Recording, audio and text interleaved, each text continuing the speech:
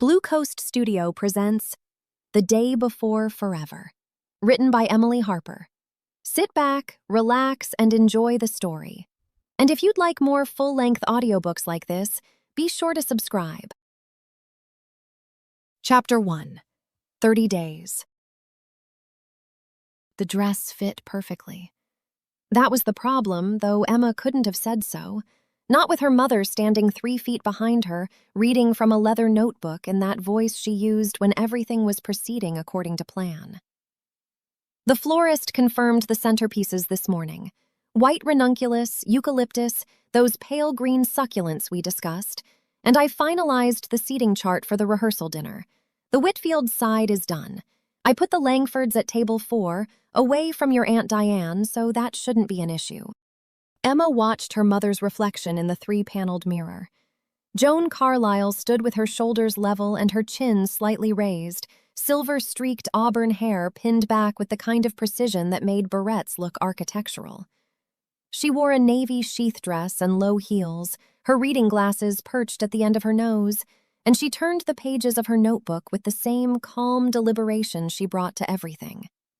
As if doubt were a weather system that could be redirected with sufficient planning. The caterer needs a final headcount by the 15th. I told them 192, but that assumes the Brennans are coming, and Margaret hasn't returned my call. Emma nodded. The seamstress was kneeling at her hemline, mouth full of pins, making infinitesimal adjustments to fabric that already looked flawless. "You look beautiful, sweetheart." This, from Joan, said without looking up from the notebook. It landed the way her mother's compliments always did, warm and declarative, leaving no room for discussion. Not a question, not an invitation, a conclusion. "Thank you, Mom."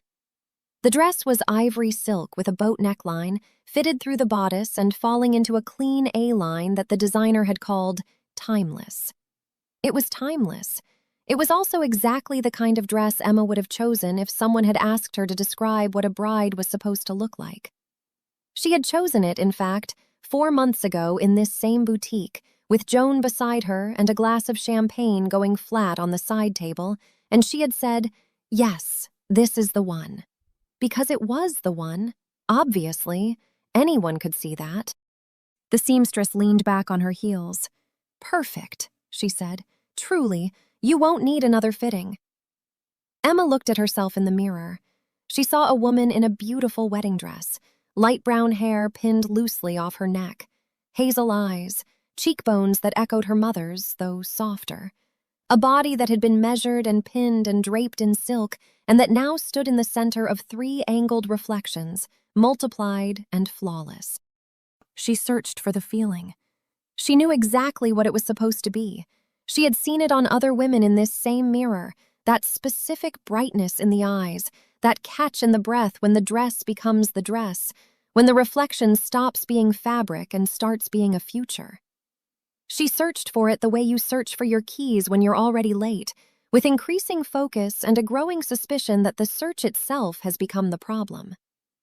She found composure. She found the ability to smile and say the right thing. "It's perfect," Emma said. "Really, thank you." Joan closed the notebook. Their eyes met in the mirror, and for a moment something flickered across Joan's face, quick as a shadow on water. Recognition, maybe. Or the thing just before recognition that makes you look away. Joan's left hand rested against her notebook, and the gold wedding band she still wore after 22 years caught the boutique's soft lighting. She had never taken it off. Not once, as far as Emma knew, since the day Emma's father died. Emma had been 12. 30 days, Joan said. She smiled. It was a real smile, or close enough. "We're right on schedule." The seamstress helped Emma out of the dress with efficient gentleness, and Emma stood behind the curtain in her slip and stared at the wall and breathed. 30 days. She drove south that afternoon with the windows cracked, the Oregon coast opening up in that particular way it had, dramatic and indifferent, the kind of beauty that didn't care whether you were looking. She had taken the highway below Cannon Beach, where the road carved inland through stands of Sitka spruce, before swinging back toward the ocean, and each time the water reappeared, it was different. Steely, silver, a deep gray-green that held the late afternoon light like a held breath. Tidewater Cove sat in the crook of a headland about 40 minutes south of Cannon Beach, tucked between basalt cliffs and a working harbor that had never quite decided whether it was picturesque or practical. It was both, the way real places are. Population around 2,400, though it swelled modestly in summer when the tourists who couldn't afford Cannon Beach drifted south looking for something less curated. They found a town that had been making a living from the water for over a century and wasn't particularly interested in performing for visitors. Emma knew the town. Not well, not the way people who'd grown up here knew it, but with the peripheral familiarity of someone who'd been visiting for 3 years. Grant's family had roots here that went back generations. The Whitfield name was on the Harbor Commission plaque, on the brass donor plate at the community center, on the deed of the house that sat on a rise above the south end of the harbor, with a view that managed to be commanding without being ostentatious. The Whitfields were good at that, good at having things without seeming to grip them. She pulled into the gravel drive at 5:15. The house was a restored craftsman, cedar shingled, with a deep front porch and window boxes that someone always kept planted. Grant was already on the porch when she cut the engine. He'd heard her coming, or he'd been waiting, probably both. "Hey, you." He came down the steps with that easy stride, the one that made everything look simple. Sandy blonde hair a little longer than usual, blue eyes catching the late light. He was in a worn flannel over a gray t-shirt, sleeves pushed up, and he looked so thoroughly at home in his own skin that Emma felt the contrast like a draft through an open window. He pulled her into a hug. Firm, warm, the kind of embrace that assumed welcome. "How was the fitting?" "It was good. The dress is perfect." "I'm sure it is." He kissed her temple and took her bag from the passenger seat. "Mom called to say the rehearsal dinner venue confirmed. She's already talking about table linens. I told her you'd have opinions." "I always have opinions about table linens." He laughed because that was the kind of thing Emma said, and the kind of thing Grant found charming, this light, wry humor that kept conversation easy. He held the door for her, and she stepped into the house that smelled like cedar and coffee, and the particular warmth of a home that had been lived in by confident people for a long time. The entryway opened into a living room with wide plank floors, built-in bookshelves, and a stone fireplace. Everything was tasteful without being fussy. A leather couch that had softened with years, nautical charts framed and hung with understated precision, and on the mantel, among the family photos, a new addition. "Oh," Grant said, following her gaze. "I had that framed last week. Thought it turned out well." It was a photo from their engagement party. The two of them on the Whitfield porch, late afternoon light gilding everything golden. Grant's arm around her, both of them looking at the camera, both of them smiling. She was wearing a white sundress. He was wearing that blue Oxford she'd told him she liked. They looked, objectively, like two people in love.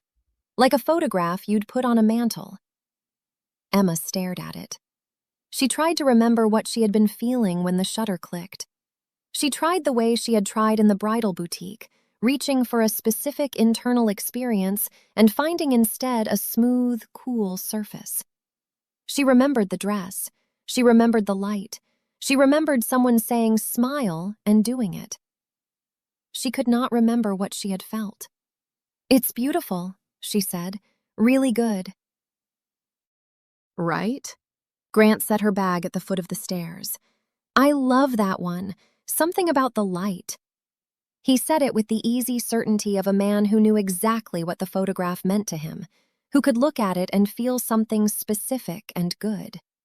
His certainty was the frame around the image as much as the wood was. "Hungry?" Grant asked. "I picked up salmon from the market. Thought I'd grill." "That sounds lovely."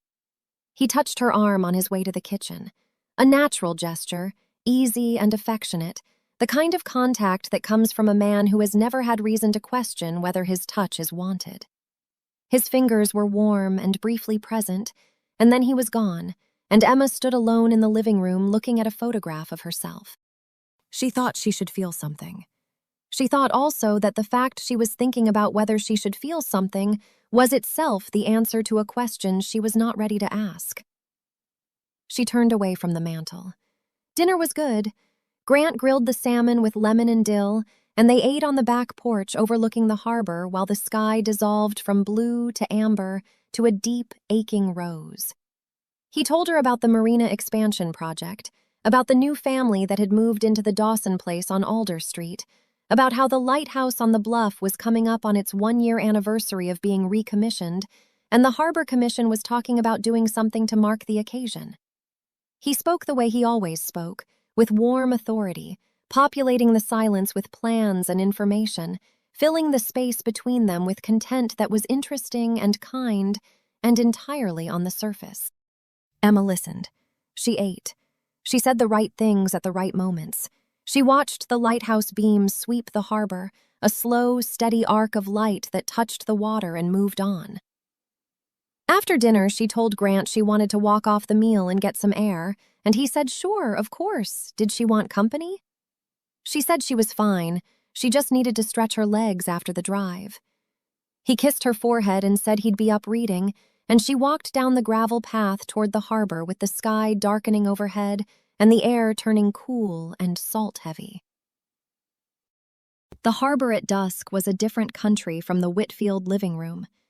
The docks were weathered gray, the wood soft-looking in the fading light, and the boats rocked in their slips with the quiet, restless patience of animals at rest. Commercial vessels, mostly. Crab boats and trawlers with rust-streaked hulls and coiled lines. A few smaller craft, a sailboat or two, a battered aluminum skiff that looked like it had been beached and refloated more times than anyone had counted. The air smelled like brine and diesel and the faint sweetness of creosote from the pilings, and underneath all of it, something else. Kelp, maybe, or just the ocean itself, that enormous presence at the edge of everything. Emma walked slowly. Her shoes were wrong for the docks, low wedges that caught between the planks, and after a few yards she stopped caring about that. The harbor was quiet. A few gulls circled above the breakwater. Somewhere a halyard clinked against a mast in a rhythm that was almost musical. At the far end of the dock, something caught her ear. A scraping sound, rhythmic and deliberate. Wood on wood or metal on wood, she couldn't tell from this distance. It had a patience to it, a steady, working cadence that was nothing like the mechanical sounds of the commercial boats. It was the sound of something being done by hand. She kept walking toward it. She didn't decide to. Her feet simply continued in that direction, drawn by the sound the way you follow a melody you almost recognize. The boat came into view gradually. It was old. That was the first thing she registered. Not old in a romantic way, not old in the way that antique stores mean when they say vintage. Old in the way that meant neglect, weather, time. The hull was scarred and stripped, patches of bare wood showing through what had once been dark blue paint. The name on the stern was faded almost to nothing, though if she squinted she could make out the letters. The Segundo. Rigging had been removed. The cabin housing looked gutted. It was propped in a cradle at the end of the dock, high and dry, like a patient on an operating table. And beside it, a man was working. He had his back to her. Mid-30s, she guessed, though it was hard to tell in the fading light. Dark brown hair, wind-tousled in a way that had nothing to do with style.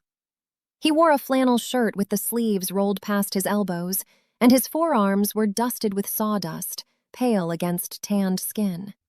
He was running a hand plane along a length of wood clamped to a makeshift workbench, and the motion was fluid and unhurried, each stroke producing a thin curl of shaving that fell to the dock like something shed. Emma stopped walking. She stood perhaps 20 feet away, close enough to hear the planes whisper against the grain, and watched. She didn't know why. She had no reason to be standing at the end of a dock watching a stranger work on a boat that looked like it should have been scrapped. But the sound held her. The rhythm of it. The patience. There was something in the way he moved, an economy, a groundedness, as if the work were the only thing happening in the world, and that was exactly enough. He turned his head, registering her presence without surprise. Gray-blue eyes, steady, unhurried. The kind of eyes that looked at a thing directly and without commentary. He held the plane in one hand and considered her for a moment with the same calm attention he'd been giving the wood. "Looking for someone?" His voice was low and unforced, a question without expectation. "No," Emma said. "Just walking." He nodded, as if this were a perfectly reasonable thing to be doing at the end of a working dock at dusk, and went back to the plane. The rhythm resumed. Scrape, pause, scrape. The wood shavings curled and fell. Emma should have turned around. She knew that. She was standing on a dock in the wrong shoes, watching a man she didn't know do something she didn't understand, and there was salmon and a warm house and a fiancé who loved her waiting up the hill. But the rhythm held her, and the quiet, and the way the air smelled different out here at the end of the dock, rawer and less managed, and she stayed. He glanced up again after a minute, not annoyed, curious maybe, the way you're curious about a bird that lands somewhere unexpected. "She's not much to look at yet," he said, nodding toward the hull, "but there's still solid wood under there." "What happened to her?" "Neglect, mostly. Sat in a boathouse for years. Nobody thought she was worth the trouble." "But you do." Something shifted at the corner of his mouth, not quite a smile, an acknowledgement. "Guess I'll find out." He set the plane down and wiped his hands on a rag that hung from his belt. His hands were large and calloused, the kind of hands that had been shaped by their work. He looked at her with a directness that felt, after the evening she'd had, almost startling. "So what do?" he said, "when you're not planning a wedding?" The question landed like a stone dropped into still water. He couldn't have known what it would do. He was looking at her left hand, where the engagement ring caught the last of the light, and it was a reasonable enough question, casual, the kind of thing you say to a stranger at a dock. He didn't know that the question had no answer. Emma opened her mouth. She had answers for everything. She had been answering questions correctly her entire adult life, meeting them with the right words at the right pace, making the people around her feel comfortable and heard and reassured. She was excellent at answers. Nothing came. The silence stretched. 3 seconds, 5, 7. Long enough to become something other than a pause. Long enough that they both felt it, the weight of it, the strangeness of a woman in nice shoes at the end of a working dock who could not say a single thing about who she was when the wedding was subtracted. She almost laughed. She almost said something deflecting and bright, something that would have closed the moment like a door. She could feel the words forming, the old machinery engaging, the performance clicking into gear. "I don't know," she said instead. She didn't know where the honesty came from. It just came out, plain and stunned, and it hung between them in the salt air. He looked at her for a long moment. Not with pity, not with the eager curiosity of someone who just stumbled onto gossip. He looked at her the way he'd looked at the hull of the Segundo, with a steady, assessing attention that saw the damage without flinching from it. "That's a pretty honest answer," he said. "It surprised me too." Now he did smile, barely, a shift at the corners of his eyes more than his mouth. "Luke," he said. "Emma." He picked up the plane again. "Nice to meet you, Emma." She stood there for another moment, the silence settling around them like fog, and then she turned and walked back up the dock. Her hands were trembling, though she couldn't have said why. Behind her, the sound of the plane on wood resumed, patient and steady, and above the harbor the lighthouse beam swept its slow arc across the water. She didn't go straight back to the Whitfield house. She followed the dock toward the cluster of small buildings at the harbor's edge, where a light was still on in a narrow storefront with a hand-painted sign that read, "Nora's." The windows were fogged with warmth. A chalkboard by the door listed the day's coffee in handwriting that had been worn soft by weather. Emma pushed the door open and was met by the smell of dark roast and something baked and warm. The cafe was small, maybe 10 tables, with mismatched chairs and walls hung with old Harper photographs in simple frames. A wood counter ran the length of the back wall, and behind it, a woman with silver hair pulled into a loose bun was wiping down the espresso machine with the practiced ease of someone who had closed up 1,000 times and didn't mind doing it once more. She looked up when Emma came in. Sharp brown eyes, deep laugh lines, an expression that was warm without being soft. She studied Emma for exactly 2 seconds, then reached for a mug. "Coffee? I don't want to keep you if you're closing." "If I were closing, the door would be locked." She poured from a pot that was still hot and set the mug on the counter. Something about the gesture, unhurried, unchoreographed, offered without consultation or committee, made Emma's throat tighten. After months of decisions made by consensus, of choices filtered through Joan's notebook and the Whitfield's preferences and the wedding planner's gentle suggestions, here was a woman who simply poured and set it down. "Cream's there, sugar if you need it." Emma sat on a stool and wrapped her hands around the mug. The warmth felt unreasonably good. She hadn't realized she was cold. The woman moved around the counter with the unhurried rhythm of someone who had been in this same space for decades and knew every surface by feel. She set a small plate beside Emma's mug, a slice of something dense and golden, still faintly warm. "I didn't order that." "I know," the woman smiled. "Lemon cake. It'll keep till morning, but it's better now." Emma took a bite. It was better now. "You've got that look," the woman said, leaning against the counter with her arms folded, not hovering but present, "that people get when they come back to a place they forgot they missed." Emma looked up. "I haven't been away that long. Wasn't talking about time."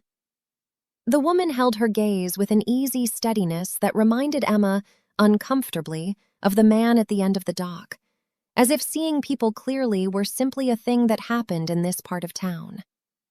"I'm Nora," the woman said. "Emma Carlisle. I know who you are, Grant Whitfield's fiancé." Nora said it without inflection, a fact rather than a characterization. "The town's been hearing about the wedding for months. Grant's mother has strong opinions about floral arrangements." "Everyone in Grant's family has strong opinions about floral arrangements." Nora laughed, a short, genuine sound. "I like you already." She moved to wipe down a far table, giving Emma space without leaving her alone, and Emma's eyes drifted along the back wall. Between the espresso machine and a row of mismatched ceramic canisters, a framed photograph hung slightly crooked. A young woman, maybe mid-20s, with dark hair and Nora's sharp eyes, smiling broadly on what looked like a dock somewhere. Not this dock, somewhere sunnier, with wooden pilings bleached pale by stronger light. Nora followed her gaze from across the room. "My niece," she said. Just that, with a warmth that suggested more than the 2 words held. Then she moved on, wiping the next table. Emma drank her coffee. Through the fogged window, she could see the dock lights coming on, amber pinpoints strung along the harbor's edge. Beyond them, the lighthouse beam continued its rotation. From here, if she listened past the cafe's small sounds, she could just barely make out the rhythm of a handplane on wood. Or maybe she imagined it. Maybe the sound had simply lodged somewhere inside her and was playing on its own. "It's been a good year for the town," Nora said, coming back behind the counter. "Ever since they brought the lighthouse back into service, something about having that light up there again makes people feel like the place is being looked after." She tipped her head toward the fogged window, toward the amber lights of the dock and the darkness beyond. "That's Luke Mercer out there with his boat. Works on it most evenings. He's good people." She said it the way she said everything, plain and unhurried, like a woman noting the weather. But there was an easiness in it, the familiarity of someone speaking about a person she'd known long enough to vouch for without needing to explain. "When was the lighthouse recommissioned?" Emma asked. About a year ago now. Whole community pitched in. It was something. Emma nodded. She thought about fixed things. Beams of light that swept the same arc over and over, steady and dependable, and aimed at the darkness. She thought about Grant on the porch, waiting for her. She thought about the photograph on the mantel, her own face smiling back at her from a moment she couldn't feel. She finished her coffee and left enough money on the counter to cover the cake twice over. Thank you, Nora. Come back when you want. Not if, when. Said with the quiet certainty of someone who had read the ending of a story that was only just beginning. Emma drove back up the hill to the Whitfield house. Grant had left the porch light on for her. She sat in the car for a moment with the engine off, hands on the steering wheel, staring at the warm glow of the windows. Inside that house, a man who loved her was reading in bed, saving her place in a life that looked exactly the way it was supposed to look. A framed photograph, a salmon dinner, a wedding in 30 days. All of it real, all of it right. She should have been thinking about the caterer's headcount, the Brennan's RSVP, the 100 small decisions still waiting for her steady hand. And all she could think about was a question asked by a stranger at the end of a dock. What do you do when you're not planning a wedding? She had no answer. She had stood there in the salt air with her mouth open and nothing behind it, and for the first time in longer than she could remember, the performance had failed. Not because she'd chosen to stop performing, but because there had been nothing to perform. The machinery had engaged and found no material to work with, just empty space where a self was supposed to be. She went inside. She brushed her teeth. She slid into bed beside Grant, who murmured something warm and half asleep, and draped his arm across her waist with the unconscious ease of a man who had never once doubted that the body beside him wanted to be there. Emma lay in the dark and listened to the ocean, distant and steady through the open window. She thought about hand tools on wood. She thought about a boat that everyone had given up on. She thought about a pair of gray-blue eyes that had looked at her without expectation and asked the simplest question in the world. Sleep, when it finally came, felt like a door she'd forgotten how to close. Chapter 2. What the Tide Leaves. She woke to the sound of Grant breathing. Not snoring. Grant didn't snore.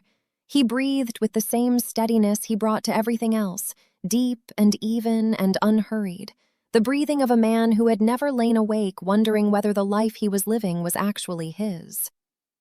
The room was still dark, the barest suggestion of gray at the edges of the curtains, and Emma stared at the ceiling and tried to remember the last time she had slept through to morning without surfacing in the small hours like something coming up for air.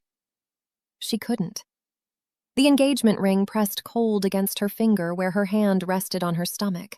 She'd forgotten to take it off before bed again, and the stone had turned against her palm in sleep, the setting digging into the soft webbing between her fingers. She rotated it back into place without looking. Muscle memory, like so much else. Grant shifted beside her, his arms sliding across the sheets toward the warm impression her body had left when she'd turned onto her back sometime before dawn. She held still until his breathing evened again, then eased out from under the covers and padded barefoot across the wide plank floor to the bathroom. She closed the door before turning on the light.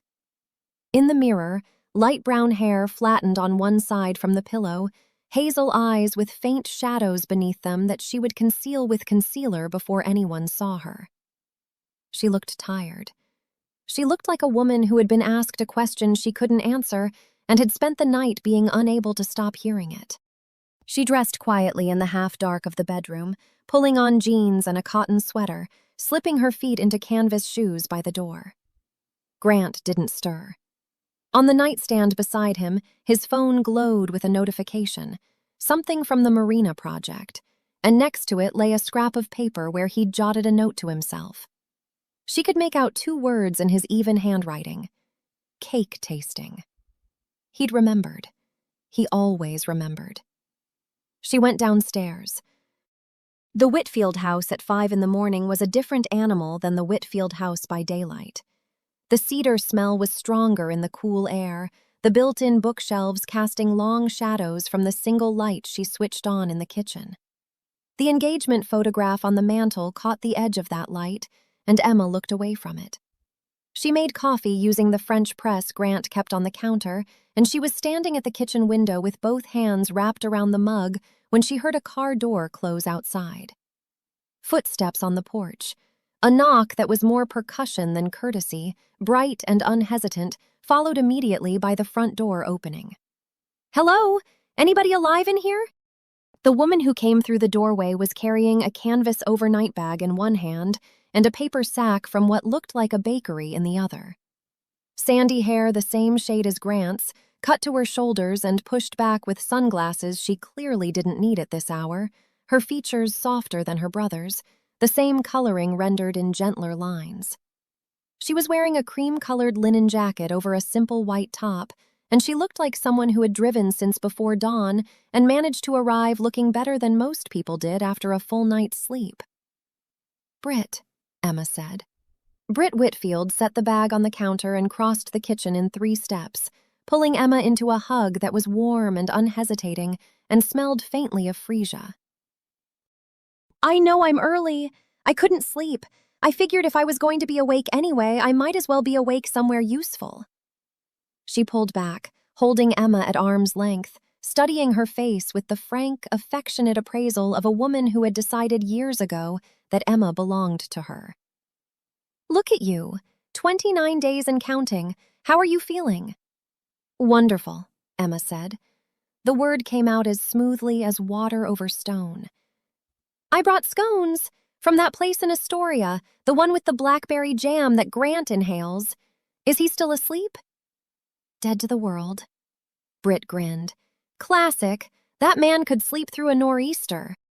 She began unpacking the paper sack with the brisk efficiency that seemed to be a Whitfield trait, laying out scones and small jars of jam on the counter with the casual authority of someone entirely at home in a kitchen that was not technically hers. "Mom sends her love. She's driving down this morning with the final vendor list and approximately 900 opinions about chair covers. I volunteered to come ahead as the advance party." "That's brave of you." "That's self-preservation. If I rode down with her, I'd hear about the chair covers for 2.5 hours. Britt broke a scone in half and offered the larger piece to Emma. "So, tell me everything. How was the final fitting? Mom said the dress is stunning." "It fits perfectly." "Of course it does. You're going to be breathtaking." Britt said it with such easy conviction that Emma felt the words land like a small weight on her chest. Not unkind, not wrong, just the particular heaviness of being seen as something you're not sure you are. They sat at the kitchen table with their coffee and scones, while the sky outside the windows turned from charcoal to pewter. Britt talked about the drive down, about a friend's wedding she'd attended the previous weekend, where the best man had given a toast that lasted 11 minutes and referenced a fraternity incident involving a canoe, about a client at her interior design firm in Portland who wanted to redo an entire kitchen in avocado green because it was having a moment. She was effortlessly warm, effortlessly present, effortlessly herself. Watching her was like watching someone breathe. It looked so natural you forgot it was supposed to be involuntary for everyone. Joan arrived before 8, exactly when she'd said she would. She'd stayed overnight at the inn near the boutique north of Cannon Beach after the fitting, and the 40-minute drive south that morning had left no mark on her. She came through the front door carrying her leather notebook and a garment bag, and wearing a charcoal blazer over a white blouse, her silver-streaked auburn hair pinned back with the same precision Emma had seen the day before. She kissed Britt on the cheek, accepted coffee, and opened the notebook on the kitchen table. "The ceremony flowers are confirmed. The florist is set with the ranunculus and eucalyptus. But the reception centerpieces are still open." Joan laid out 2 printed cards with the assured movements of a general deploying maps. "I've narrowed the programs to 2 options, and the centerpieces, we need to decide on a direction." Britt leaned over the photographs Joan spread across the table. low arrangements in weathered wooden boxes with white ranunculus, eucalyptus, and trailing greenery. Tall glass cylinders with floating candles and single stems of white peonies. Something more rustic with mason jars clustered around driftwood, small succulents tucked between them, votive candles in mercury glass. "Oh, I love the driftwood ones," Britt said immediately. "Very romantic, very coastal. What do you think, Emma?" Emma looked at the photographs. She waited for something to rise in her, some pull toward one design over another, some instinct that would tell her, "This is what I want my wedding to look like." She looked at the tall glass cylinders and tried to imagine them on long tables surrounded by people raising glasses. She looked at the wooden boxes and tried to feel charmed by them. She looked at the driftwood and mason jars, the succulents and votives precise and graceful, and thought it looked like something chosen by a woman who knew exactly who she was. "The driftwood is beautiful," she said. "Isn't it?" Britt beamed. Joan made a note in the leather book. Efficient, decisive. Another item resolved, another small brick laid in the structure she was building. Emma watched her mother's hand move across the page, the gold wedding band catching the morning light. Joan wrote with the same focused intensity she brought to everything, the pen moving in tight, controlled strokes, and it struck Emma for the first time that her mother's attention to these details was not joy. It was purpose. Joan didn't plan this wedding the way a happy mother of the bride planned a wedding. She planned it the way someone filled a silence, methodically, completely, leaving no empty space where doubt or memory or grief might seep in. Her efficiency was not celebration. It was architecture, and Emma recognized it because she had learned it from the master. Grant came downstairs at 8:30, barefoot and sleep-rumpled, and grinning when he saw his sister. He lifted Britt off her feet in a hug that made her shriek, then kissed Emma on the temple with the warm, unconscious affection of a man who woke every morning certain of his place in the world. "You let me sleep," he said to Emma, mild reproach in his voice. "You looked peaceful." "I looked unconscious." He poured himself coffee and leaned against the counter, one ankle crossed over the other, watching Joan and Britt debate wine pairings with the benign patience of a man who understood that his role in this particular production was to stay out of the way and show up when directed.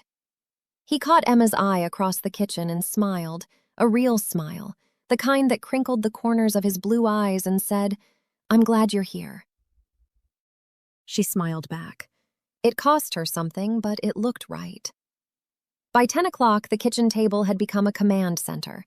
Vendor confirmations, seating charts, a binder of fabric swatches that Joan had brought for the ceremony arch. Britt moved through it all with natural grace, offering opinions and asking questions and making Joan laugh, which was no small feat. Emma answered when spoken to. She agreed to the wine pairings. She approved the ceremony program with the cream stock and the serif font. She nodded when Joan said the photographer wanted a shot list by the 15th. She was drowning in 3 inches of water, and nobody could see it because she kept standing up. That evening, Grant took her to a gathering at Harris and Meg Palmer's house, 2 streets over. The Palmers had known the Whitfield family since Grant was in grade school, and Meg had insisted on hosting. A casual celebration for the engagement, she'd called it, nothing formal, just neighbors and old friends raising a glass before the real festivities began. Their home was smaller than Grant's, warmer in a cluttered way, with children's drawings taped to the refrigerator and a dog that kept pushing its nose into Emma's hand. 6 couples around a table on the back deck, string lights overhead, wine and beer and a pot of chowder that Meg had made with clams from the morning's catch. Grant was at ease here the way he was at ease everywhere in Tidewater Cove, a man among people who had known him since before he was the man he'd become. He touched Emma's shoulder when he passed behind her chair. He refilled her wine without being asked. When someone mentioned the wedding, he looked at Emma with an expression so openly happy that she felt it like a hand pressing against her sternum. Harris Palmer asked how they'd met, though he clearly already knew, and Grant leaned back in his chair with a grin and told the story. The fundraiser in Portland, 3.5 years ago. A mutual friends charity event at a gallery on Alberta Street. Grant had been standing near a painting he didn't understand, trying to look like he understood it, and Emma had appeared beside him and said, very quietly, "I think it's upside down." Everyone laughed. Emma smiled. But the story Grant told next was the one that opened a hairline fracture in her composure. "First real date," Grant said, his arm draped casually over the back of Emma's chair. "I took her to this restaurant on the waterfront. Italian place, white tablecloths, the whole deal. And the waiter brought out this enormous dessert, some kind of chocolate thing with a sparkler in it, because apparently someone at the next table was celebrating a birthday. And it was so over the top, and Emma just looked at me and said, 'Promise me that will never be us.' And I knew right then."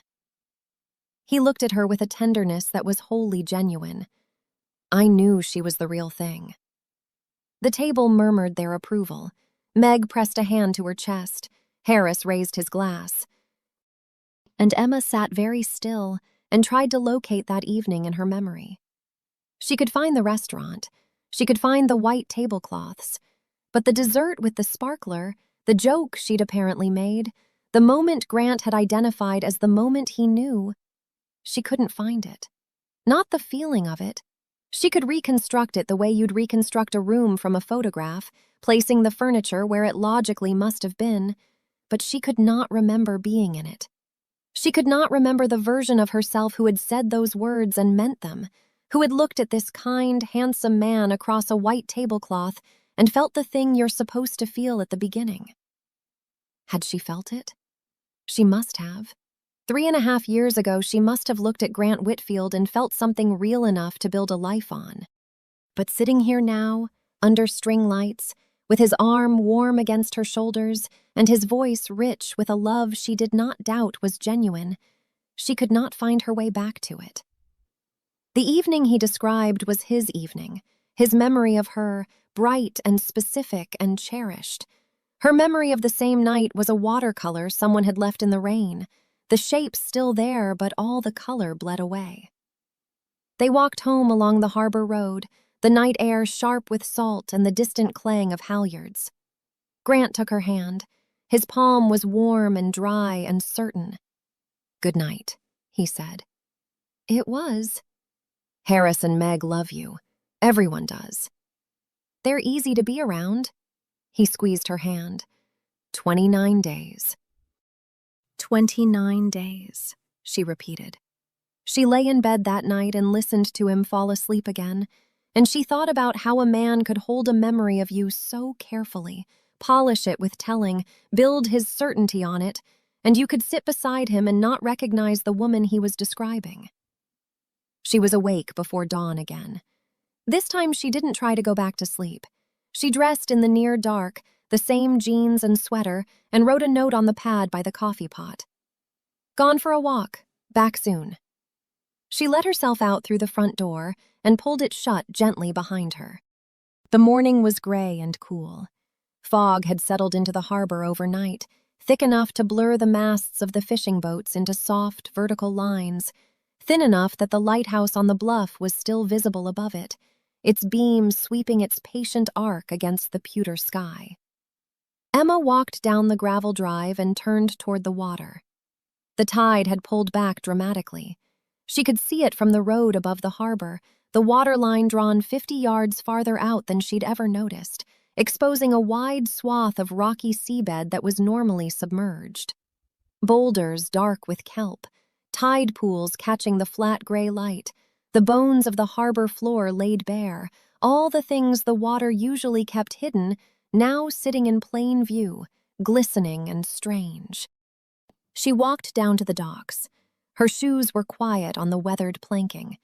A crab boat was idling at the near end, its crew loading traps, their voices low and workmanlike in the early morning. They didn't look up. She passed the cluster of small buildings at the harbor's edge, Nora's shuttered and dark at this hour, and kept walking toward the far end of the dock. She heard the sanding before she saw him. A rhythmic, patient sound. Not the sharp bite of the hand plane she'd heard the evening before, but something softer, steadier. Grit against grain. She came around the hull of a moored trawler, and there was Luke Mercer, kneeling on a folded canvas dropcloth beside the Segundo's cradle, working a sanding block along a section of hull he'd already stripped to bare wood. He wore a faded gray sweatshirt, the sleeves pushed past his elbows, and his forearms were coated in fine dust that caught the early light like pale flour.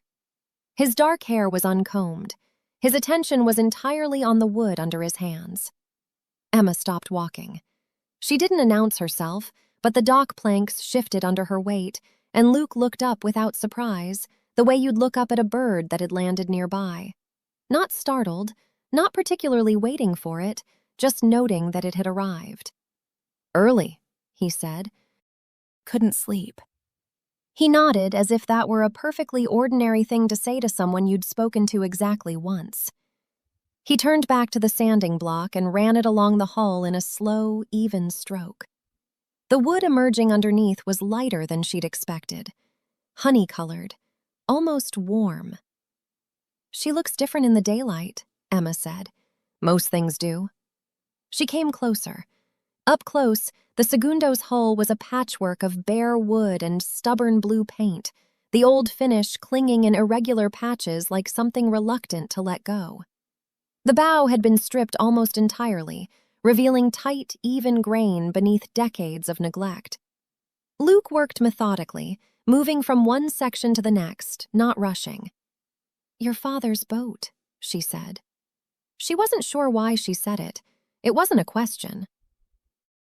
Luke's hand stilled on the sanding block, just for a beat, a pause so brief she might have imagined it.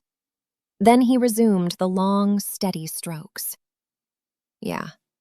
He sat back on his heels and looked at the hull the way someone looks at a face they know well. She was his.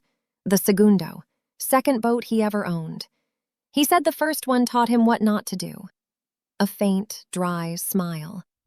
She sat in a boathouse for years after he was gone. Nobody thought she was worth the trouble. "But you did." "I didn't know what she was worth. I just knew she mattered." He brushed dust from the section he'd been working, ran his fingertips over the exposed grain. There wasn't a practical reason to do this. Nobody needed this boat back on the water. But I kept thinking about her sitting in that boathouse in the dark, and one day I stopped thinking about it and drove down here and started. His voice had changed.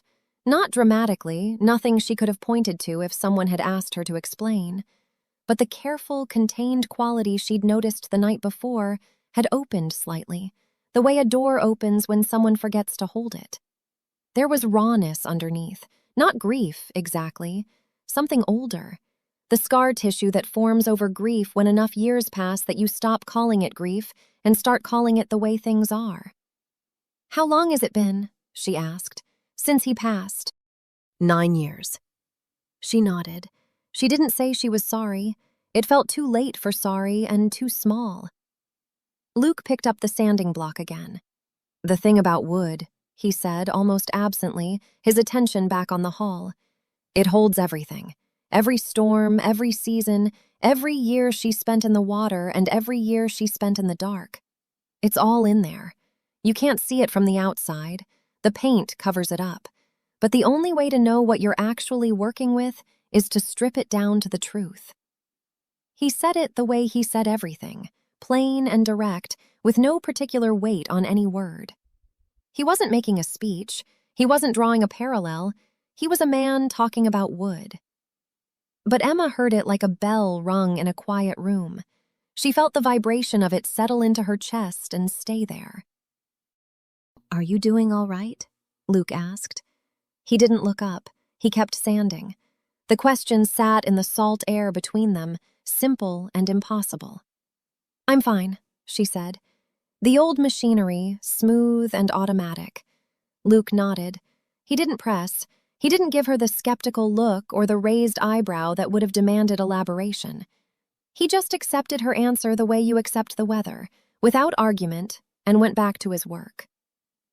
But she stood there a moment longer than she needed to, watching his hands move over the hull.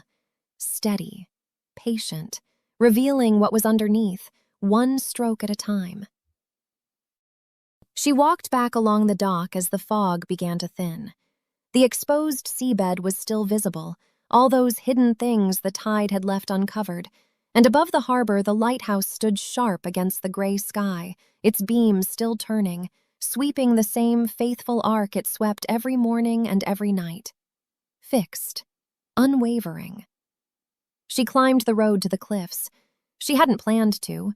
Her feet took her past the turnoff to the Whitfield house and up the narrow path that wound through seagrass and low scrub toward the headland. The wind was stronger here, coming off the open ocean, pressing her sweater flat against her body and pulling strands of hair loose from where she'd tucked them behind her ears. At the top, Tidewater Cove opened below her like a map. The harbor with its docks and boats, the cluster of buildings at the water's edge, the road curving up toward the houses on the hill. The lighthouse to her right, closer from this vantage point, its white tower vivid against the overcast. And everywhere the fog, retreating in slow wisps, uncovering the town piece by piece. She stood there until her fingers went cold around nothing, because she'd left her coffee on the kitchen counter, and she let the wind push against her and thought about a man kneeling beside a boat that mattered to him for reasons he couldn't make practical. About wood that held everything. About a tide that pulled back and showed you what had been there all along, underneath the surface, waiting. She thought about reception centerpieces she had no opinion about a chocolate dessert with a sparkler that she could not find in her own memory, about a man who loved her so certainly that he told stories about her to friends, stories in which she was vivid and specific and real, and she could not locate the woman in those stories anywhere inside herself. The wind shifted. The fog thinned further. Below her, a light came on in Nora's cafe. She went back down. Joan was at the kitchen table when Emma came through the front door, the leather notebook open, reading glasses perched at the end of her nose. She looked up with the particular attention of a woman who tracked arrivals and departures the way others tracked the weather. "You were out early." "I couldn't sleep. Went for some air." Joan studied her for a moment. Whatever she saw, she folded back into the notebook. "The florist needs a decision on ribbon color by noon. I've narrowed it to ivory or champagne." "Ivory," Emma said, because ivory was the wedding dress, and ivory was what matched, and ivory was the answer that required nothing of her. "Good." Joan made her neat notation. "Grant's in the shower. He said something about driving up to look at the ceremony site this afternoon." "That sounds lovely."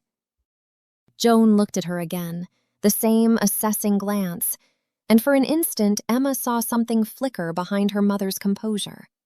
Not suspicion, something softer and more dangerous.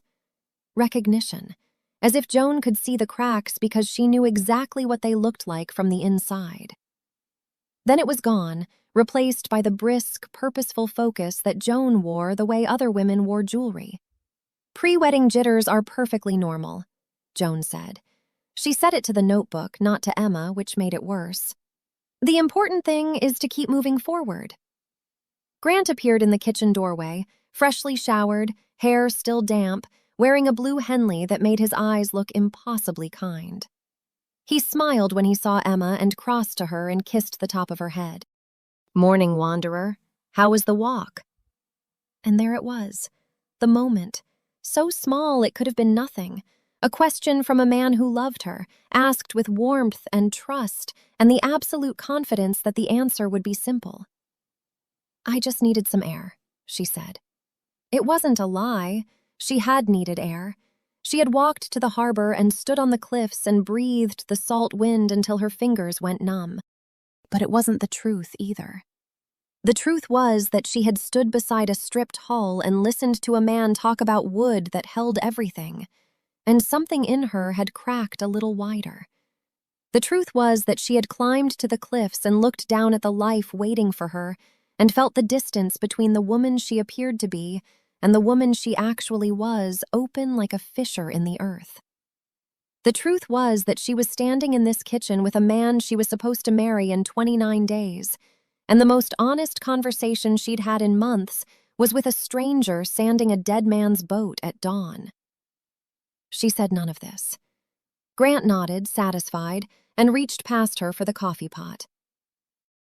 And Emma stood in the warm, cedar-scented kitchen of the Whitfield house, with her mother's pen scratching in the leather notebook and her fiancé humming something tuneless and content. And she understood with a clarity that felt like stepping off a ledge that she had just crossed a line she could not uncross. Not because the words were so terrible, because they were so easy. Because the not-quite-lie had slid out of her as naturally as breathing, and Grant had accepted it without a flicker of doubt, and the world had continued turning as if nothing had changed. But something had changed. She could feel it the way you feel the tide shift before you see the water move. A threshold behind her that she would not be able to find her way back across, no matter how carefully she retraced her steps. Outside, through the kitchen window, the fog had burned off the harbor entirely now, and the morning light fell clean and sharp across the water, and at the far end of the dock, a man was kneeling beside a boat, sanding away everything that wasn't true. Chapter 3. The Space Between. 22 days before the wedding, Emma walked to the harbor for the 5th morning in a row. She had stopped pretending it was aimless. The first 2 visits, she told herself she was just walking, just clearing her head, just taking advantage of the early light before the day closed around her like a hand. By the 3rd morning, she stopped inventing reasons. By the 4th, she had a route. Down the gravel drive, left past the turnoff to the headland path, along the harbor road where the air thickened with brine and diesel, past the shuttered front of Nora's cafe, out along the weathered gray planks of the dock to the far end where the segundo sat in her cradle, high and dry, and Luke Mercer worked with the patience of a man who had nowhere else to be. This morning the fog was low and dense, erasing the harbor in layers. The lighthouse beam on the bluff swept its slow arc overhead, visible only as a pale smear through the gray. The dock's amber lights made small halos in the mist, each one isolated from the next, as if the fog had separated the world into rooms. She heard him before she saw him, the rasp of a sanding block against wood, rhythmic and steady, the same sound that had stopped her that first evening 8 days ago. Then the shape of the boat emerged from the fog, and Luke beside it on an overturned crate, one knee drawn up, working a section of hull near the waterline where the old blue paint still clung in stubborn patches. He didn't look up when she reached him, but his hand paused for half a beat, just long enough to register her arrival, before resuming its rhythm. "Fog's thick this morning," she said. "Good for the wood." He ran his thumb along the grain he'd exposed, checking something she couldn't see. "Keeps the moisture even while I'm stripping. Less likely to crack." She leaned against the dock railing a few feet from his workbench, the same spot she'd claimed without planning to. The wood was smooth under her forearms, worn by salt and weather and years of hands resting exactly where hers rested now. She could smell cedar shavings and something sharper underneath, a solvent or a finish he'd been using. "You've made progress," she said. The bow section was almost entirely bare now, the honey-colored grain exposed in a wide sweep that caught even the fog-dimmed light and held it. The contrast with the stern, still mottled with peeling blue, was startling. 2 halves of the same boat, one stripped to its truth and one still wearing its old face. "Getting there." He set the sanding block on the crate and wiped his forearms on the canvas drop cloth. Then he reached for a thermos she hadn't noticed, unscrewed the cap, and poured coffee into it. He held it toward her without asking. She took it. The metal was warm against her palms, and the coffee was strong and black and tasted like it had been brewed hours ago. "Thank you," she said. He poured a second measure into the thermos lid for himself and drank from it, looking at the hull. They sat in the fog for a while without speaking, and the silence was easy in the way silence had never been easy in Emma's life. She had always filled quiet spaces reflexively, the way you reach to steady something that looks like it might fall. Silence felt like something she needed to solve. But here, with the fog pressing close and the halyards clanking softly against masts somewhere out in the white, the silence was its own thing. Complete. It asked nothing of her. "Can I ask you something?" she said. Luke glanced at her over the rim of the thermos lid. "Sure." "What did you do before this? Before the boat?" He was quiet for long enough that she thought he might not answer. He set the lid on the crate beside the sanding block and rubbed his thumb along the calloused ridge of his palm, a gesture she was beginning to recognize. He did it when he was deciding how much to say. "I was an architect," he said, "in Portland." The word landed strangely. She looked at him, the sawdust on his forearms, the faded flannel, the calloused hands, the way he moved through this space as if the dock were an extension of his body, and tried to fit the word around him. It didn't quite hold. "For 7 years, he added, "right out of school, joined a firm downtown, started designing buildings." He picked up a wood curl from the drop cloth, turned it between his fingers, set it down. Other people's buildings, other people's lives, offices, restaurants, a couple of residential projects. I was good at it. That was the problem. How is being good at something a problem? Because when you're good at it, nobody asks you if you want to keep doing it. They just give you more. He leaned back on the crate, stretching his legs out in front of him. His work boots were scuffed and salt-stained, the leather cracked at the toe. "I had a desk with a view of the river.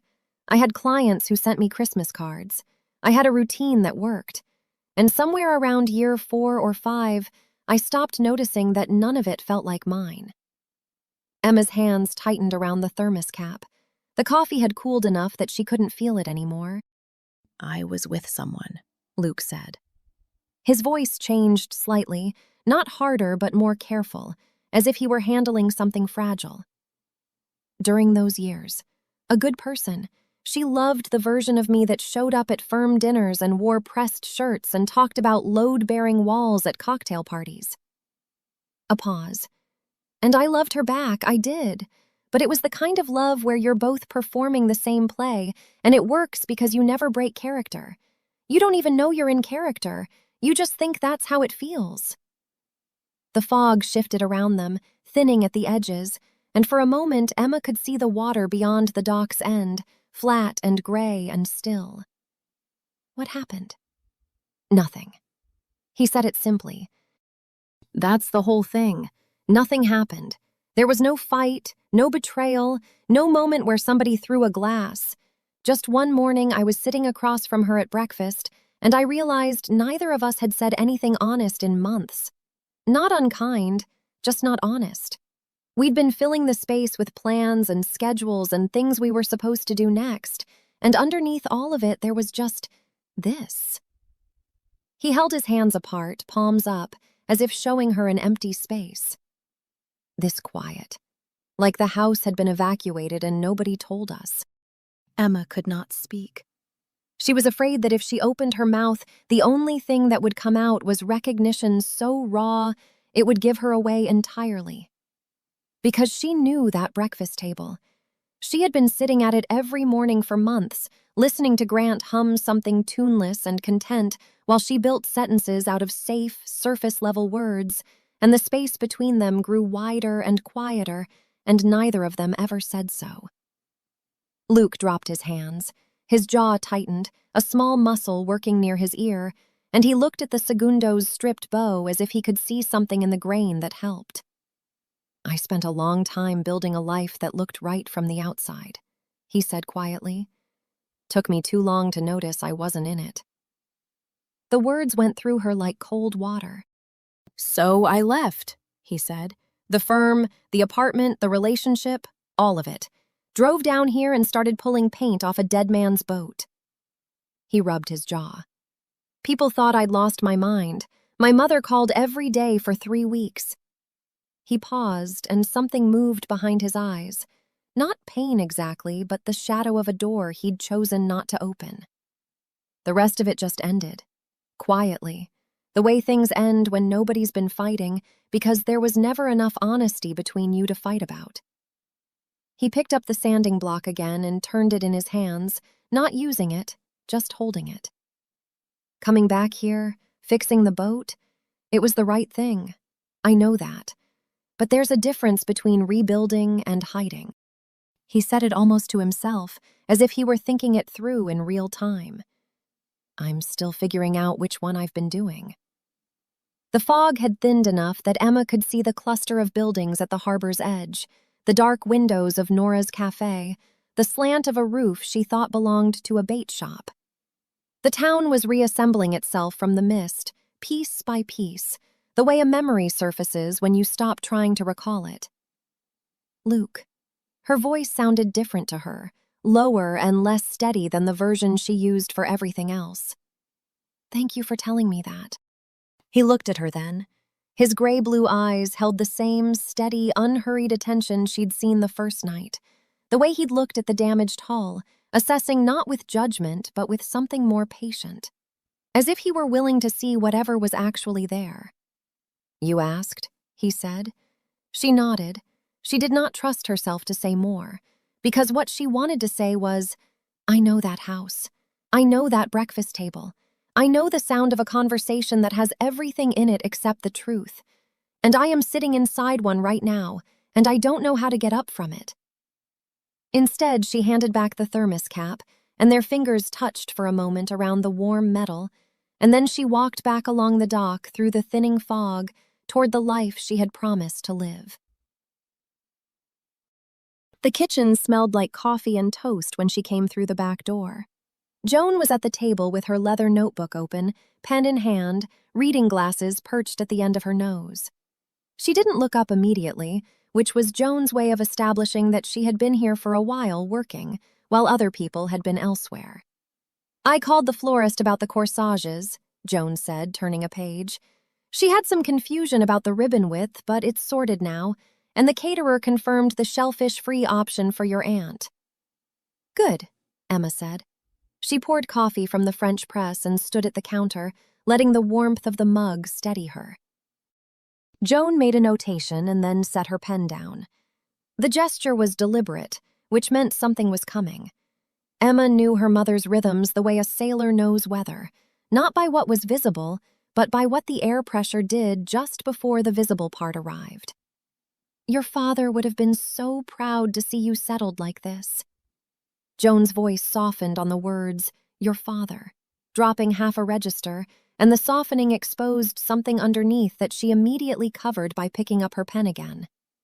But it was there, a hairline fracture in the careful surface, thin as a thread, audible only if you knew to listen. And Emma, who had spent her entire life learning to listen for exactly this, the places where her mother's composure wore thin, heard it clearly. She watched Joan's left hand, the one holding the pen.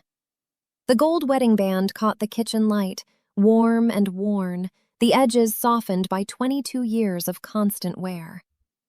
Joan touched it now, a brief press of her right thumb against the band, rotating it a quarter turn on her finger. It was a gesture so small and so habitual that Joan almost certainly didn't know she was doing it. But Emma noticed. She had been noticing it her whole life, at the dinner table, at parent-teacher conferences, at Emma's high school graduation, at Christmas mornings that were always a little too organized to leave room for the person who was missing.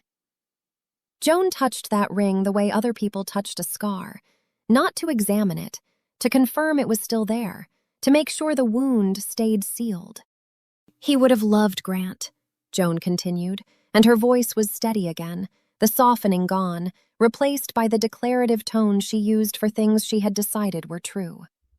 He always wanted you to have something solid. Emma thought about the word solid. It was one of Joan's foundational words, part of the vocabulary she'd built her life around after the ground fell out from under her.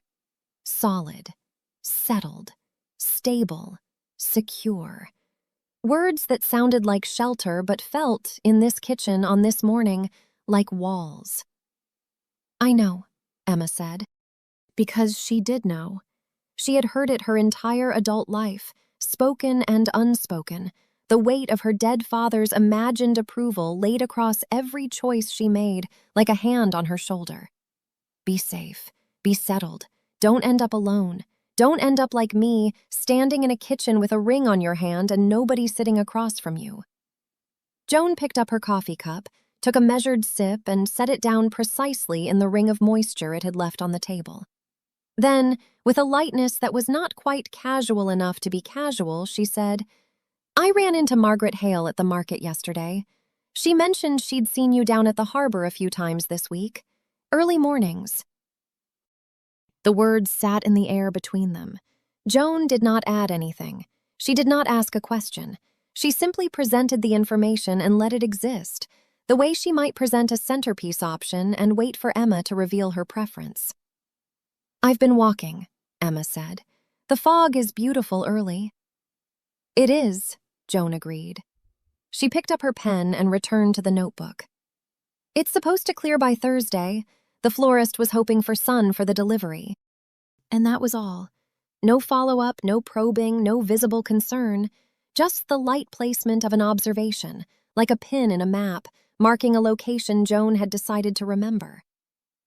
Emma stood at the counter with her coffee going cold and understood that something had shifted. Her harbor walks were no longer invisible.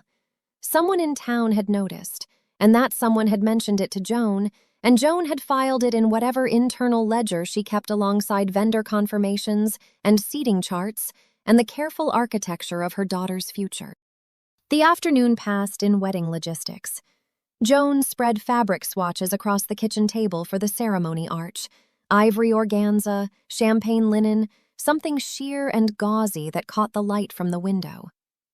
Emma chose the organza because Joan's hand had lingered on it longest, and saying yes was easier than saying nothing, and saying nothing was the only honest option.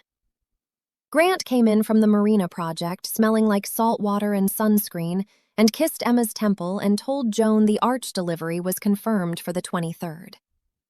Perfect, Joan said and wrote it down. Grant squeezed Emma's shoulder. Hey, we've got the meeting with Reverend Calloway at 5. You still okay with that? Of course, Emma said. They drove to the church in Grant's truck. The late afternoon light slanted gold through the cab windows, and Grant rested his hand on her knee the way he always did, warm and proprietary and gentle. The church was a white clapboard building set back from the road behind a row of Douglas firs, the same church where Grant's parents had married, where his grandmother's funeral had been held, where the Whitfield name appeared on a brass plate inside the vestibule alongside the names of 3 other founding families. Reverend Calloway was a tall, thin man in his 60s with a quiet voice and an unhurried manner. He walked them through the ceremony structure, processional, readings, vows, rings, recessional, and Grant listened with the focused attention of someone taking notes on a project he was excited to build. He asked about the timing of the readings, whether there would be space for a moment of silence before the vows, whether the doors at the back of the church could be left open so people could hear the ocean.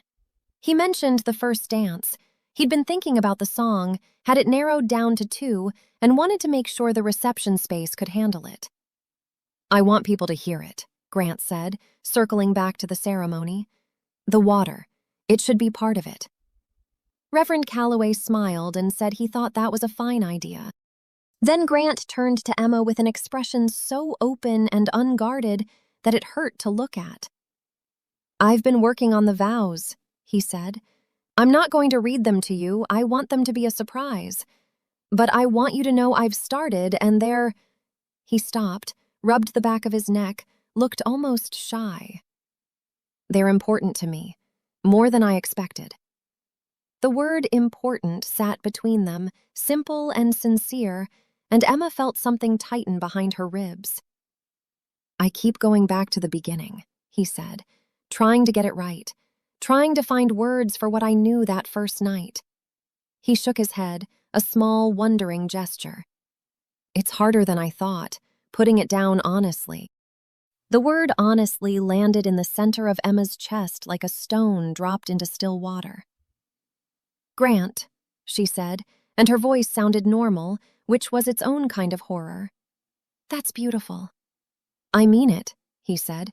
"Every word I've got so far, about how you make everything feel steadier just by being in the room, how you hold things together without anyone noticing." He looked at her with such open tenderness that she had to focus on the hymnal rack in front of her to keep her face still. "How you carry so much grace, Em. Even when things get complicated, you stay. You stay steady." The word grace sat in the air between them, warm and specific and entirely wrong. Not wrong because it was untrue.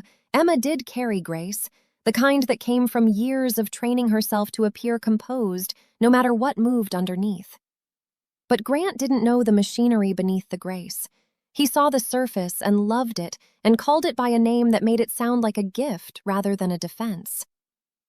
Reverend Calloway asked about music for the processional, and Grant said he thought something simple, maybe just guitar, and Emma agreed because agreeing was what she did, and the meeting continued, and the light through the church windows shifted from gold to copper, and Emma sat in a pew beside the man she was going to marry in 22 days and felt the distance between his truth and hers stretch so wide she could not see across it. They drove home. Grant talked about the pre-wedding dinner his parents were hosting. His mother had opinions about the menu, naturally, and his father wanted to do something with the harbor, maybe a toast on the dock before they moved inside. Mom's calling it the rehearsal dinner, but Dad says it's just a party with better food. He grinned. "Should be good.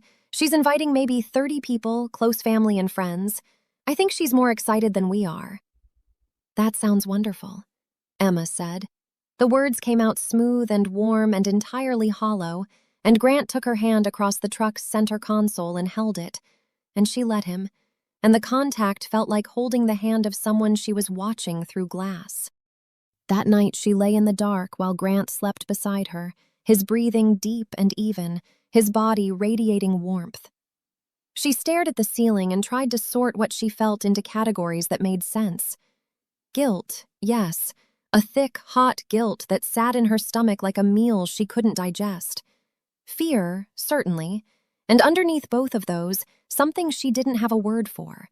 A pulling, a current, the sense that the center of her gravity had shifted without her permission, tilting her toward a stripped hull and a thermos of bad coffee and a man who said quiet things that rearranged the furniture of her mind. She had spent more emotional energy in 20 minutes with Luke that morning than in the entire evening with Grant. The realization was not dramatic. It arrived without fanfare, quiet as the tide drawing back, and it was devastating precisely because it was so plain. She had sat across from Grant in a church pew and listened to him describe the vows he was writing, vows that he was pouring himself into with a sincerity that left no room for doubt, and she had felt nothing except the urge to be somewhere else. And then she had stood on a fog-wrapped dock and listened to a near stranger describe the architecture of his own failed life, and every word had gone through her like a current. "I spent a long time building a life that looked right from the outside. Took me too long to notice I wasn't in it." She turned the words over in the dark. Then she did something that frightened her. She took Luke's other question, the one he had asked himself almost as an afterthought, and pointed it at her own life. Had she been building something with Grant, or hiding from the fact that there was nothing to build? The question opened under her like a trapdoor, and she lay very still, afraid to move, afraid that if she shifted even slightly, the answer would settle into place, and she would not be able to pretend she didn't know it. Grant murmured something in his sleep and rolled toward her, his arm finding her waist with the unconscious accuracy of habit. His hand settled warm against her hip. She could feel his heartbeat through his wrist, steady and slow and trusting. The heartbeat of a man who had no idea that the woman lying beside him had spent the morning sitting in the fog with someone else and feeling, for the first time in years, like she was allowed to exist without explanation. Outside, the lighthouse beams swept its arc across the harbor. She watched the faint pulse of light move across the ceiling, the same interval every time. Fixed, predictable, never varying. And somewhere at the far end of the dock, a boat sat half-stripped in the dark, caught between what it had been and what it was becoming, and she thought, I know exactly how that feels. Sleep, when it finally came, was shallow and restless, and in the last blurred minutes before it took her, she heard Joan's voice. Your father would have been so proud to see you settled like this. And the word settled wrapped around her like a rope pulled tight, and she carried it down into the dark, where it held her through the night. Chapter 4. Small Truths. She stood in front of the closet for too long. That was the first sign, and she knew it even as it was happening. The Whitfield guest room closet was narrow, practical, holding the clothes she had packed for a 2-week stay in a town she had been visiting for 3 years. Nothing in it was new. Nothing in it had been chosen with anyone particular in mind. And yet she stood there with her hand hovering between a cream cable knit she had worn a dozen times and a soft blue Henley she had forgotten she owned, and the hesitation itself was a confession. 17 days before the wedding. She chose the blue Henley, pulled it on over a white undershirt, pushed the sleeves past her elbows, and caught sight of herself in the mirror above the dresser. Her hair was loose, still damp from the shower, curling slightly at the ends the way it did when she didn't straighten it. She looked younger, less assembled. She looked, she realized with a small shock, like someone she hadn't been in a long time. She turned away from the mirror, picked up her shoes, and left the room before she could change into something safer. The house was quiet. Grant had left early for the marina, a note on the kitchen counter in his clear, forward-slanting handwriting. Meeting with Harbor Master back by noon. Coffee's made. Joan's door was closed, the thin line of lamplight at the threshold suggesting she was already up and working through her notebook. Emma poured coffee into a travel mug, slipped out the front door, and pulled it shut behind her with exaggerated care, as if the click of the latch might give her away. The gravel drive crunched under her shoes. The fog was thinner than yesterday, silver white rather than gray, and through it the harbor was visible in soft focus, the masts of fishing boats rising out of the mist like bare trees. She turned left at the bottom of the drive, past the turnoff to the headland path, along the harbor road, past Nora's cafe where the windows were beginning to fog with warmth and the chalkboard by the door was freshly written. She didn't stop. She walked the dock with her coffee held against her ribs and her heart doing something uncomfortable and specific, a quickening she refused to name. Luke was already there. He was always already there. He was standing this morning instead of sitting on the overturned crate, one hand braced against the hull of the segundo at shoulder height, his head tilted as though he were listening to the wood. The bow was almost entirely stripped now, the honey-colored grain exposed in broad, clean sweeps that caught the thin light. The stern was still a patchwork, blue paint clinging in stubborn patches, but the transformation was undeniable. The boat was becoming something, or returning to something. Emma wasn't sure there was a difference. He turned when he heard her footsteps on the dock planking. His eyes moved over her face, and something in his expression shifted. Not a smile exactly, but a slight loosening, a settling, as if her arrival had answered a question he hadn't asked aloud. "Morning," he said. "Morning." She took her usual place against the dock railing near his workbench. The coffee was still hot enough to feel through the mug. A cormorant sat on one of the pilings 20 feet out, its wings half spread to dry, dark and angular against the brightening fog. For a while, neither of them spoke. Luke returned to the section he'd been working on, running his palm along the grain in slow, assessing strokes, his calloused fingers reading the surface the way someone else might read a page. Emma watched his hands and tried not to think about why she had chosen the blue Henley. The quiet was easy, the way it always was with him, a shared space rather than an empty one, and she felt the tightness across her shoulders begin to loosen the way it did each morning when she reached this particular stretch of dock. "Can I ask you something?" Luke said, still facing the hull. "You usually do." The corner of his mouth moved. He dropped his hand from the wood and turned to lean against the boat's cradle, arms folded, looking at her with that steady gray-blue attention she had stopped being able to dismiss as casual. What were you like before? Before what? Before all of this. He gestured vaguely, a motion that seemed to encompass the ring on her finger, the town, the wedding, the careful architecture of her visible life. Before the version you built. The question landed somewhere below her sternum. She took a breath and held it for a count of 3, then let it out slowly.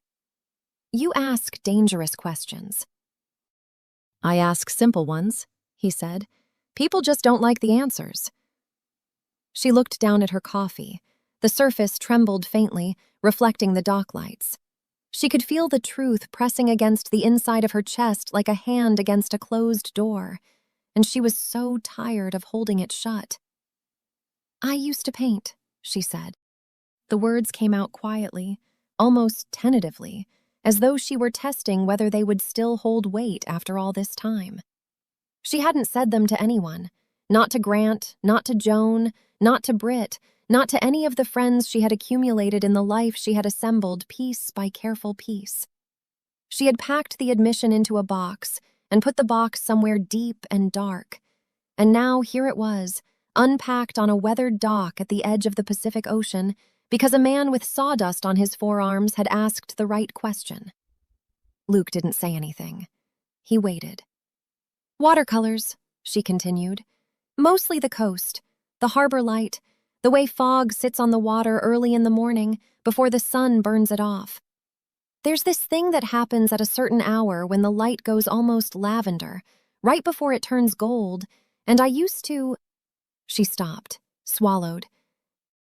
I was good at it. Not great. Maybe good enough to be great if I'd kept going. I don't know. I loved it. When did you stop? Gradually. There wasn't a moment. That's what made it so easy. She turned the coffee mug in her hands, a slow rotation that matched the rhythm of something she didn't want to feel. I was building the career in event management. There was always something on the calendar, something to plan, someone to impress. The painting started to feel like a thing I used to do, a hobby, not part of the trajectory. And then Grant came along and we moved in together, and whatever was left of it just... She made a small, helpless gesture. There was no room. Not because he took it away, he didn't even know it existed. There was just no room in the life I'd built by then. She could see it so clearly now. The way the painting supplies had migrated from the desk in her first apartment to the hallway closet, then to a storage bin, then to her mother's attic. Each move incremental, each one logical, none of them a decision she had consciously made. The brushes in their zippered roll, the palette she had bought at an art supply store in the Pearl District on a rainy afternoon when she was 23, the paint stains on it as personal as fingerprints. She hadn't thrown any of it away. She had just made it disappear. The worst part, she said, and her voice dropped to something barely above the sound of water against the pilings, wasn't that I stopped painting. The worst part was that I stopped missing it. Luke's hands, which had been resting loosely against his forearms, went still. Because that meant the part of me that loved it had gone quiet, she said. And I didn't even notice when it happened. One day I just realized I hadn't thought about it in months. A year. Longer. And I couldn't remember the last time I'd felt the itch in my fingers, that thing where you see a certain color of light on the water and your hand wants to reach for a brush. It was just gone. Like a room in a house that gets sealed off. You stop noticing the door is there. The fog was thinning. Somewhere out past the breakwater, a crab boat's engine rumbled to life, and the gulls lifted off the pilings in a ragged chorus. The cormorant stretched its wings wider, then folded them and settled. I know that room, Luke said. He said it simply, the way he said most things, without drama or interpretation. But she heard the resonance in it, the recognition, and she looked up at him and found his expression unguarded in a way she hadn't seen before. Not pity, Not the careful sympathy people offered when you told them something sad. Something closer to understanding, the kind that comes from having stood in the same place and looked at the same absence and known exactly what it cost. "You do," she said. "Yeah." He rubbed his thumb along the calloused ridge of his palm, the gesture she had come to recognize as the one he made when deciding how much to say. Different room, same house. The architecture firm. The desk overlooking the river. 7 years of designing buildings for other people's lives while the thing he actually loved, the feel of wood under his hands, the slow and patient work of restoration, sat sealed in a boathouse in the dark. She understood now why he had come back for the segundo. It wasn't just the boat, it was the room. "Do you think it comes back?" she asked. "The missing?" He looked at her for a long time. The fog was lifting in earnest now, and the early light found the angles of his face, the lines around his eyes, the roughness at his jaw. "I don't know," he said. "I think it doesn't really leave. I think it just goes quiet enough that you can pretend you don't hear it. And then one day something happens, a sound, a feeling, the way the light hits something, and it's there again, right where you left it." She felt her eyes burn and looked away, out toward the harbor mouth where the fog was pulling apart in long, slow ribbons. She pressed the heel of her hand against her eye and took a breath that shook only slightly. "Here," Luke said. "Come see this." He turned back to the bow and knelt beside a section where the last traces of blue paint met the exposed grain. He ran his fingers along a barely visible seam where 2 planks joined, a line so fine it almost disappeared into the wood. "Feel that?" She hesitated, then knelt beside him on the dock planking. The wood was cold through her jeans. She could smell cedar shavings and the sharper undercurrent of the finish he had been using, and beneath that, the salt air, the creosote from the pilings, the familiar mineral smell of the harbor at low morning. "Right here," he said, and took her hand. His fingers closed around hers lightly, guiding her fingertips to the seam. His hand was warm and rough, the calluses catching slightly against her skin, and the contact was so ordinary, a craftsman showing someone a detail in the work, nothing more, and so absolutely not ordinary that the air between them changed temperature. She felt the seam under her fingertips, a hairline joint, seamless, the grain of one plank flowing into the next as though they had always been one piece. "His father built that joint," Luke said. His voice was close. She could feel the warmth of his breath near her temple. 40 years ago, at least. 40 years of salt water and storms and sitting in the dark, and it's still tight, still holding. His thumb moved. Not much, a fraction of an inch across the back of her hand, a motion so small it might have been accidental, might have been unconscious, might have been the most deliberate thing he had ever done. Emma's breath caught. She felt it in her throat and in her chest and in the place behind her ribs where the sealed room sat, and for one instant, the door was not just visible but open, and the light that came through it was almost unbearable. Luke's breath caught too. She heard it. A small, sharp intake, barely audible over the water and the gulls and the distant rumble of the crab boat's engine. His hand went very still against hers, and she turned her head and found him looking at her from inches away, his gray-blue eyes wide with something that was not surprise exactly, but recognition, as though his body had done a thing his mind had not authorized, and he was only now catching up to what it meant. She pulled her hand back, not fast, not dramatically, but with the careful deliberateness of someone stepping back from a ledge. She stood, and the cold morning air filled the space where his warmth had been. Luke stayed kneeling by the hull. He looked down at his own hands, the same hands that had been sanding and shaping and rebuilding in solitude for months, the hands that were his instruments of isolated, careful restoration. And she watched something move across his face. Surprise. A flicker of something that might have been fear. He flexed his fingers once, curled them against his palms, then opened them again as if checking to see whether they still belonged to him. "The joint," he said after a moment.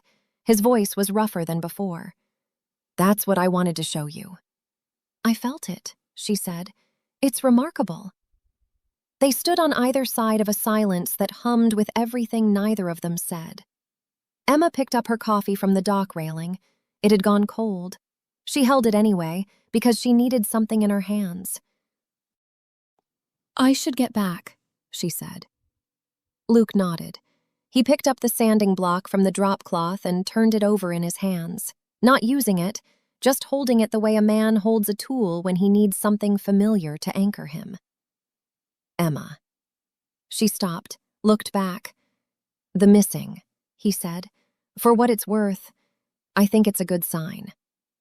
"I told you, I don't miss it anymore." "No," he said, and the smallest, most careful thing happened in his expression. Not a smile, something warmer and sadder than a smile. "But you remember that you used to. That counts for something." She walked back along the dock with the fog dissolving around her and the sun breaking through in pale, angled shafts that turned the harbor water from steel to something almost gold. Her hand, the one he had held, felt different from the other.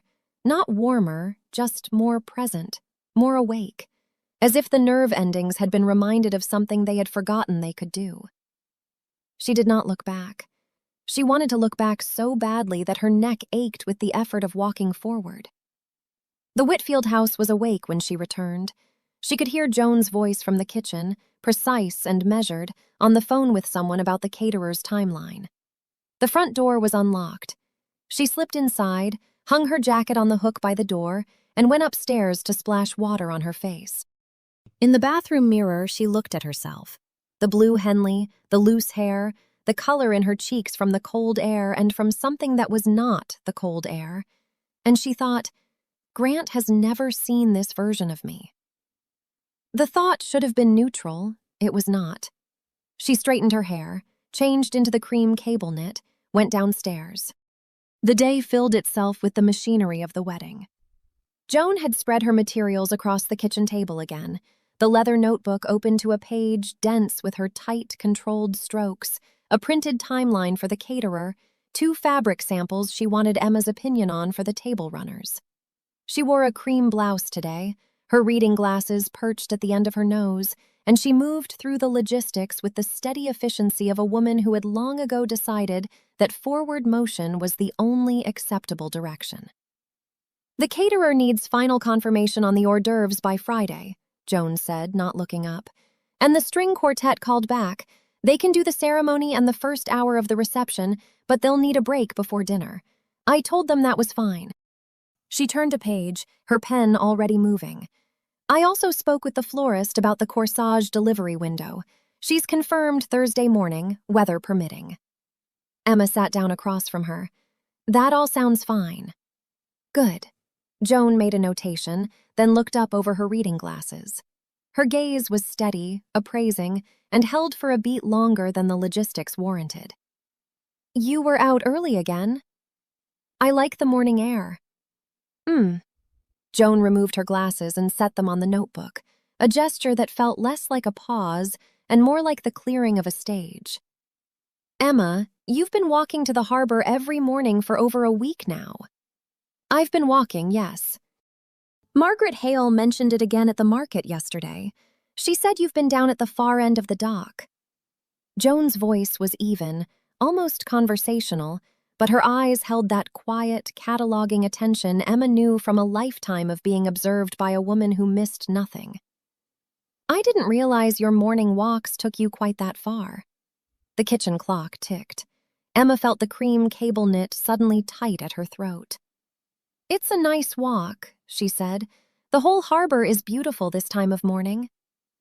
Joan studied her for a moment, then picked up her glasses and returned them to their perch at the end of her nose. "Of course it is." She turned back to the notebook. "I just want to make sure you're focused. 17 days isn't very long, and there are still decisions that need your attention. Your attention, Emma, not your agreement, your attention. There's a difference." The words landed with the precision of pins set in a map. Joan didn't raise her voice. She didn't need to. The pressure was in the expectation itself, the quiet, immovable assumption that the wedding was the only direction, that forward motion was not a choice but a duty, and that any deviation from the path was not rebellion but carelessness. It was the same pressure Joan had applied to every report card, every college application, every career decision, not through confrontation, but through the sheer gravitational weight of her certainty about how life should proceed. "I'm focused," Emma said. "Good." Joan's pen moved across the page. "Then let's talk about the table runners." Emma approved the table runners. She confirmed the timeline. She agreed that the ceremony arch fabric should be delivered with the flowers on the 23rd, and that the rehearsal dinner should begin at 6 rather than 6:30. She did all of it from the familiar place behind her composure, the place where she had lived for so long that its walls had become invisible, and she felt the blue Henley folded in the upstairs closet like a small, guilty secret. Grant came back from the marina at noon, smelling of salt water, his cheeks reddened from the wind on the harbor. He kissed her on the forehead, poured himself coffee from the French press, and sat down at the table across from her. Joan excused herself to make a phone call about the string quartet, pulling the kitchen door shut behind her with practiced discretion. Grant wrapped both hands around his mug and looked at Emma over the steam. "Hey," he said. "Hey. Good walk this morning?" "Mm-hmm. The fog was beautiful." He nodded, took a sip, set the mug down. Something in the way he placed it on the table, too carefully, too precisely centered, made her skin tighten. "Em," she waited. "Can I ask you something, and can you—" He paused, choosing words. His blue eyes held hers with an openness that had no defense in it. "Can you actually answer me? Not the automatic version, the real one." Her stomach dropped. "Of course. I feel like you're somewhere else half the time." He said it quietly, not as an accusation, as an offering. As a man laying something fragile on a table and hoping it wouldn't be knocked to the floor. "When we're talking, when we're making plans, when we're sitting right here, I feel like there's a version of you that's present, and she's saying all the right things, and she's doing everything she's supposed to be doing. And then there's somewhere else you go, and I can't reach you there." The honesty in his face was devastating. She could see the effort it had cost him to say it. Grant, who defaulted to warmth and logistics, who communicated through plans and dinners and morning notes by the coffee pot, who had never once in 3.5 years asked her to account for the landscape of her inner life. "I'm right here," she said. The words came out smoothly, polished. A stone skipped across the surface of deep water. "See, that's what I mean." His voice was gentle, but it didn't waver. "That's the automatic version." Silence. The kitchen clock ticked. Outside, through the window, the harbor was bright now, the fog entirely burned off, the water a hard, clear blue. "I need you here, Emma, with me, not just going through the motions." He reached across the table and covered her hand with his, the same hand Luke had held that morning, the hand that still felt too awake. And his grip was warm and certain and full of something she recognized with terrible clarity as love. Genuine, uncomplicated, fully committed love. "Are you happy?" he asked. The question was so direct, so unadorned, so exactly the kind of question Luke would ask, that it caught her off balance. She opened her mouth, and the answer came before she could stop it. "Yes." Too fast. She heard it. He heard it. Grant looked at her. His thumb moved across her knuckles once, slowly, and she saw the moment when he made a decision. It was visible in his face, a brief flicker of something wounded and uncertain, there and then covered, like a candle flame cupped against the wind. He wanted to believe her. He needed to believe her. And so he chose to. "Okay," he said. He squeezed her hand. "Okay, I had to ask." I know. We're good? We're good. He smiled, and the smile was almost the same as the one in the engagement photo on the mantel, warm and steady and full of a future he had already built in his mind. But she could see the hairline crack now, the place where his certainty had been tested and had held, but only barely, only because he had willed it to hold. I love you, he said. You know that. I know that. He stood, carried his mug to the sink, and paused at the kitchen window. He stood there for a moment, looking out at the harbor, the docks stretching into the water, the bright, hard blue of a morning with the fog burned clean away. Emma watched him from the table, and her breath held, because she could see what lay at the far end of that view, barely visible at this distance but unmistakable if you knew where to look, the shape of a boat in a cradle and a figure standing beside it. But Grant's gaze was unfocused, resting on the middle distance the way a person looks at a view they've seen 1,000 times without truly seeing it. He wasn't looking at anything. He was settling himself. Grant rinsed his mug, dried his hands, turned back to her. The photo on the mantel, he said. The engagement one. She went very still. I was looking at it last night. It's my favorite picture of us. You know why? He leaned against the counter, arms crossed, his expression soft and unguarded. Because you look like you. Not dressed up for something, not performing for someone. Just you, on the porch, with the light behind you. That's the woman I fell in love with. Emma felt something crack inside her chest, a splintering quiet enough that no one else could hear it. Because the woman in that photograph had been performing just as hard as the woman sitting at this kitchen table. She had been smiling for the camera, leaning into Grant's arm, wearing the white sundress and the expression that said, I am happy and certain and exactly where I belong. She had been playing a role so convincingly that even the man who loved her most couldn't tell the difference.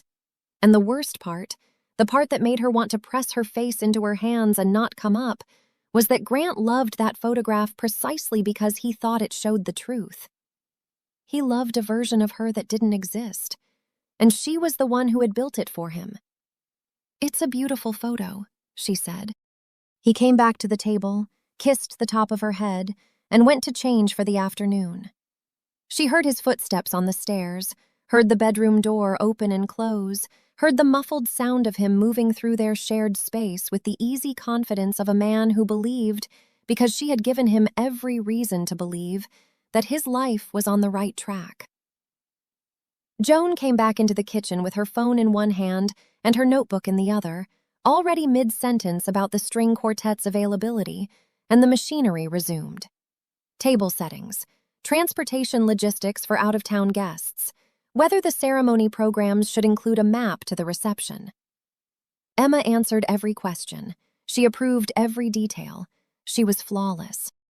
That night, lying in the dark with Grant's breathing gone deep and even beside her, she stared at the ceiling where the lighthouse beam made its slow, predictable sweep. 17 days. 17 days from promising forever in a white-clabbered church where the Whitfield name was etched in brass, in front of people who had watched her and Grant become a certainty, in front of her mother whose gold wedding band caught the light when she moved her hands. She turned the engagement ring on her finger, cold metal, smooth stone. She thought about the blue Henley folded in the closet. She thought about Luke's hand closing around hers, warm and rough, the way his thumb had moved across the back of her hand in a motion so small it could have been nothing, and was instead everything. She thought about the look on his face when he realized what his hands had done. Not regret, but something closer to awe, the startled recognition of a man who had built careful walls and felt them give without warning. She thought about the seam in the hall, 40 years old and still holding. She thought about Grant's face when he asked, "Are you happy?" and the terrible, visible effort of choosing to believe her answer. She thought about the woman in the photograph on the mantel, performing so perfectly that the man who loved her most saw truth where there was only habit. And she thought, I am 17 days from promising forever, and I don't know if I mean it." The lighthouse beam crossed the ceiling, crossed again, fixed, reliable, making it sweep on a schedule set by someone else, serving a purpose defined long before it had any say in the matter. Somewhere at the far end of the dock, a man was looking at his own hands in the dark. She was almost certain of it. Chapter 5. Breaking Point. 14 days. Emma stood at the bathroom sink with both hands braced against the porcelain, her fingers white at the knuckles. The mirror gave back a woman who looked ready, hair swept into a low twist, a few strands left loose around her face the way Joan had once said softened her bone structure. The pearl earrings Grant had given her for their first anniversary. A fitted navy dress she had brought specifically for tonight, pressed and hanging in the closet since she arrived in Tidewater Cove, waiting for this dinner the way a costume waits in the wings. She looked perfect. She told herself she was fine. Downstairs, the Whitfield house had been transformed. Not dramatically, because the Whitfields did not do dramatic. They did tasteful. They did effortless warmth that had taken days of careful orchestration. Someone, probably Grant's mother, had polished the wide plank floors to a low shine. The dining table had been extended with both leaves Emma had never seen used, and additional tables borrowed from neighbors filled the living room and spilled onto the back porch, their surfaces covered in the same cream linen, heavy silverware, and low-glass votives already lit. The hydrangeas on the tables were white, arranged in shallow bowls spaced evenly along each center. The kitchen smelled of rosemary and roasted garlic, and something darker underneath, possibly lamb. 30 people would be here in less than an hour. Close family, old friends, the inner circle of Tidewater Cove that claimed Grant and, by extension, now claimed her. Emma released the sink. She pressed the back of her hand against her forehead, cool skin against warm, and breathed. Then she straightened her shoulders, checked her lipstick, and went downstairs. Joan was already in the kitchen, wearing a charcoal silk blouse Emma had not seen before, her silver-streaked auburn hair pinned with more care than usual.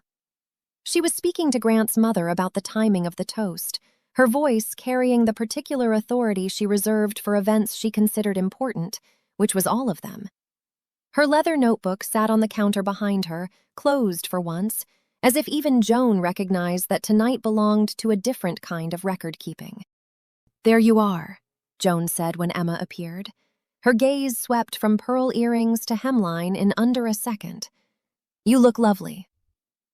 "Thank you." Grant's father wants to do the toast before dinner, not after. Something about the light on the harbor.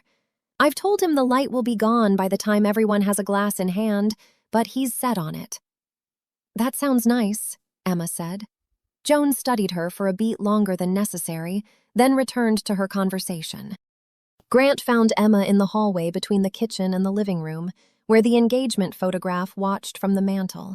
The two of them on the Whitfield porch in late afternoon light, Grant's arm around her, both smiling, Emma in her white sundress looking like a woman who had everything figured out. He wore a blue blazer over an open-collared white shirt, and his sandy hair was combed back in a way that made him look both older and more handsome than usual. He smelled like soap and cedar aftershave. "Hey," he said, and something in his voice was different, softer, more deliberate. He put his hands on her shoulders, held her at arm's length, and looked at her the way a man looks at something he is trying to memorize. "You look incredible." "You clean up pretty well yourself." He smiled, but the smile had an edge of effort she had not seen before their conversation 3 days ago, when he had asked if she was happy and she had answered too fast. Since then, he had been like this, warmer, more present, watching her the way someone watches a glass balanced too close to the edge of a table, willing it to stay put. "You okay?" he asked. "I'm great." "Good." He leaned in and kissed her temple, his lips warm and dry. "Because tonight's going to be good. I can feel it." She could feel his hands on her shoulders, firm and steady. She could feel the engagement ring pressing against her finger. She could feel the lighthouse beam, somewhere out there beyond the windows, beginning its patient arc across the water. She could not feel great. Guests arrived in clusters. Harris and Meg Palmer were first, Meg carrying a bottle of wine and already talking about the chowder recipe she had promised Grant's mother. Then the Langfords from Portland, and a couple named Davis whose faces Emma recognized from the gathering at the Palmer's house, but whose first names she could not reliably match to the right person. Grant's parents' friends from the Harper Commission, a retired judge named Wilson who had known Grant's grandfather. Each arrival brought handshakes and hugs and some version of the same conversation. How excited everyone was, how perfect Emma and Grant were together, how lucky she was to be joining this family. Each time Emma smiled and thanked them and said something about how fast it was all going by, and each time the words came out with the practiced ease of a woman who had been rehearsing this particular performance for 3.5 years. Britt arrived late, as Britt always did, in a way that made lateness look like a deliberate style choice. She wore a cream-wrap dress and her sandy hair was loose over her shoulders, and when she came through the front door, she brought with her the particular energy that Britt Whitfield brought to every room. Warmth, confidence, the easy assumption that she belonged. She found Emma immediately. "You look amazing," she said, squeezing Emma's hands. "This dress! Grant's going to lose his mind." He already saw me. "And?" He said I looked incredible. "See? Losing his mind, just like I said." Britt leaned in conspiratorially. "Also, fair warning, Dad is determined to give his toast on the dock. He's been practicing in the bathroom mirror. Mom told me not to tell anyone." Emma laughed.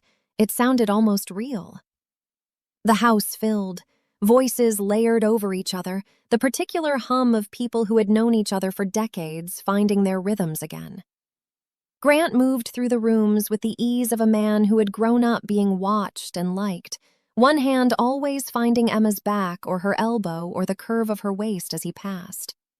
He introduced her to the retired judge, steered her toward a conversation about the marina expansion, brought her a glass of white wine without asking if she wanted it. Every gesture was gentle. Every gesture was certain. Joan watched from the kitchen doorway with a glass of sparkling water in one hand. She did not join the cluster of guests in the living room.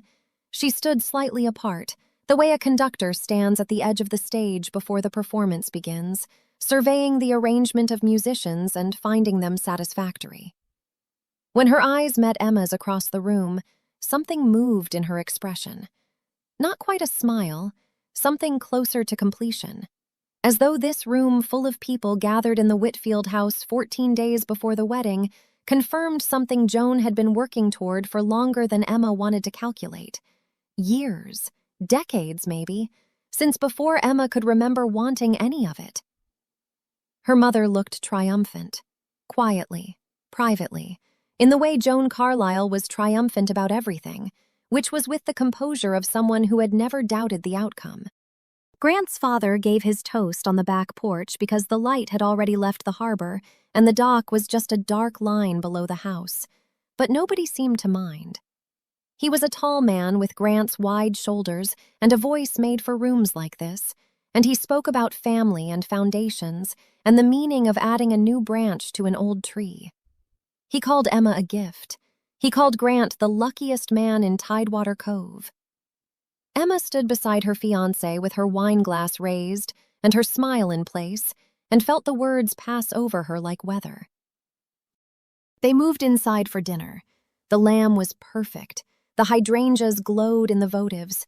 Conversation flowed the way it always did in houses like this, among people like this, with the effortless momentum of a river that had been cutting the same channel for generations. Emma ate and drank and laughed at the right moments and complimented Meg Palmer's wine choice and asked the Davises about their recent trip to the San Juan Islands and told the retired judge that yes, she was looking forward to the ceremony, that the church was beautiful, that Grant had written his own vows. She was flawless. Somewhere between the salad course and the lamb, Harris Palmer leaned back in his chair and raised his glass. "I've got a question," he said, and the table quieted the way tables do when someone with a confident voice decides to take the floor. "Grant, what is it about this woman? What's the thing that made you say, 'That's the one'?" It was the kind of question people asked at dinners like this, a prompt for a performance of its own, a chance for the groom to say something charming and specific that would make the women sigh and the men raise their glasses. Grant should have been prepared for it. Maybe he was. But when he turned to look at Emma, his expression was not the expression of a man delivering a rehearsed line. It was open and unguarded and full of something she wished desperately she could call anything other than love. "She makes everything steady," he said. His voice was quiet enough that the people at the far end of the table leaned in. "That's the thing. From the first night I met her, I thought, this is a person who has it together. Not in a cold way, in a way that makes everyone around her feel like things are going to be okay. She walks into a room and you can feel it settle. She makes people comfortable. She makes me comfortable. I've never once looked at her and wondered if I was making a mistake." Silence. Then Britt said, "Oh, Grant," in a voice gone soft. Meg Palmer pressed her hand to her chest. Joan, at the far end of the table, set her water glass down with extraordinary care. "To Emma," Harris said, and raised his glass. "To Emma," the table echoed. Emma lifted her glass with the rest of them. Over the rim, past the candlelight and the white hydrangeas, and the faces turned toward her with warmth and approval, she could see the mantel, the engagement photograph, the woman in the white sundress smiling beside the man who had just described her to a room full of people who agreed with every word. That woman's composure had never cracked either. That woman had made everything steady, too. Grant loved that woman. He had framed her and placed her on the mantel and looked at her last night and called her his favorite picture because he thought it showed the real Emma. And the real Emma was here, at this table, feeling the toast settle over her like a lid being pressed onto a jar. Every quality he had named was a performance skill. Every single one. Composure, grace, the ability to make everyone comfortable, the talent for walking into a room and making it settle. He loved her for the mask. He loved her for the smooth, polished surface she had spent years constructing, the architecture of agreeableness that kept everyone at ease and kept the real Emma, whoever she was, locked in a room so quiet even she had forgotten someone was in there. He had never once wondered if he was making a mistake, because she had never given him a reason to wonder, because she had been that careful, because she had been that good. She felt the smile on her face like a physical weight. "Excuse me," she said. She touched her napkin to her lips and set it beside her plate. "I just need a minute." Grant's hand found her arm. "You okay?" "Just need some air." She covered his hand with hers and squeezed, because that was what the woman he had just described would do. "I'll be right back." She walked through the kitchen, past Joan's leather notebook on the counter, past the French press, past the pad by the coffee pot where Grant left his morning notes in that clear, forward-slanting handwriting. Through the back door and onto the porch, where the night air hit her like water. She gripped the porch railing and breathed. The harbor was dark below, just the amber pinpoints of dock lights strung along the water's edge and the faint shapes of boats at their moorings. The tide was in, the water a black expanse that swallowed the pilings. Somewhere beyond the breakwater, the ocean moved in rhythms older than anything in the house behind her.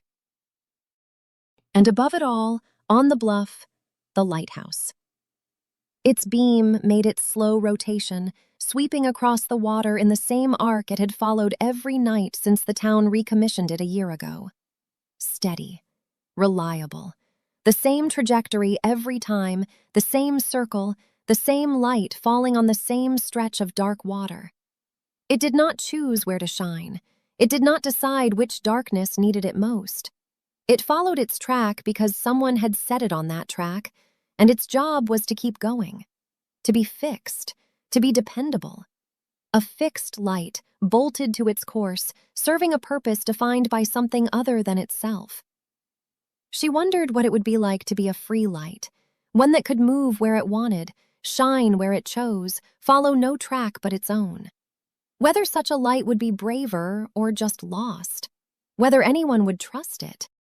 She watched the beam cross the harbor, cross the cliffs, cross the water beyond. And it came. Not like a wave, not like a blow, but like the slow, quiet opening of a door she had sealed years ago and forgotten was there. A door behind which something had been waiting with infinite patience for her to finally look. She had been pretending so long she forgot she was pretending. The words arrived without drama. They were not a revelation, they were an acknowledgement. The kind of thing you say when you stop arguing with a truth you have known for longer than you can measure. How long? Since the dress fitting when she felt nothing? Since the engagement photo, when she searched for emotion and found only surface?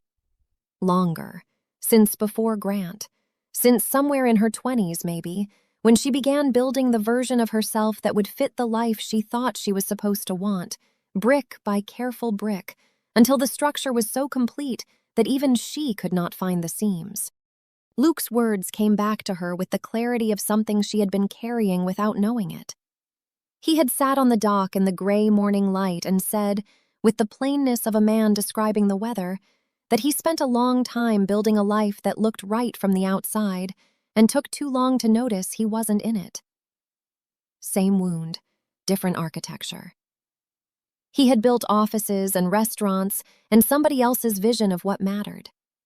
She had built a woman who made everyone comfortable and never made anyone worry, and chose Ivory over champagne and said, "Of course," and "That sounds lovely," and "I'm fine," until the words were so automatic they bypassed her entirely, skipping from ear to mouth without ever touching anything real on the way through. He had left. She was still standing inside the building. The back door opened behind her. She did not turn around, but she knew the sound of his footsteps, the weight of him, the particular way Grant moved through the world with confidence and care. He came to stand beside her at the railing. He did not touch her. For a long moment, they both watched the lighthouse beam make its circuit. Emma. His voice was quiet, not the public voice from the dinner table, the one that had described her grace and composure to a room full of people who agreed with him. This was the private voice, the one from 3 days ago when he stood in the kitchen and asked if she was happy. "Talk to me." "I'm fine, really. It was just a lot of people at once." "You've been handling a lot of people at once since the day I met you." He paused. "That's never sent you out of a room before." She stared at the lighthouse. Fixed light, fixed arc, dependable. "It was the toast," she said. "Harris's question, your answer. It was so generous, Grant. You were so kind." "I meant every word." "I know you did." A silence opened between them that was nothing like the silences she shared with Luke, which asked nothing and held everything. This silence had teeth. It pressed against her chest and demanded she fill it with something true, and she felt the words gathering behind her ribs like a held breath, and she was terrified of what would happen if she let them go. Grant turned to face her. The porch light caught the blue of his eyes, and in them she saw what she had been seeing for 3 days. A man whose certainty had developed a hairline crack, who was watching her more carefully now, who noticed the half-second pauses before her answers and the way her gaze drifted to the harbor when she thought no one was looking. "You'd tell me if something was really wrong, wouldn't you?" he asked. "Not a bad day or pre-wedding nerves or too many people in the house. Something real." She looked him in the eye. "Yes," she said. "Of course I would." It was the worst lie she had ever told. Not because it was the biggest, but because he had walked right up to the door and given her a chance to open it, and she had looked through the glass at him standing there, patient and good and bracing himself for whatever answer she gave, and she had locked the bolt and turned away. And the worst part, the part that settled into her chest like cold iron, was that he knew. Not the specifics, not the name of the man at the dock or the blue Henley in the closet or the watercolors she had never told him about. But something. He knew something was wrong the way you know the barometric pressure has dropped before the first cloud appears. He felt it in his body before his mind could name it. She watched him choose to believe her. It took effort. She could see it in the way his jaw worked, the way his shoulders settled, the way he exhaled slowly through his nose and nodded and pulled her against his chest. He held her there with his chin resting on the top of her head, and his arms were strong and warm, and she could hear his heartbeat, steady as the lighthouse, and she thought, he deserves someone who means it when she says yes. Okay, he murmured into her hair. Okay, let's go back in. She let him lead her inside. The dinner continued. She was brilliant. She was charming. She was exactly the woman Grant had described to the table. She could feel Joan's quiet satisfaction from the far end, could feel Britt's warm inclusion pulling her into the family circle, could feel the retired judge studying her with the approving gaze of a man who had spent decades evaluating character and found hers satisfactory. She could feel Grant's hand on the back of her chair, not touching her but close enough to touch, hovering with the careful attentiveness of a man standing guard over something he sensed was in danger. She smiled, she laughed, she raised her glass when someone proposed another toast. She was inside the building, and now she knew it. 13 days now. The next morning, she woke before the sky had finished turning gray. Grant was still asleep, his arm across the empty space where she had been, reaching for her even in unconsciousness. She dressed without thinking about what she chose. Old jeans, a flannel shirt she found in the back of the closet, not hers, not anyone's in particular, just something soft and shapeless that asked nothing of her. She didn't look in the mirror. The air outside was cold and damp, the fog sitting low over the harbor in a heavy blanket that muffled the sounds of the fishing boats beginning to move beyond the breakwater. The lighthouse beam cut through the gray above her, attenuated and pale, making its circuit regardless of whether anyone could see it.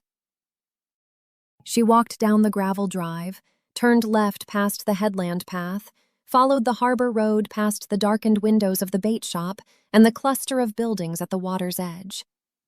Nora's was closed, no light yet in the windows, the chalkboard by the door still showing yesterday's offerings. She walked the dock. The planks were slick with condensation beneath her feet, the water beneath them invisible in the fog, audible only as a soft, rhythmic lapping against the pilings. Luke was already there. He sat on the overturned crate beside the segundo, a mug of coffee in his hands, not working, just sitting. His dark hair was uncombed, and his flannel was unbuttoned over a gray t-shirt, and his work boots were untied, as though he had come to the dock in a hurry or without a plan. The boat rose above him in the fog, its bow stripped and luminous even in the flat gray light, its stern still holding the last of the old blue paint in ragged patches. He looked up when she appeared at the end of the dock, and whatever he saw on her face made him set down his mug and go still. She did not know what she looked like. She had not checked, but something about the way he watched her approach told her it was bad, or at least different, stripped of the careful composure she usually wore to the dock, the way she wore the cream cable knit, deliberately, protectively, because the alternative was being seen. She stopped at her usual spot against the railing. Neither of them spoke. The fog moved around them in slow currents, thinning and thickening. A cormorant sat on a nearby piling, feathers dark and slick. The halyards of a sailboat somewhere down the dock clanked in a rhythm that was almost but not quite regular, like a clock that had lost its confidence. "You don't have to tell me anything," Luke said. His voice was low and even and carried no expectation. "But I want you to know you can." She almost broke. She felt it, the structural failure, the moment when the load-bearing wall shifts and everything above it groans, and you understand that the whole thing is coming down. Her throat closed. Her eyes burned. She gripped the railing and held on, and after a long moment the sensation passed, not because it resolved, but because she forced it back behind the same door she had been using her entire life. Only now she knew it was there. "Bad night?" he asked. There was a dinner, at the house, family and friends. "Pre-wedding thing?" She nodded. Luke waited. He did not fill the silence with guesses or reassurances or the bright, well-meaning commentary that other people offered when they sensed she was struggling. He just waited, holding his coffee mug in those calloused hands, and let the quiet be what it was. "Someone asked Grant what he loves most about me," she said, and her voice was steady enough that it frightened her. He answered. He was beautiful about it, specific and warm and completely sincere. "That sounds like a good thing." Everything he described. She stopped, started again. He described a woman who makes people comfortable, who makes a room settle, whose composure never cracks. He loves me for the exact qualities that mean I'm performing for him. He loves the version. He doesn't... Her voice faltered. He doesn't know there's anything underneath. Luke was quiet for a long time.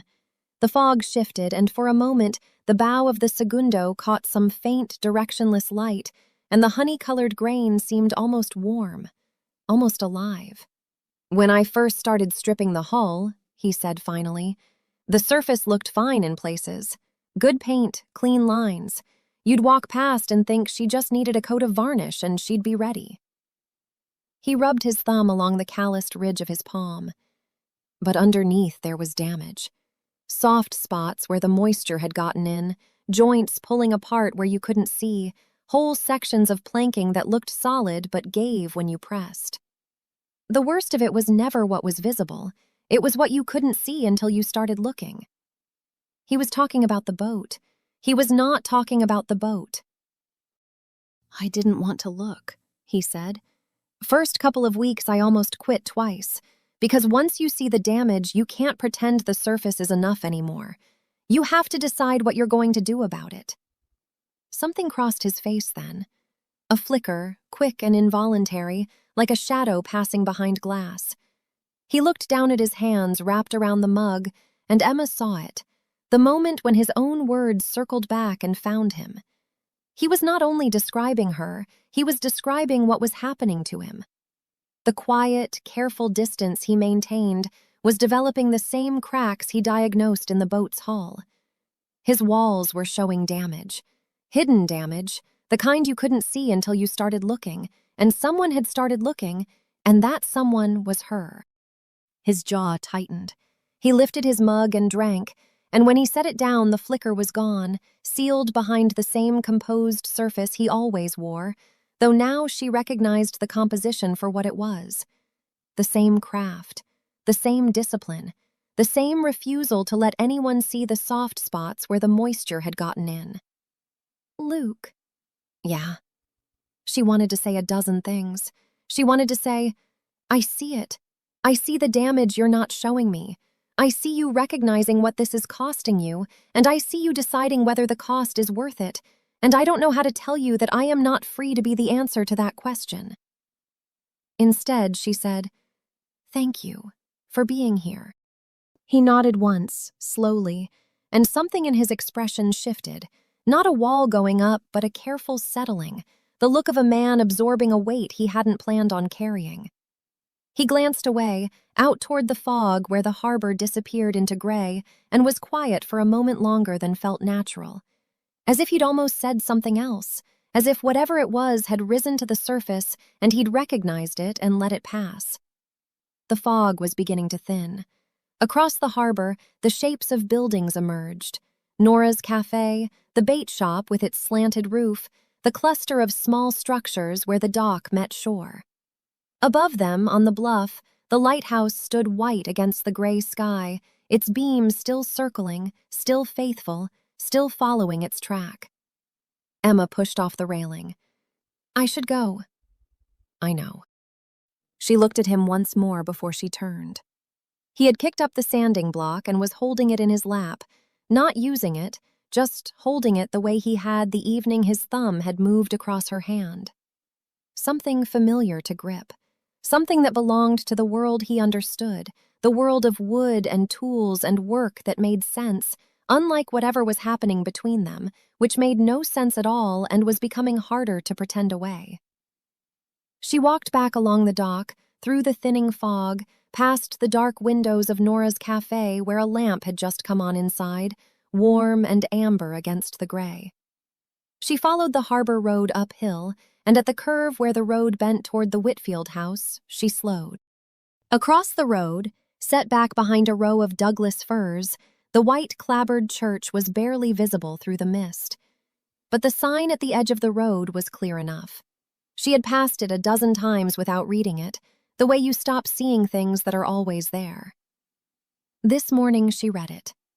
The sign listed the name of the church, the service times, Reverend Calloway's name, and below, in smaller letters, the kind of temporary announcement that churches post for weddings and christenings and memorial services. The date, 13 days from now, and two names joined by a word she could not make herself focus on. Emma Carlisle, Grant Whitfield. She stared at it. The fog moved around the sign in slow curls, obscuring and revealing the letters, and she stood in the road with her hands in the pockets of a flannel that wasn't hers and felt the full weight of what she now knew settling into her body. Not a thought anymore, not a suspicion or a question or a late-night worry that dissolved by morning. A fact, heavy and permanent and hers. She was not fine. She had not been fine for a very long time. And in 13 days, in that white church, in front of everyone who loved her and the man who loved the mask and the mother who had spent 22 years building this exact outcome, she was going to stand at the altar and promise forever. She stared at the sign until the fog closed over it. Then she pulled the flannel tighter around her shoulders and walked on. Chapter 6. The Storm. The storm came in from the northwest on a Tuesday, 10 days before the wedding. Emma watched it build from the kitchen window while coffee cooled in her hands. The sky had been wrong since dawn, not the soft gray of coastal fog, but something heavier, a bruised, yellowish light that flattened the harbor and turned the water the color of old pewter. The barometric pressure had been dropping since the previous afternoon. She knew this because Grant had mentioned it 3 times, the way he mentioned anything mechanical or measurable, with the quiet satisfaction of a man who understood systems and trusted them to behave according to their nature. He stood at the counter now, phone pressed to his ear, already dressed in a rain jacket and work boots. His voice carried the even, competent tone she had heard him use with contractors, with the harbor master, with anyone who needed organizing. He was confirming dock assignments, making sure the smaller craft were secured, coordinating with 2 other marina operators about moving a sailboat that had been riding too high on its mooring. He wrote notes on the pad by the coffee pot in his clear, forward-slanting handwriting, each item checked as he completed it. She watched him work. He was good at this. He was good at everything that had edges and steps and a sequence you could follow. When the world required practical action, Grant Whitfield was the man you wanted standing beside you. He finished the call, slid the phone into his jacket pocket, and looked up at her with the half-distracted warmth of someone whose mind was already 3 tasks ahead. "Could be a real one," he said. "Gusts up to 50 tonight, maybe more. Harbor Patrol wants everyone buttoned up by noon." "Be careful." He crossed the kitchen and kissed her forehead, his lips warm and dry against her skin. "Back by lunch if I can. If the wind picks up earlier, I'll call." The front door closed behind him. She heard his truck start, the gravel shift under the tires, and then the sound was swallowed by the low moan of wind curving around the house. Joan was not yet downstairs. Her door was closed, lamplight at the threshold. The leather notebook would be open. There were decisions pending, always pending. Emma could not remember what they were. She sat at the kitchen table with her cooling coffee and tried to do what she had been avoiding for weeks. She tried to picture the wedding. Not the logistics. She knew the logistics the way she knew her own name. Ivory organza on the ceremony arch, ranunculus and eucalyptus, cream programs with serif font and a small map to the reception on the back. A string quartet for the ceremony and first hour. Driftwood centerpieces with mason jars and votives. Grant's personal vows. A moment of silence before the vows. The church doors open so the ocean could come in. She knew all of it. What she tried to do now was inhabit it. She closed her eyes. She put herself at the back of the church, behind the Douglas firs, in the ivory silk dress with its boat neckline and clean A-line. She imagined the doors open, the salt air moving through, the murmur of nearly 200 people turning in their pews. She imagined walking toward the altar. She imagined Grant's face. She could see it clearly, the blue eyes, steady and full, the open, trustworthy expression of a man who had never once wondered if he was making a mistake. She could see his lips move as he spoke the vows he had been working on for weeks, the ones he said were more important than he expected. She could see all of it. She could not feel any of it. It was architecture with no one living inside. The word came to her and she held it, turning it the way she turned her engagement ring. Architecture. Luke Mercer's word. She had heard him use it about his years in Portland, the firm downtown, the buildings he designed for other people's lives. She had heard him ask the question that lived under everything now, rebuilding or hiding. She opened her eyes. The kitchen was quiet except for the wind pressing against the window panes. From here she could see the harbor, the dock extending into the gray water, and at the far end, if she knew where to look, the shape of the segundo in its cradle. A figure beside it. She couldn't tell at this distance whether Luke was already working to secure the boat or simply standing in the weather the way he sometimes stood, unhurried and present, as though bad conditions were just another kind of honest. She looked away, pressed her palms flat against the table. Here was the harder thing, the thing she had been circling for days, maybe longer, the way the lighthouse beams circled without ever landing. Even if every word of it was true, even if she could not feel the wedding, could not locate the woman who was supposed to walk that aisle, she was the one who had built the fiction. Grant had not asked her to perform. He had never said be someone else.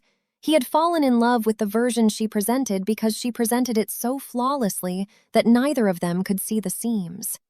He had trusted what she showed him. He had built his life around it, his vows, his house, his family's open arms, the name on the church sign, the 30 guests who toasted her and meant it.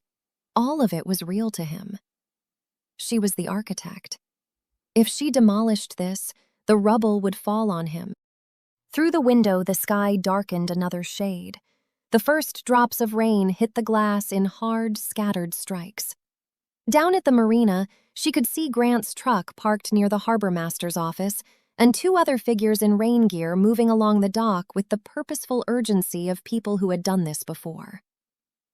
Grant was down there securing boats, organized, reliable, good in a crisis, a man you could count on when the weather turned. She had been counting on him for 3.5 years. She had been counting on him so effectively that she had never had to count on herself. That was the part that tightened in her chest. Not that Grant was wrong for her, though that truth sat in her body now like a stone, but that she had used his steadiness as a substitute for finding her own. She had mistaken the absence of turbulence for the presence of peace, and in doing so, she had let him love a woman who did not exist. The rain was coming harder. She heard Joan's door open upstairs, the creak of floorboards, the deliberate rhythm of her mother's mourning. In a few minutes, Joan would come down and there would be coffee to pour, and decisions to approve, and a leather notebook to consult, and Emma would nod and agree, and the day would move forward on its fixed track. And in 10 days, she would stand in that church and... She pushed back from the table. She could not sit here. Not with the storm pressing in and the kitchen closing around her and the sound of Joan's footsteps descending the stairs. She grabbed the flannel from the hook by the front door, the shapeless one from the back of the closet, soft and ownerless, the one that asked nothing. She pulled it on over her shirt and stepped outside before Joan reached the kitchen. The wind hit her immediately. It was not the kind of wind that suggested rain. It was the kind that announced it, that shoved you sideways and carried salt and the sharp smell of disturbed ocean. The gravel drive was dark with moisture. Trees along the road swayed in long, groaning arcs. She pulled the flannel closed at her throat and walked.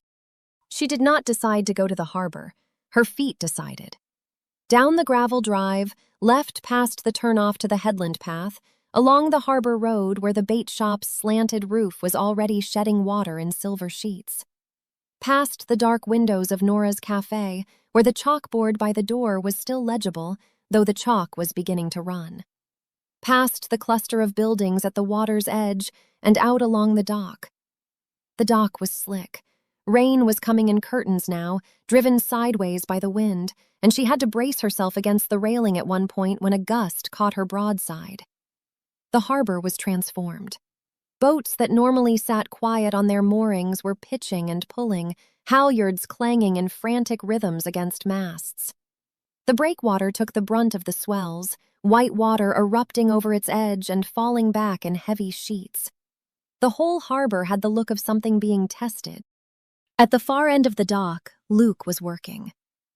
He had a blue tarpaulin half spread over the Segundo's exposed hull, fighting the wind for every inch of it. The tarp billowed and snapped, twisting out of his grip each time a gust found its edge. He wore no rain jacket, just his faded flannel over a gray t-shirt, both soaked through and dark against his skin. His hair was flattened to his forehead. He was trying to secure a line from the tarp's grommet to the cradle's crossbeam, but the angle was wrong, the wind was wrong, and he was one pair of hands short. Emma didn't call out. She crossed the last stretch of dock, grabbed the loose corner of the tarp as it whipped toward her, and pulled. Luke looked up. Rain was streaming down his face, and for a moment his expression was unguarded, a flash of surprise and something else, something he didn't have time to contain before the wind yanked the tarp sideways and they both had to lean into it. They worked without speaking. There was no room for words in the storm's noise, the percussive hammering of rain on the tarp and dock and hull, the groaning of the cradle's timber supports, the deep rhythmic boom of waves hitting the breakwater. Emma held the tarp's corner taut, while Luke threaded the line through the grommet and looped it twice around the crossbeam, pulling it tight with a sailor's economy of motion. They moved to the next corner. She anticipated what he needed before he gestured, reading the work the way she had once read a canvas, seeing where the tension wanted to go and meeting it there. The bow section, stripped and luminous even in the storm's gray light, had to be covered first. That honey-colored grain, so carefully revealed over weeks of patient sanding, would absorb water like a sponge if left exposed. Luke pulled a second tarp from a canvas bag beneath the workbench, and they wrestled it over the bow, Emma bracing her weight against the wind while he secured the lines at 6 points, his calloused hands working the knots with the precision of someone who understood that the difference between a boat that survived a storm and one that didn't came down to the care taken before the weather arrived. There were other things to secure. The canvas drop cloth, the workbench tools, a tin of finish that would ruin if water got in. Luke handed her things and she stowed them in the sheltered space beneath the dock overhang where the cradle met the pilings. A solvent can, the sanding block, a zippered roll of chisels, the thermos. She recognized each object the way you recognize the furniture in a room you visited every morning. She knew which tools went where because she had been watching him use them for weeks. A gust hit that was different from the others. Harder, longer, with a sound like tearing canvas. The dock shuddered beneath them. Luke reached for a line that had worked loose on the Segundo's port side, and Emma saw his boots slip on the wet planks. She caught his arm, held it, felt the muscle beneath the soaked flannel, the warmth of his body against the cold rain. He steadied, looked at her. Rain ran between them. She let go. They finished in the wind. The last line cinched, the last tarp corner weighted down with a spare block of lumber.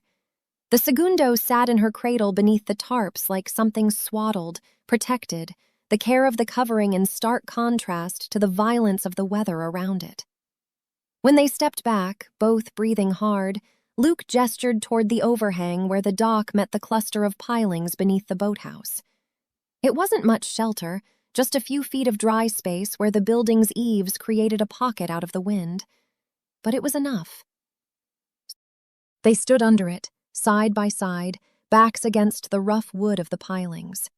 Rain hammered the dock just beyond their feet.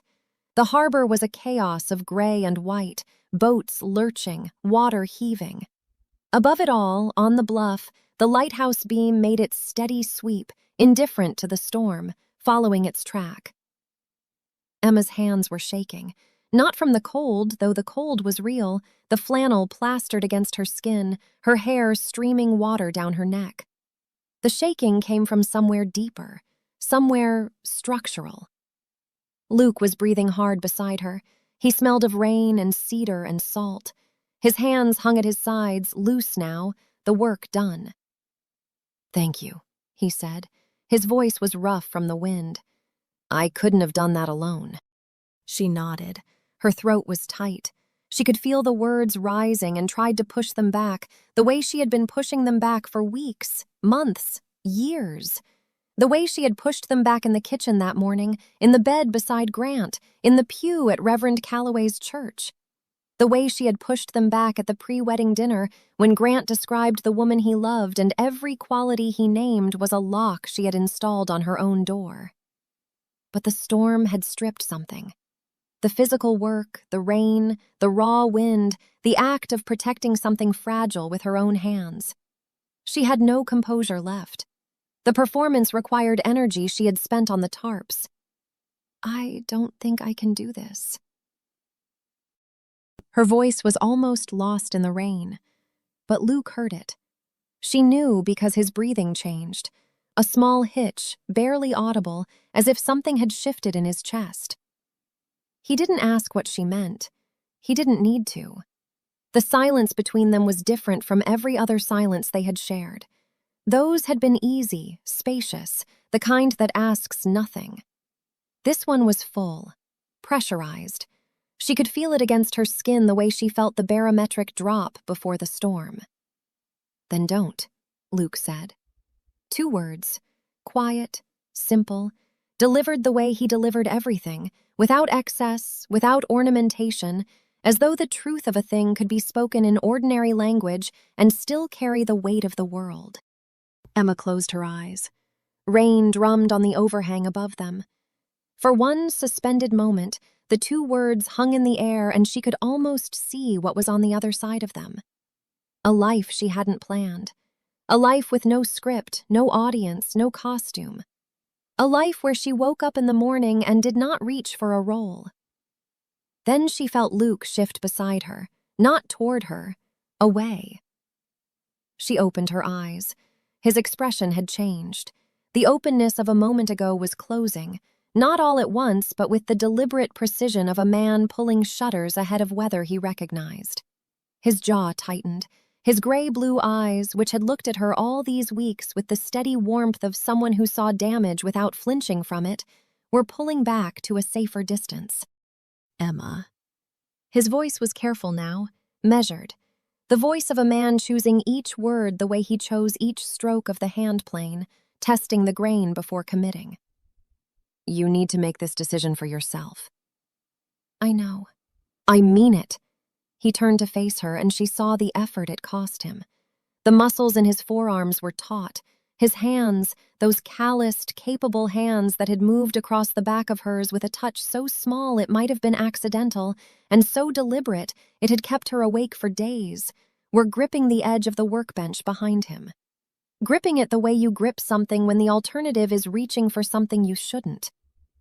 "I can't be the reason," he said.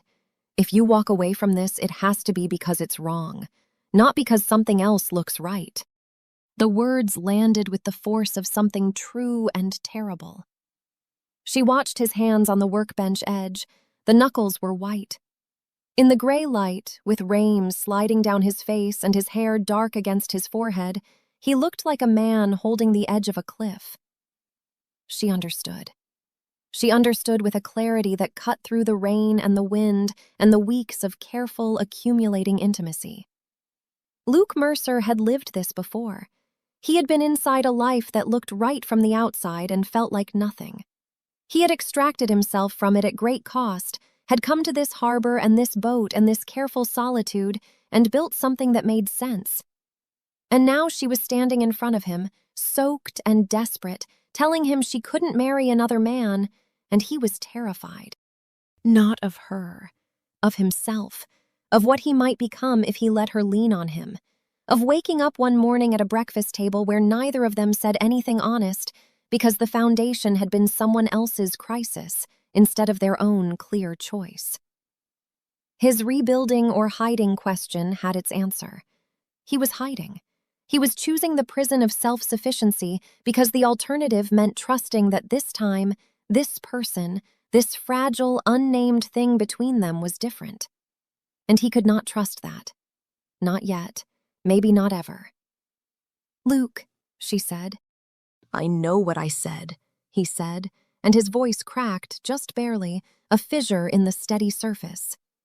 "About the boat, about not being in my own life. I know how it sounded. But this is yours, Emma, this choice. If I'm part of the equation, it's not a choice. It's just trading one architecture for another." Architecture. There was the word again, passed between them like a key that fit a lock neither had built. She looked at his hands gripping the workbench. She remembered how they had looked the evening he touched her, after she had pulled away. He had stared at his own fingers with surprise and a flicker of fear, then picked up the sanding block and held it like an anchor. The same gesture, the same need to grip something belonging to a world that made sense. But this was different. This was not surprise. This was a decision. He was choosing not to reach for her, and the choosing was costing him everything she could see in the set of his shoulders, and the line of his jaw, and the white of his knuckles against the dark, wet wood. "I'm not asking you to be the reason," she said. "I know you're not. That's what makes it harder." The rain was easing. She hadn't noticed when it began to slacken, but the percussive hammering on the overhang had gentled to a steady drum, and the wind had shifted from assault to persistence. Across the harbor, she could see the masts of the fishing boats beginning to settle, their arcs narrowing as the worst of the gusts moved east. Luke released the workbench.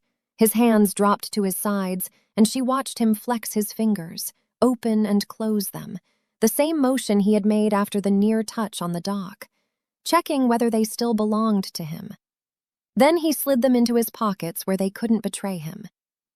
"Go home, Emma," he said, not unkindly, not coldly, with the terrible gentleness of a man who was protecting them both from something he did not believe they were ready for. "Go home and figure out what's true." She stood there for a moment longer, rain dripping from the overhang between them, the harbor slowly settling around them like a held breath releasing. She wanted to say something that would break through the wall he was building in real time, but she recognized the masonry. It was the same as hers. Different architecture, same purpose. Keeping the dangerous feelings contained behind something load-bearing, something that could hold weight. She stepped out from under the overhang into the rain. The walk back was long and cold and clarifying.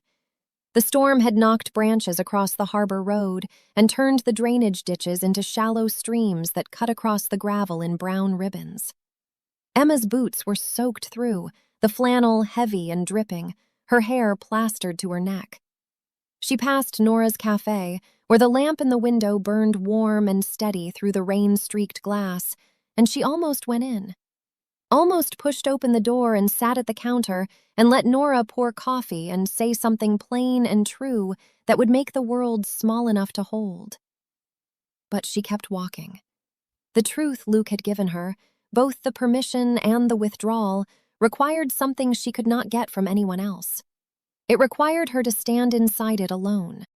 She came up the gravel drive to the Whitfield house as Grant's truck pulled in ahead of her. He climbed out, grinning, rain-soaked, his sandy hair dark with water and his rain jacket streaming. He had the exhilarated energy of a man who had spent the morning doing something physical and necessary, and doing it well. "You're soaked," he said and laughed. "Did you go swimming?" "Went for a walk." "In this?" He gestured at the sky, the dripping trees, the puddles spreading across the drive. He shook his head, still grinning. "I thought I was marrying the sane one." The word marrying landed and she held very still. It was spoken as certainty. It was a joke. It was the easy confidence of a man who had never once considered that the wedding might not happen. "Stormproof," he said, pulling off his rain jacket and shaking it. "Whole marina's buttoned up. Sailboat from Slip 14 was riding way too high. Took 3 of us to get her retied. But we got it done." He held the front door open for her, still smiling. "Your mom's inside making something. I think there's soup." She stepped past him into the warmth of the house. The kitchen smelled of onions and thyme. Joan stood at the stove, stirring. She looked up at Emma and her eyebrows rose at the state of her. The dripping flannel, the soaked jeans, the hair hanging in dark, wet ropes. "For heaven's sake," Joan said, which was the closest Joan Carlisle came to alarm. "Go change before you catch something." Emma went upstairs. She peeled off the wet flannel and hung it on the back of the bathroom door, where it dripped steadily onto the tile. She stood in front of the mirror and looked at herself. Hair plastered flat, face raw from the wind, shadows beneath her eyes that no concealer would cover today.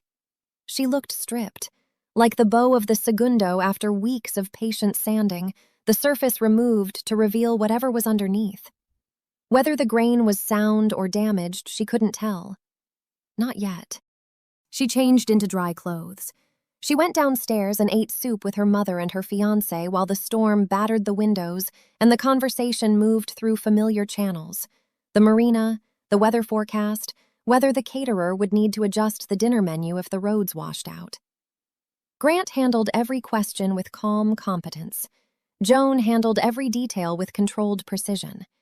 Emma handled her spoon and her composure and the careful choreography of appearing present.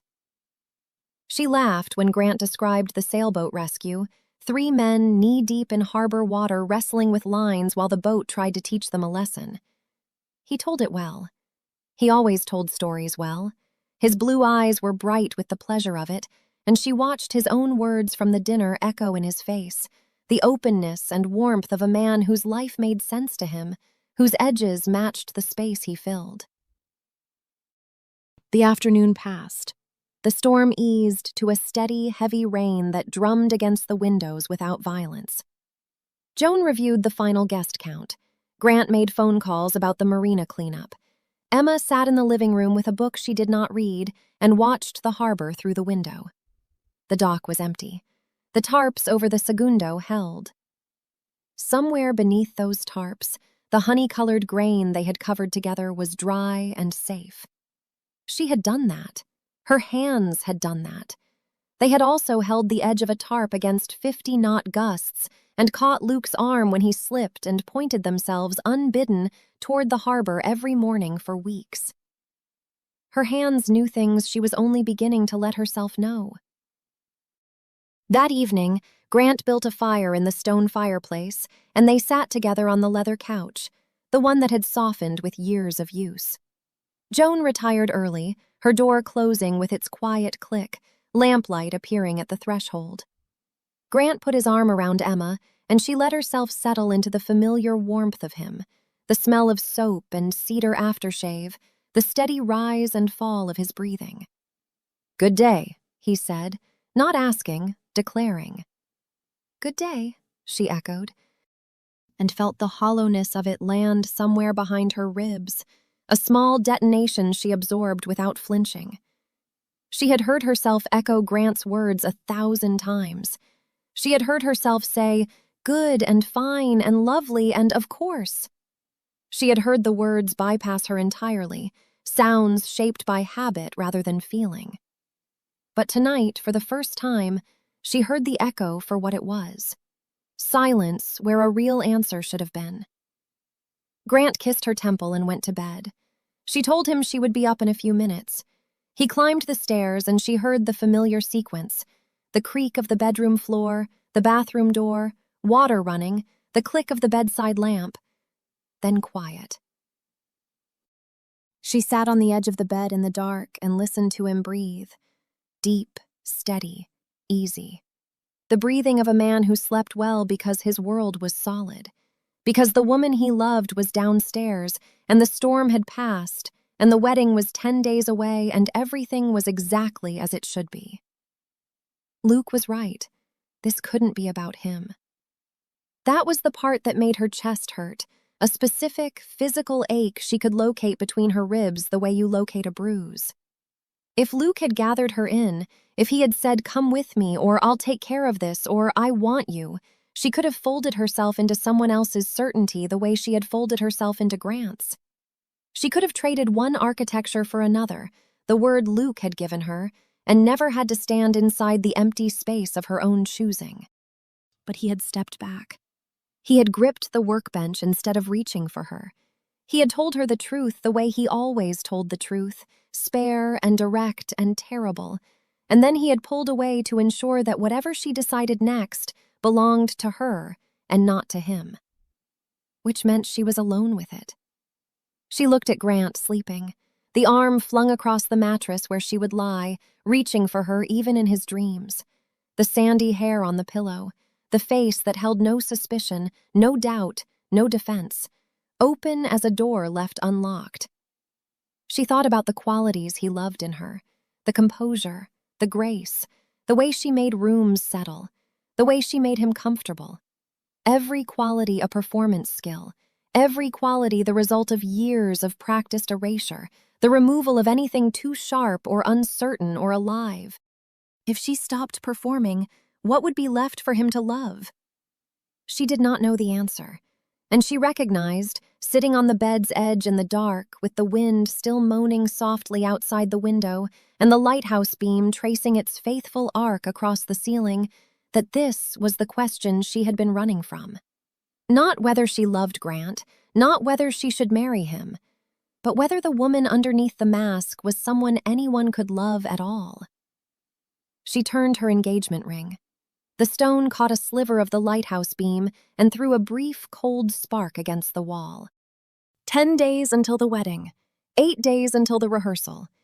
In the white church behind the Douglas firs, the sign would still be posted, her name and Grant's joined by a word she could not focus on, and Reverend Calloway would be expecting them to stand at the altar and say vows that one of them had written with his whole heart and the other could not feel. Grant shifted in his sleep.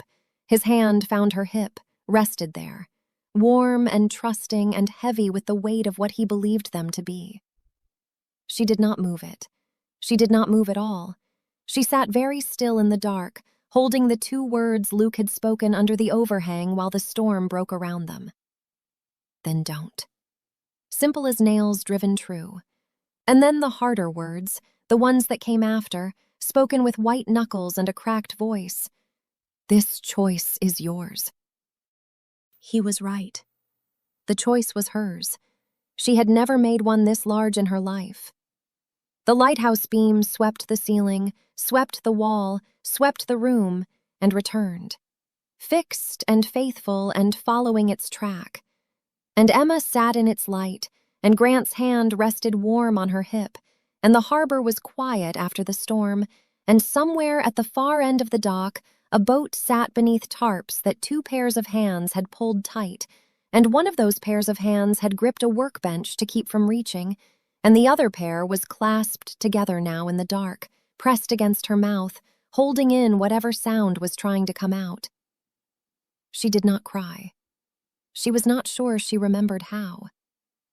But she sat there, and she held it, and she did not sleep. Chapter 7. Unraveling. 7 days before the wedding, Emma forgot the word for the color of the kitchen walls. She was standing at the counter with a coffee mug in both hands, staring at the wall above the stove, where a row of copper-bottomed pans hung in descending order of size, and the word simply was not there. She knew the color. She had seen it every morning for 3 years of visits to this house. It was warm and slightly golden, and it caught the early light in a way that made the kitchen feel like the inside of a lantern. But the word for it, the name, the label that would let her file it away and move on, had slipped beneath the surface of her mind like a stone dropped into dark water. She stood there, holding her coffee, and the silence in the kitchen pressed against her from every direction, and she could not think of the word. 3 days since the storm. 3 days since she had walked to the harbor. 3 mornings of waking before dawn and lying still, listening to Grant breathe, watching the ceiling brighten by imperceptible degrees while her body pulled toward the door and she did not let it move. She had stayed in the house. She had answered questions. She had approved the final hors d'oeuvres list that morning as the caterer required, choosing the crab cakes and the fig and goat cheese tartlets because Joan's pen hovered longest over those 2 options. She had confirmed transportation for the out-of-town guests, agreed that the string quartet's break before dinner would work fine, and listened to Grant's mother discuss the arrangement of chairs on the back porch for the rehearsal dinner with the same focused, empty attention she might give to a stranger's conversation overheard in a restaurant. But this morning, her composure had a seam in it. She could feel it the way you feel a thread pulling in a sweater, the slight give before the whole weave starts to loosen. She had not slept more than 2 hours in a row since Tuesday night. The shadows under her eyes had deepened past what concealer could manage, and she had stopped trying. The cream cable knit she wore hung looser than it had a week ago, and her hair was pulled back in a clip without any attention to how it looked. The kitchen smelled of coffee and cedar. Grant's note sat beside the coffee pot in his clear, forward-slanting handwriting. Something about checking on the dock repairs from the storm. She had read it when she came downstairs and now could not remember what it said. The engagement photograph on the mantel was visible through the doorway to the living room, and she looked away from it with the practiced speed of someone avoiding a crack in the sidewalk. Butter. The walls were butter-colored. The word arrived like something carried in on the tide, late and unhelpful. She set her mug down and pressed both palms flat against the counter and closed her eyes. She heard Joan's door open upstairs, the soft, precise footsteps on the hallway floor, then the creak of the 3rd stair from the top. Her mother's morning descent had the same rhythm every day, measured and certain, as if the house itself were an extension of her planning. Emma opened her eyes and straightened. She picked up her mug. Joan appeared in the kitchen doorway wearing a dove-gray blouse, her silver-streaked auburn hair pinned back with its usual precision. The leather notebook was in her left hand, closed. Her reading glasses hung from a chain around her neck. She looked at Emma the way a surveyor looks at a structure that might not pass inspection, not with cruelty, but with the kind of attention that leaves nothing unexamined. "You haven't been sleeping," Joan said. It was not a question. Emma took a sip of coffee that had gone cold. "I'm fine. Just the usual pre-wedding." "Don't." Joan's voice was quiet, but the word landed like a door shutting. She set the notebook on the kitchen table and pulled out a chair but did not sit. Her fingers rested on the chair back. "You've been saying that for 2 weeks, and I have been letting you, and I am finished letting you." Emma said nothing. The refrigerator hummed. Outside, a gull called from somewhere near the harbor, thin and sharp. "You haven't been to the harbor in 3 days," Joan continued. "I know because I've been watching. Before that, you went every morning. I know because Margaret Hale told me, and because I have eyes, Emma, and because I raised you, which means I know what it looks like when you're carrying something you won't put down." Joan's hand went to her wedding band. The familiar gesture, the right thumb pressing the gold, rotating it a quarter turn. But this time the motion was not absent or habitual. This time Joan pressed hard, the knuckle whitening, as if she were trying to hold the ring in place against some force that might pull it away. "Tell me this isn't what it looks like," Joan said. "What does it look like?" Joan's eyes were sharp, not angry, afraid. The fear was disguised as authority, layered beneath the same careful composure Emma had studied and replicated her entire life. The set jaw, the level gaze, the voice that never rose because rising would mean something had gotten past the defenses. But the fear was there, running underneath like a current beneath ice, and Emma could see it because she knew the architecture. She had been built from the same blueprint. "It looks like a woman who is 7 days from the most important commitment of her life and cannot look her own mother in the eye." Emma looked at Joan, held her gaze. She tried to find something to say that would be both honest and safe, and the two conditions refused to occupy the same sentence. "Mom, I have watched you walk through this house for 2 weeks like a guest in your own life. I have watched you approve decisions without reading them. I have watched you sit beside Grant and look through him. And I have watched you come back from that harbor with something in your face that I—" Joan stopped. Her mouth closed with the precision of a lock turning.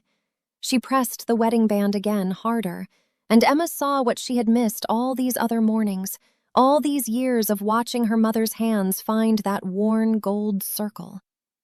Joan was not touching the ring to remember. She was touching it to hold herself together. The ring was not a memento. It was a seal, a cap pressed over something that had been contained for 22 years, and Joan's thumb rotated it the way you check a valve, not because you think it might be leaking, but because you know what happens if it does. "Pre-wedding nerves are normal," Joan said. Her voice had gone cold. Not harsh. Cold the way deep water is cold, the kind of temperature that stops things from growing. "The important thing is to push through. You push through, Emma." The command was philosophy and plea at once. Not advice, but instruction. The same instruction Joan had given herself every morning for 22 years since Emma's father died. Since a doctor's phone call rearranged the architecture of Joan's world, and she rebuilt it, piece by careful piece, around the principle that forward motion was the only acceptable direction. That grief was a room you sealed and locked and never entered again. That the worst thing you could do was stop. Emma understood this. She understood it in her body, in the bones that were shaped like Joan's bones, in the composure that was learned at Joan's kitchen table and practiced at Joan's funeral and perfected in the decades since. She understood that her mother was not trying to silence her. Joan was trying to save her. The way Joan had saved herself, by enduring, by keeping the surface intact, by refusing to look at the thing that would break her if she let it. "I'm handling it," Emma said. The words came out thin, unconvincing, a watercolor left in the rain. Joan studied her for a long moment. Then she picked up the notebook, opened it, and turned to a page dense with her tight, controlled strokes. "The florist confirmed the delivery for Tuesday. The corsages are finished. Your aunt's dietary card has been flagged for the caterer. I need you to review the final seating chart by this afternoon because there's been a change. The Palmers can't sit near the kitchen entrance, something about Meg's back, and Grant's mother has an opinion about the head table configuration that I am not going to be the one to resolve." She was filling the silence, laying brick after brick of logistics into the space where the real conversation had been. The same way she had filled every silence since Emma's father died. Plan by plan, decision by decision, until the silence was walled in and nothing dangerous could escape. "I'll look at it after lunch," Emma said. Joan nodded once. She turned toward the stove to put on the kettle, and as she moved, the morning light caught the gold band on her left hand. 22 years of wear had softened its edges, thinned the metal along the bottom where it pressed against her finger. A ring worn by a woman who would never take it off, because taking it off would mean admitting that the life it represented was over, and admitting that would mean feeling the full weight of what she had lost, and feeling that weight would mean she might not survive it. Emma watched her mother fill the kettle with the same precise, controlled motions she brought to everything, the same motions Emma brought to everything, and thought, I learned this from you. Not the planning, not the composure, the sealing, the locking, the turning of the ring to make sure the valve holds. And she thought, I am doing the same thing, right now, standing in this kitchen holding a cold cup of coffee, approving seating charts and corsage deliveries, making my face into something that won't alarm anyone. Sealing the crack, checking the valve. Joan set the kettle on the burner and turned the flame up. She did not look at Emma. 7 days, she said quietly. That's all, just 7 more days. She said it the way you say a prayer, or a plea, or a sentence you are serving. Emma set her mug in the sink and went upstairs. She did not review the seating chart. She sat on the edge of the bed in the room she shared with Grant, and she looked at the harbor through the window, and at the far end of the dock she could see the shape of a boat in its cradle, and beside it, a figure moving with the unhurried patience of someone who had all the time in the world and nothing to prove to anyone. She pressed her hands flat against her knees. She breathed. Then she stood up and went to find her shoes. The walk to the harbor took 12 minutes. She had timed it without meaning to, the way the body catalogs things the mind refuses to acknowledge. Down the gravel drive, left past the turnoff to the headland path, along the harbor road where the bait shop's slanted roof still had a dark tide line from the storm water, past Nora's cafe, where the chalkboard by the door listed the day's coffee in weathered handwriting, and the windows were beginning to fog with warmth. Out along the dock, past the crab boats and the trawlers with their rust-streaked hulls, past the battered aluminum skiff that always seemed to be taking on a little water, to the far end where the pilings were crusted with barnacles and the air tasted of brine and creosote. The segundo looked different. Emma stopped walking. She stood on the dock with her hands in the pockets of her jeans and stared. The tarps were gone. The blue tarpaulin she had helped pull tight in the storm was folded neatly on the workbench, and the boat itself, sitting high in its cradle with the harbor water lapping at the pilings beneath it, was no longer a ruin. The hull gleamed, not with paint, with the warm, living glow of finished wood, honey-colored grain that ran in long, unbroken lines from bow to stern. The last of the old blue paint was gone. Every inch had been stripped, sanded, and sealed. The wood was smooth and luminous, catching the flat morning light and holding it the way good wood does, not reflecting but absorbing, warming from within. The bow section she had watched Luke work on for weeks was indistinguishable from the stern now. The whole hull had the same patient, earned beauty, the beauty of something that had been taken apart to its bones and put back together by hands that cared more about getting it right than getting it done. Luke was sitting on his overturned crate with a rag in his hands, working oil into what looked like a section of the gunnel. He wore a faded Henley, sleeves pushed past his elbows, forearms dusted with the fine residue of sanding. His dark hair was uncombed, his work boots were untied. He looked up when she stopped, and his gray-blue eyes held hers for a beat longer than they should have before he looked back down at his hands. "Been a few days," he said. "I know." Silence. The halyards clinked against the mast of a sailboat 2 slips down. A cormorant sat on a piling, wings spread to dry. Emma looked at the hull. "She's beautiful," she said. Luke rubbed the rag along the wood in a slow, even stroke. "Getting there." "No!" Emma shook her head. "She's beautiful. You finished her." Not finished. Close. He set the rag down on his knee and looked at the hull with the careful attention of someone who knew where every flaw hid, every place where the grain had been reluctant or the wood had fought back. "Still needs rigging. Cabin's gutted. A lot of work before she touches water." "But the hull." "The hull's sound." Emma walked closer. She could smell the oil he was using, something warm and slightly sweet, mixed with cedar and the salt air. The wood was warm under her fingertips when she touched it, or maybe that was the oil, or the sun just now breaking through the overcast. She ran her hand along the planking the way Luke had guided her hand weeks ago, feeling for the joint his father had built. She found it without help this time. The hairline seam where two planks met and became one, still tight after decades. "My mother confronted me this morning," she said, her hand still on the hull. Luke picked up the rag again. He did not ask for details.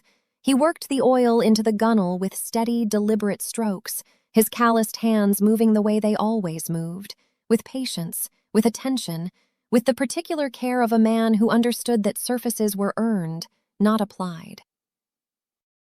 "She knows I've been coming here. She knows something is wrong. She told me to push through." Emma paused. "It's her answer to everything. Push through. Don't stop. Don't look at the thing that scares you. Just keep moving forward until you're past it." "Some people survive that way." "I know. She did. After my father died, she—" Emma stopped. She took her hand off the hull. "She rebuilt everything. The house, the finances, the routines. She held it all together. She raised me alone and she never fell apart. Not once that I saw." "That costs something," Luke said quietly. "It cost everything." The words came out before Emma could shape them, raw and unedited in a way that surprised her. She sealed the grief. She turned it into planning and decisions and forward motion. And she taught me how to do the same thing, not on purpose, just by being who she is, by showing me that the way you survive loss is by never letting anyone see you feel it. Luke was silent for a while. He set the rag down on the crate beside him and looked at the segundo, not at Emma. His hand settled on his knees, and she noticed that his fingers were not still. They drummed once, twice, then went flat. He picked up the rag, set it down again, picked up the sanding block that sat beside the crate and held it without using it, the way he had held it in the weeks before, something familiar to grip, something from the world of tools and wood where things made sense. "This boat sat in a boathouse for years," he said. "After my father died, nobody touched her. A few people came to look, kicked the hull, said she was too far gone. Soft wood, failed joints, water damage, everything you'd expect after that long in the dark." He turned the sanding block over in his hands. "Everyone said it wasn't worth the work." Emma waited. But the bones were good.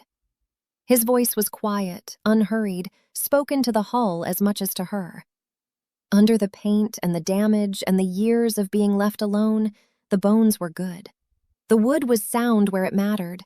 The joints my father built held. It just needed someone to decide it was worth the work. He set the sanding block down with care, placing it precisely parallel to the edge of the crate. Then he looked up at her, and his gray-blue eyes held something she had not seen in them since before the storm. Warmth that was not guarded, attention that was not measured. "But nobody could decide for the boat," he said. The second sentence landed differently than the first. The first was encouragement.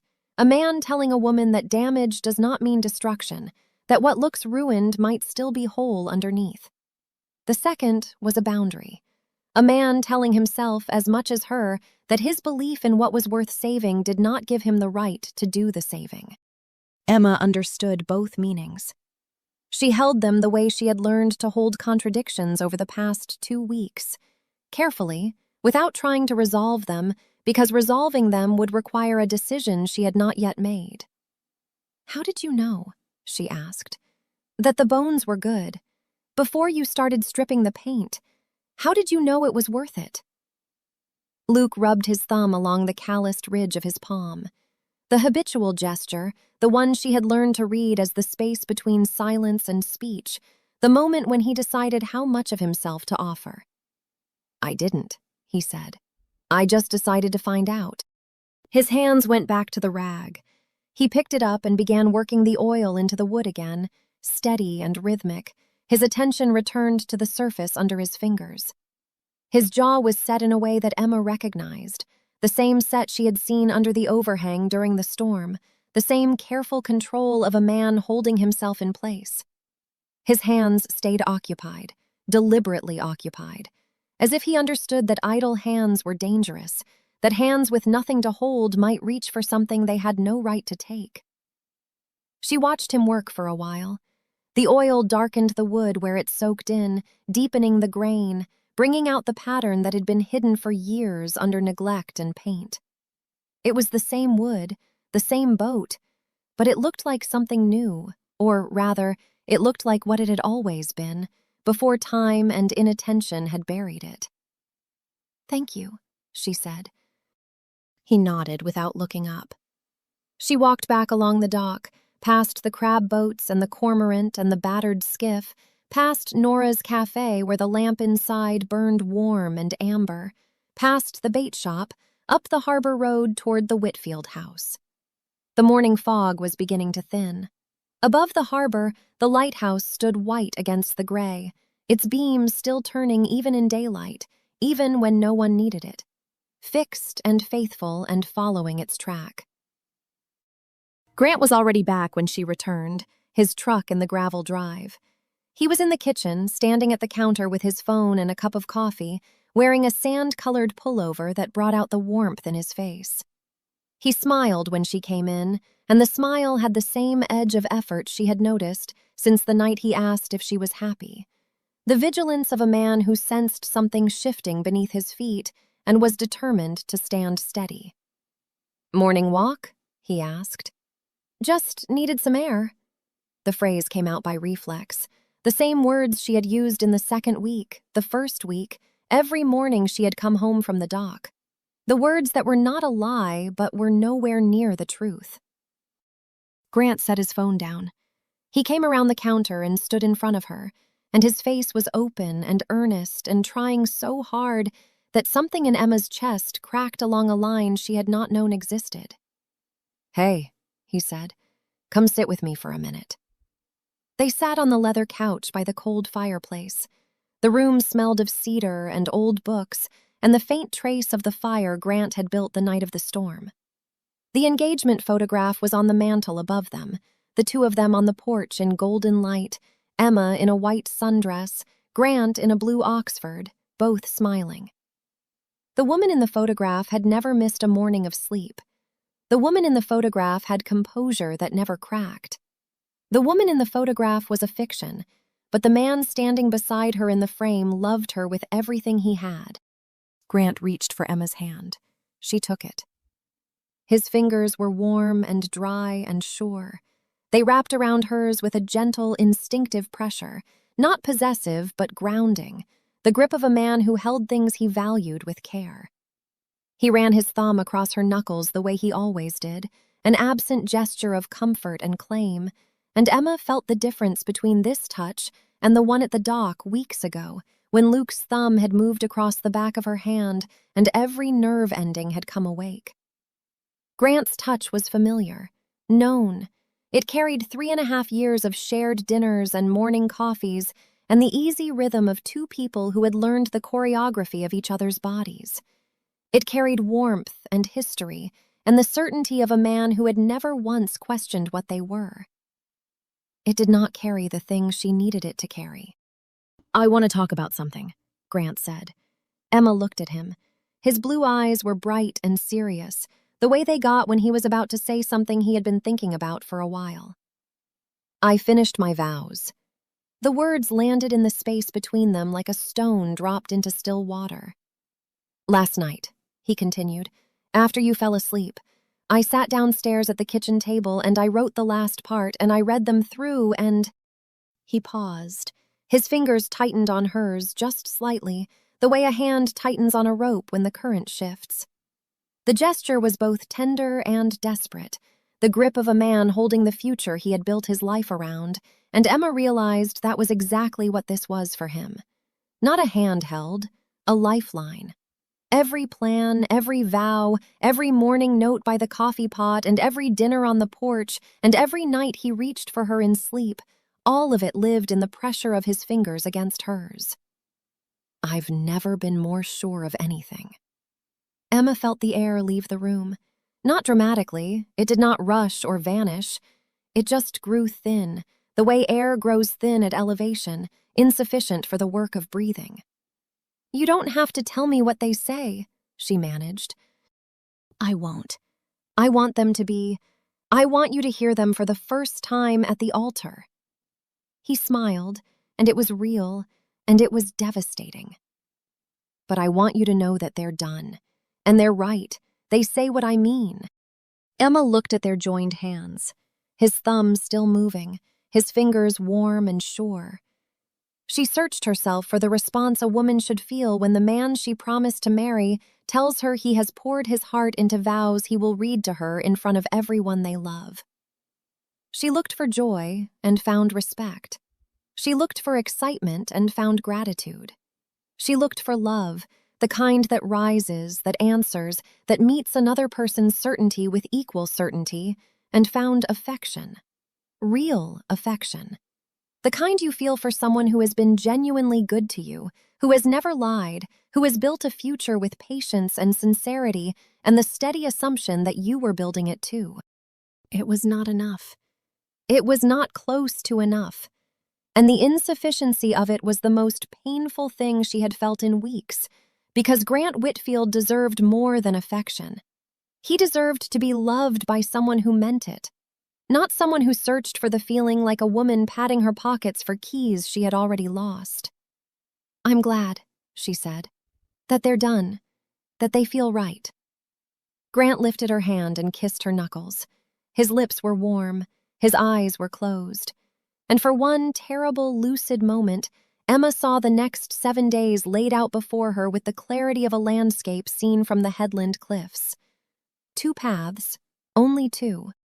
In 5 days she would stand at the rehearsal, and in 7 days she would stand at the altar in the white church behind the Douglas firs, where Grant's parents married, and his grandmother's funeral was held, and Reverend Calloway would open his book, and Grant would read the vows he had written with his whole heart to a woman who did not exist, and she would say words she did not mean, and the seal would close, and she would become Joan, enduring, performing, pushing through for the rest of her life. Or she would break the most certain thing in Grant Whitfield's world. There was no third option. She had looked. She had spent 3 sleepless nights and 17 days of harbor mornings and an entire storm looking for a door that was not there. The compromise she had been constructing, the possibility that she could fix herself, find the feeling, make the performance real through sheer force of will, had finally collapsed under its own weight. She could not make herself love him the way he deserved. She had tried. The trying was what the last 3.5 years had been. Grant opened his eyes. He looked at her with the unguarded trust she had seen 100 times across dinner tables, on the porch at sunset, in the dark before sleep. The trust of a man who had never needed armor because his world had never given him reason to build any. "We're going to be good," he said. "You know that, right?" She nodded. Because the alternative was a truth that would split the ground between them, and she was not ready. Not yet. Not here on this couch, in this room, beneath this photograph with his hand still warm around hers, and his vows sitting somewhere in this house, written in his clear, forward-slanting handwriting, saying things she would never be able to unhear. "I know," she said. He kissed her forehead. He stood. He went to the kitchen to make more coffee, and she heard him humming something she didn't recognize. Happy, tuneless, the sound of a man who had just put the finishing touch on the most important thing he had ever written and felt it was right. Emma sat on the couch alone. The engagement photograph watched from the mantel. The woman in the white sundress smiled her practiced, perfect smile. Emma looked at her and thought, "I built you. I built you carefully and completely, and I put you in front of him and he fell in love. And you are the cruelest thing I have ever done." That evening, after dinner, after Joan retired with a quiet click of her door, and Grant went to bed with a kiss on Emma's temple and the deep, easy breathing that followed him into sleep, Emma sat at the kitchen table. The house was still. The lighthouse beam made its sweep across the window, there and gone, and there again. She opened her laptop. The screen glowed blue-white in the dark kitchen, and for a long time she sat with her hands above the keys, not typing. The cursor blinked in an empty document. patient, unhurried, willing to wait. She wrote one sentence. "I need to tell you something I should have said a long time ago." She stared at the words. They were true. They were the truest thing she had written in years. But she did not know who they were for. Grant, who deserved the truth and would be destroyed by it. Joan, who had spent 22 years sealing the exact kind of crack that was opening now in her daughter. Luke, who had heard her say she couldn't do this and had the terrible kindness to step back. Herself, the woman behind the mask, the one she was not sure anyone had ever met. She closed the laptop without saving. The kitchen went dark except for the lighthouse beam. Upstairs, Grant slept. Down the hall, Joan slept. At the far end of the dock, a boat sat in its cradle with a hull that glowed, rebuilt from ruin by hands that understood that the work was the decision, that choosing to strip the paint was choosing to believe the bones were good. 5 days until the rehearsal. 7 until the wedding. Emma sat at the table with her hands flat on the closed laptop and the lighthouse beam sweeping the dark kitchen wall, and she knew that the sentence she had written was not a beginning. It was an ending. The ending of every lie she had told for 3.5 years, every smile she had performed, every morning she had straightened her hair and checked her composure and walked into a life that looked perfect from the outside and felt like nothing on the inside. She just didn't know yet if she had the courage to speak it out loud. Chapter 8. Without Light. 4 days before the wedding, Emma woke to the sound of wind. Not the storm wind of the previous week, not the driving horizontal gusts that had tested every line and tarp in the harbor. This was quieter. A steady offshore push that pressed against the bedroom window with patient insistence, the kind of wind that preceded a change in weather rather than announcing one. She lay still, listening to it, and to Grant's breathing beside her, and to the lighthouse beam making its faithful pass across the ceiling above them both. She had not slept. Not really. 2 hours, sometime around 3 in the morning, a thin, dreamless interval that ended with her eyes open and her mind already running, already composing the sentence she had typed and closed without saving. She could feel it living somewhere behind her sternum now, the weight of unsaid words carried so long they had become part of her anatomy. The clock in the kitchen would read just past 5. Grant would not stir for another hour. Joan's door down the hall was closed, lamplight at the threshold. Emma dressed in the dark. The cream cable knit hung from the closet hook, and she pulled it on without thinking. She did not check the mirror above the dresser. She did not straighten her hair. These small acts of refusal had become easier over the past week. Or perhaps she had simply run out of the energy required to maintain them. She was not sure which explanation frightened her more. The third stair from the top creaked under her weight. She paused, listened, heard nothing from Joan's room. The kitchen was gray with early light, the French press cold, the pad by the coffee pot blank. Grant had not left a note this morning. She stood in the butter-colored kitchen and thought about the sentence she had written and closed without saving, and then she put on her shoes and went out through the front door and down the gravel drive. The harbor road was empty. The bait shop's slanted roof still showed its dark tide line from the storm. A gull sat motionless on a piling near the breakwater, facing into the offshore wind with the disinterested patience of something that understood weather as a condition rather than an event. Nora's cafe was dark, the chalkboard by the door illegible in the pre-dawn gray, though as Emma passed she saw a faint light through the kitchen window in back, warm and amber, and imagined Nora already working. The thought steadied her. She did not stop. The dock planks were slick with dew. She walked their length with the sure-footed habit of someone who had been making this trip every morning for weeks, her body knowing the route better than her mind, and when she reached the far end where the pilings crusted with barnacles marked the boundary between harbor and open water, she stopped. Something was different. The segundo sat in her cradle as always, her hull glowing even in the flat gray light, honey-colored wood running in clean, unbroken lines from bow to stern. The transformation was complete. Every trace of the neglected boat Emma had first seen, scarred and stripped and mottled with decades of fading blue paint, had been replaced by this. Something whole, something sound, something that looked the way it had been meant to look before time and grief and abandonment had buried it. The tarps were gone, the canvas drop-cloth was gone, the workbench was bare. Luke was kneeling beside a canvas duffel bag, placing his zippered roll of chisels inside with the same unhurried precision he gave to everything. The tin of finish sat beside the bag, already sealed. The thermos stood next to it, cap screwed on. The sanding block that had lived in his hands for weeks, the one he picked up when he needed something familiar to hold, was wrapped in a rag and tucked along the duffel's edge.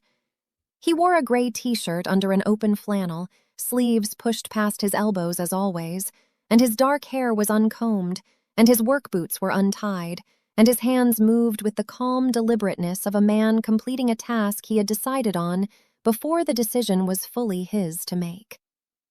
He was packing. Emma stood at the edge of the workspace and watched his hands fold the rag around the oiling cloth, tuck it into the bag's side pocket, cinch the drawstring. The solvent can was already stowed. Everything that had lived on this dock since she first walked out here and heard the sound of a hand plane on wood, every tool and tin and drop cloth and thermos, was disappearing into the duffel with a finality that made her chest constrict. "You're done," she said. Luke looked up. His gray-blue eyes held something she had not seen before. Not the warmth of the last visit, not the careful distance of the storm. Something behind both of those things, something being held back by an act of will so deliberate she could see the effort in his jaw, in the set of his shoulders, in the way his hands did not stop moving even as his eyes found hers. "Hull's finished," he said. "Needs rigging still, cabin work, but the hard part's behind her." He placed the solvent can in the duffel. "I'll launch her after the festival. Couple of guys from the boatyard are going to help me step the mast." "And then?" His hands stopped. 1 beat, 2. Then he picked up the thermos and set it in the bag with the same precision he used to place the sanding block parallel to the edge of the crate. Everything in its right place, everything under control. "A boatyard up the coast that restores old fishing vessels," he said. "They offered me work." He said it the way you say the name of a place you've looked up on a map but haven't visited. Practiced. Not yet real. "I think it's better if I'm not here." The wind off the water pressed against Emma's back, steady and patient. A halyard clanged against a mast somewhere in the harbor behind her. The lighthouse beam, attenuated and pale in the growing dawn, made it sweep above them without pausing. "Better for whom?" she said. It came out flat, not a question. Luke stood. He was taller than she remembered, or maybe she had always been sitting when they talked, always leaning against the railing near his workbench, always looking up at him or across at him from the comfortable angles they had built around each other over these weeks. Standing face to face, she had to tilt her chin to meet his eyes, and what she found there stopped the air in her throat. He was not calm. He was not resolved. His expression held the precise, controlled tension of a man forcing himself in the opposite direction from the one his body wanted to go. She had seen this face before. On the night of the storm, when he gripped the workbench edge and told her he could not be the reason. But that night there had been urgency, heat, the crackling proximity of a crisis unfolding in real time. This was colder. This was premeditated. "Better," he said, and the word came out rough, scraped down to its bones the way he had scraped the hull of his father's boat. He rubbed his thumb along the calloused ridge of his palm. "I told you this choice had to be yours. I meant it. And I can't—" He looked at the segundo. The hull caught the first true light of morning and held it, warm and deep, the way finished wood does, absorbing rather than reflecting. "I can't be standing at the end of this dock when you walk down that aisle." She waited for him to say something else, something that would give her permission to argue, to tell him he was doing the same thing he had done in Portland, The same thing he had warned her about, sealing himself away because the alternative required more trust than he was willing to risk. She wanted to say, "You told me you spent 7 years building a life that looked right from the outside. You left the firm and the apartment and the relationship because you recognized the performance, and now you are performing again. Different stage, same script." She said none of it, because she saw his hands. They had reached for hers in the amber light of a weekday afternoon and traced the joint his father built. They had gripped the workbench with white knuckles in the rain. They had stayed busy with rags and oil and sanding blocks every morning since, holding tools because holding anything else was dangerous. And now they were putting those tools away, closing the bag, cinching the drawstring. His hands were leaving. "When?" she asked. "Day after the festival." 5 days. 5 days, and the dock would be empty at both ends. The cradle would hold only air. The workbench would hold only weather. Luke looked at her then with an expression she would carry for a long time. Not the careful composure he wore like flannel, not the measured attention he gave to damaged wood.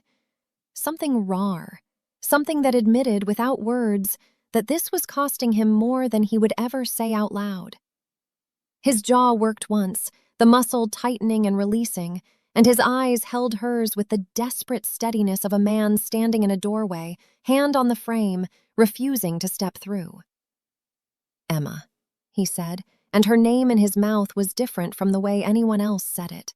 Quieter, more careful, like something he handled with the reverence he gave to the joint his father built, 40 years of salt water and storms, and still holding. "Don't," she said. She was not sure what she was asking him not to do. "Don't leave. Don't stay. Don't say the thing that lives in the space between us. Don't make this harder than it already is." He looked down, his hands curled around the duffel's strap and held there, knuckles tight, not reaching. "You're going to be all right," he said. She held still for 1 breath, 2. Then she turned and walked back along the dock without answering, because her voice had reached the limit of what it could carry, and the next word, any word, would have broken it open. The planks were the same planks she had walked 100 mornings, but they felt unfamiliar beneath her feet, as though the harbor had shifted underneath her while she was standing still. She passed the cluster of buildings at the water's edge without seeing them, passed Nora's amber kitchen light without pausing, and walked up the harbor road toward the Whitfield house with her hands in the pockets of the cream cable knit and nothing in her chest but a clean, cold hollow where the last honest thing in her life had been. The gravel drive crunched under her shoes. She let herself in through the front door and stopped. Joan was standing in the hallway, not sitting at the kitchen table with her notebook open, not working through lists in her controlled, purposeful way. Standing in the hallway between the kitchen and the living room, arms at her sides, back straight, silver-streaked auburn hair pinned with its usual precision. She wore a white blouse tucked into gray trousers, and her reading glasses hung from their chain, and the leather notebook was nowhere in sight. She had been waiting, not working, waiting. The engagement photograph watched from the mantel behind her. The woman in the white sundress smiled her practiced smile. The morning light through the living room windows caught the glass, and for a moment the image glowed with a warmth that had nothing to do with the people in it. "Sit down," Joan said. "Mom!" "Sit down, Emma." There was something in Joan's voice that Emma had heard perhaps 3 times in her life. Not the measured authority of wedding logistics, not the quiet instruction to push through. Something underneath all of that, something that lived in the sealed room of 22 years, pressing against the door. Emma sat on the edge of the leather couch. The cushions gave beneath her with the familiarity of a thing used and softened by years of the Whitfield family lowering themselves into its embrace, and she felt the wrongness of that comfort like a bruise. Joan did not sit. She stood with her feet together on the wide plank floor, and in the early light from the windows her face held an expression Emma had never seen directed at her. Not anger, not the controlled worry of the previous confrontation. Something closer to terror worn as composure, the way a coat is worn against weather that has already soaked through to the skin. "In 4 days," Jones said, "you are going to walk down that aisle." The words were precise, each one placed with the care Joan brought to everything, every seating chart, every vendor confirmation, every decision that kept the machinery of forward motion turning. "Or," Joan continued, and here her voice dropped half a register, "you are going to explain to 200 people, to Grant's family, to your father's memory, why you threw away the best thing that ever happened to you." Your father's memory.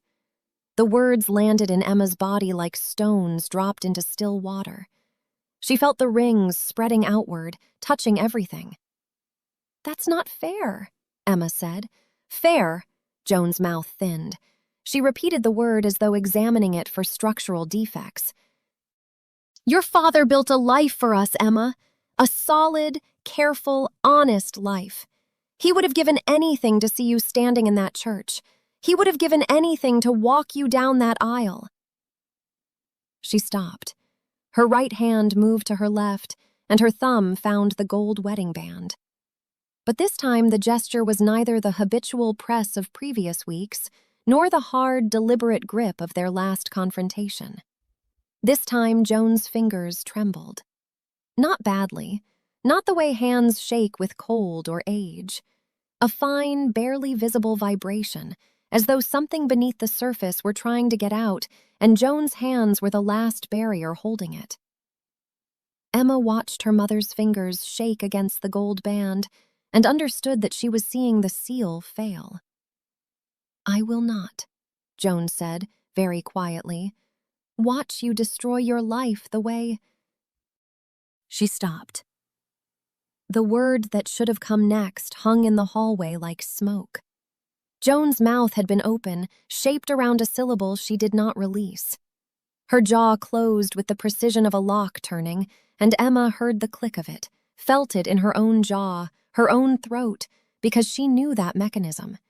She had been built from the same blueprint. The shape of it was there, she could almost see it, but the words behind it were locked somewhere Emma had never been allowed to look. 22 years of silence since the day her father died, and Joan decided that falling apart was not an option. Whatever lived behind that unfinished sentence, Joan had sealed it so completely that even now, standing in the hallway of someone else's house with her hands trembling on the ring her dead husband gave her, she could not let it out. 22 years. 22 years of sealed grief, of forward motion as the only acceptable direction, of checking the valve and finding it held, and held, and held. And now her daughter was reaching for the same handle, threatening to open the door that Joan had spent a lifetime walling shut, and Joan could not say why that terrified her, because saying why meant admitting what was behind the door. "Mom," Emma said, and her voice was very gentle, the way you speak to someone standing near an edge. Joan pulled her hand from the ring. She straightened her blouse, a gesture so small and automatic that Emma almost missed it. But her fingers still shook. She brought them together in front of her waist and held them there, one hand gripping the other, as if she could physically still the tremor through force of will. "I have given everything," Joan said, "to make sure you had what I didn't.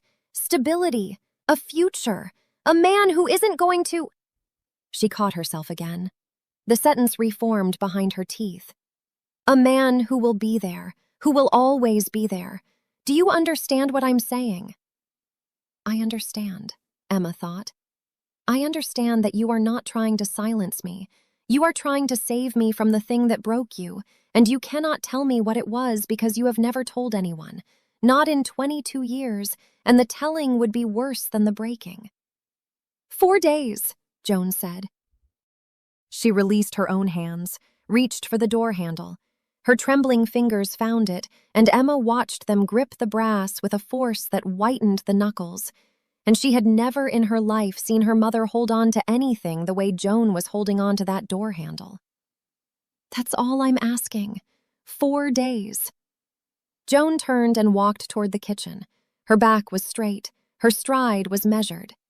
But her hands, before she tucked them against her sides, were still shaking. Emma sat on the leather couch and listened to Joan fill the kettle. The sound of water hitting steel, steady and practical and deliberate. The click of the burner, the small, controlled sounds of a woman rebuilding her composure, one domestic action at a time. The morning aged. The light changed from gray to pale gold. Grant's truck was not in the drive, which meant he had gone to the marina early, before Emma returned. Joan moved through the kitchen with her usual efficiency, and by the time Emma heard the kettle begin to whistle, Joan had already retreated upstairs, her door closing behind her with the quiet, practiced click. Emma sat in the silence Joan left behind and felt the walls of the Whitfield house press closer. The engagement photograph, the wide plank floors, the cedar smell and the stone fireplace, and every comfortable, beautiful detail of a life she had borrowed and could not keep. She thought about Luke kneeling beside a duffel bag with his father's tools packed in careful order. She thought about Joan's fingers trembling on a ring she would never remove. She thought about the sentence on the laptop, unsaved, the truest thing she had written in years, and how it had no recipient because everyone who should hear it was already in the process of leaving or sealing themselves shut. The hours passed the way hours pass when you are waiting for something you cannot name. Joan did not come back downstairs. The house settled around Emma with small sounds, the tick of the clock, the furnace cycling, a branch from the tree in the side yard tapping against the guest room window in the offshore wind. She made coffee in the French press and drank it standing at the kitchen window, watching the harbor. The far end of the dock was visible if you knew where to look, and she looked, and she could see the segundo in her cradle, glowing in the morning light, and beside her a figure moving with unhurried purpose, finishing something. Finishing and leaving. She made herself eat half a piece of toast. She reviewed the seating chart Joan had left on the table, the one she had promised to look at days ago and hadn't. The names swam. Palmer, Davis, Langford, Judge Wilson. The Brennans had confirmed. 192 guests. She moved the Palmers away from the kitchen entrance and could not make herself care where they landed instead. She put the chart back on the table with the edges aligned to Joan's satisfaction and went to the living room and sat in the chair by the window and watched the light move across the floor. Grant came home at 4:30. She heard the truck on the gravel, the door, the particular rhythm of his footsteps that she knew as well as her own heartbeat, 3.5 years of that rhythm embedded in the architecture of her daily life. He came through the front door smelling of salt water, his sandy hair darker from the marine air, wearing the same rain jacket he had worn to the marina every day that week. He saw her in the chair by the window and paused. "Hey," he said. "Hey." He stood in the doorway. She could see him reading the room the way he read weather, the way he read tides and barometric pressure and the set of a mooring line, looking for what had shifted since he left. His eyes moved from her face to the kitchen, where the seating chart sat on the table, to the hallway, where Joan's closed door was visible at the top of the stairs. Then back to Emma. "Everything okay?" She could have said yes. The word was right there, lodged in the familiar groove where it had lived for years, ready to slide out with practiced ease. She could have smiled and asked about the dock repairs and poured him coffee, and they could have eaten dinner on the back porch and talked about the marina and the weather and the festival preparations and the wedding that was now 4 days away, and the evening would have passed the way 1,000 evenings had passed, and Grant would have gone to sleep with his hand on her hip and his breathing deep and steady and trusting. "I'm okay," she said, and even this lesser version of the lie tasted wrong in her mouth. She could feel its edges, sharp where they used to be smooth. Grant studied her. Then he took off his jacket and hung it on the hook by the door and came into the living room and sat on the arm of the chair across from her. Not the couch, the arm of the chair which put him higher, closer, angled so he could see her face in the window light. His blue eyes were open and searching, and she saw in them something she had been dreading. Not confusion, not hope, but the beginning of knowledge.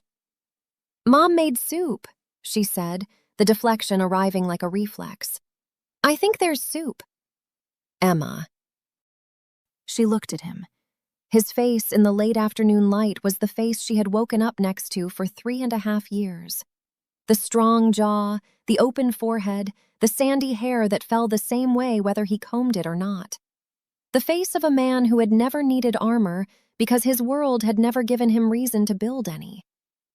But something had shifted in the landscape of that face since this morning, since last week, since the night he finished his vows and told her he had never been more sure of anything. A new topography, uncertainty finding its way into the terrain around his eyes, the set of his mouth. "Something's wrong," he said. Not a question this time. He was finished with questions. "I know something's wrong. I've known for a while." The clock in the kitchen ticked. The branch tapped the window.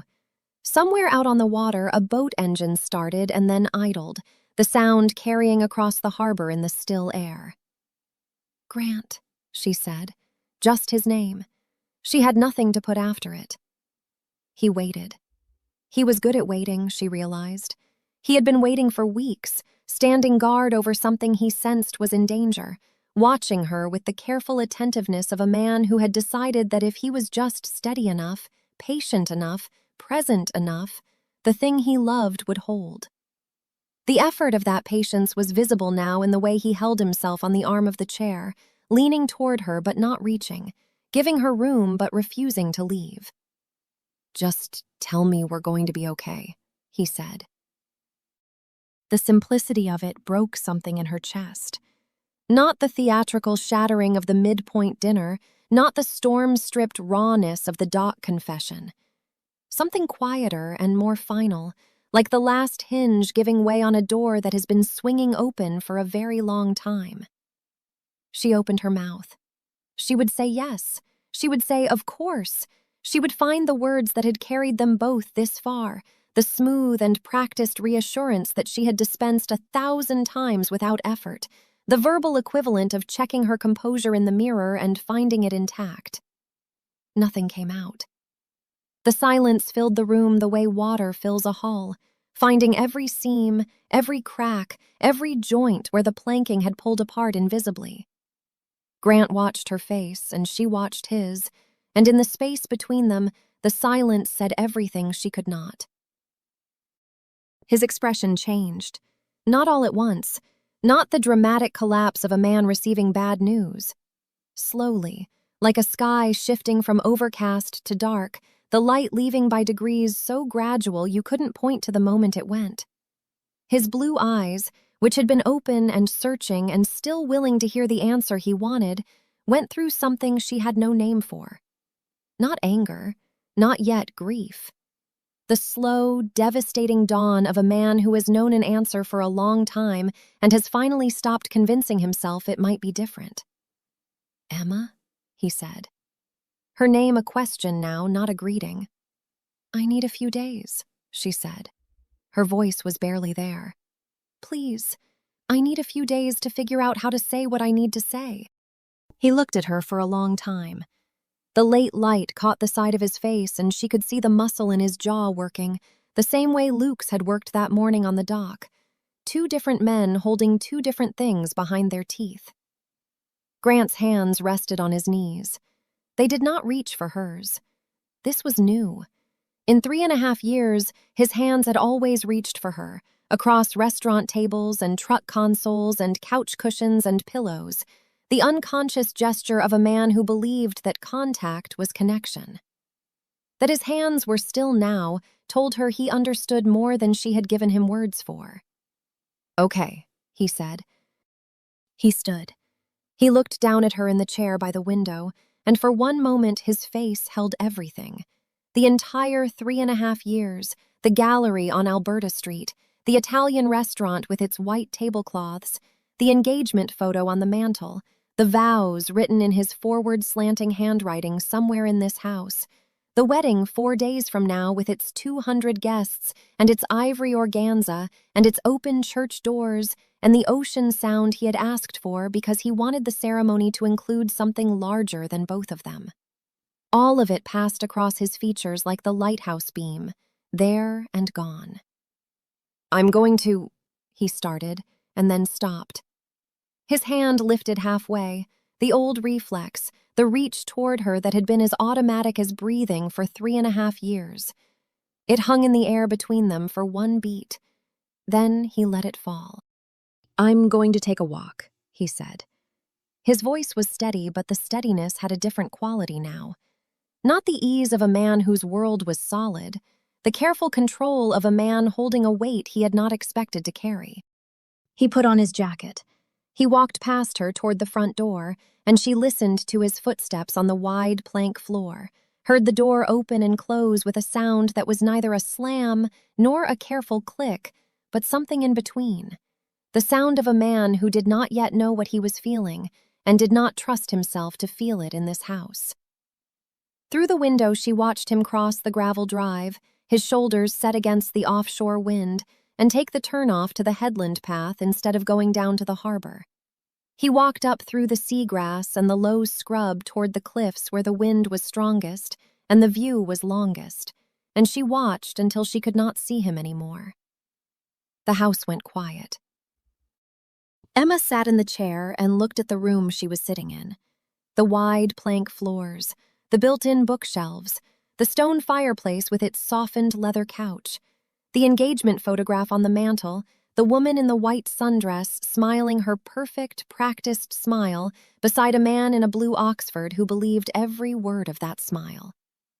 Through the kitchen doorway, the leather notebook sat on the table where Joan always kept it, its edges aligned with the precision of someone who had spent a lifetime making sure everything was in its proper place.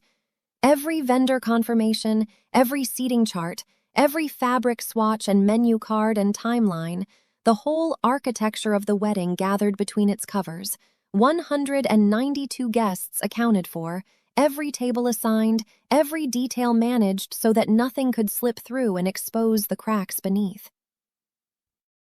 Through the kitchen window, the harbor was going gold with the last of the afternoon light. At the far end of the dock, the segundo sat in her cradle, her hull luminous. Beside her, no figure, the workbench bare, the crate empty. Upstairs, Joan's door was closed. Out on the headland, Grant was walking toward the cliffs. And that morning, at the far end of the dock, a man had been packing tools into a bag. Emma sat in the darkening room and understood, with a clarity that felt like standing in cold water, that she was alone. The one person who had seen her honestly was leaving. The mother who loved her had drawn a line and sealed herself behind it.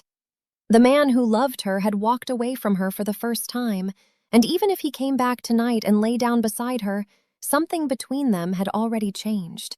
His hands had stayed on his knees. The lighthouse beam began its evening sweep across the harbor, fixed and faithful and following its track. It found the kitchen window and passed through, painting a brief arc of light across the far wall before moving on. She watched it go. The leather notebook sat on the table, edges perfectly aligned, the last artifact of a performed life that no amount of careful planning could hold together. She thought about the segundo's hull, stripped to the truth, glowing in the light it had earned. She thought about her own hull, the one she had spent 3.5 years painting over, and she understood that she was standing at the moment Luke had described, the moment you strip back the surface and see the damage underneath and realize you cannot pretend the surface was ever enough. The room was almost dark now. She did not turn on a light. She sat with her hands flat on the arms of the chair, the way she had sat at the kitchen table the night before, with her hands flat on the closed laptop, and she felt the weight of everything she was about to lose settle into her body like ballast. Grant's love, Joan's approval, the safety of the scripted life. Luke's presence at the end of the dock, the version of herself who knew her lines and hit her marks and never, not once, let anyone see the empty space behind the performance. 4 days until the wedding. 4 days until she stood at the altar in the white church behind the Douglas firs, where Grant's parents married and his grandmother's funeral was held, and promised forever.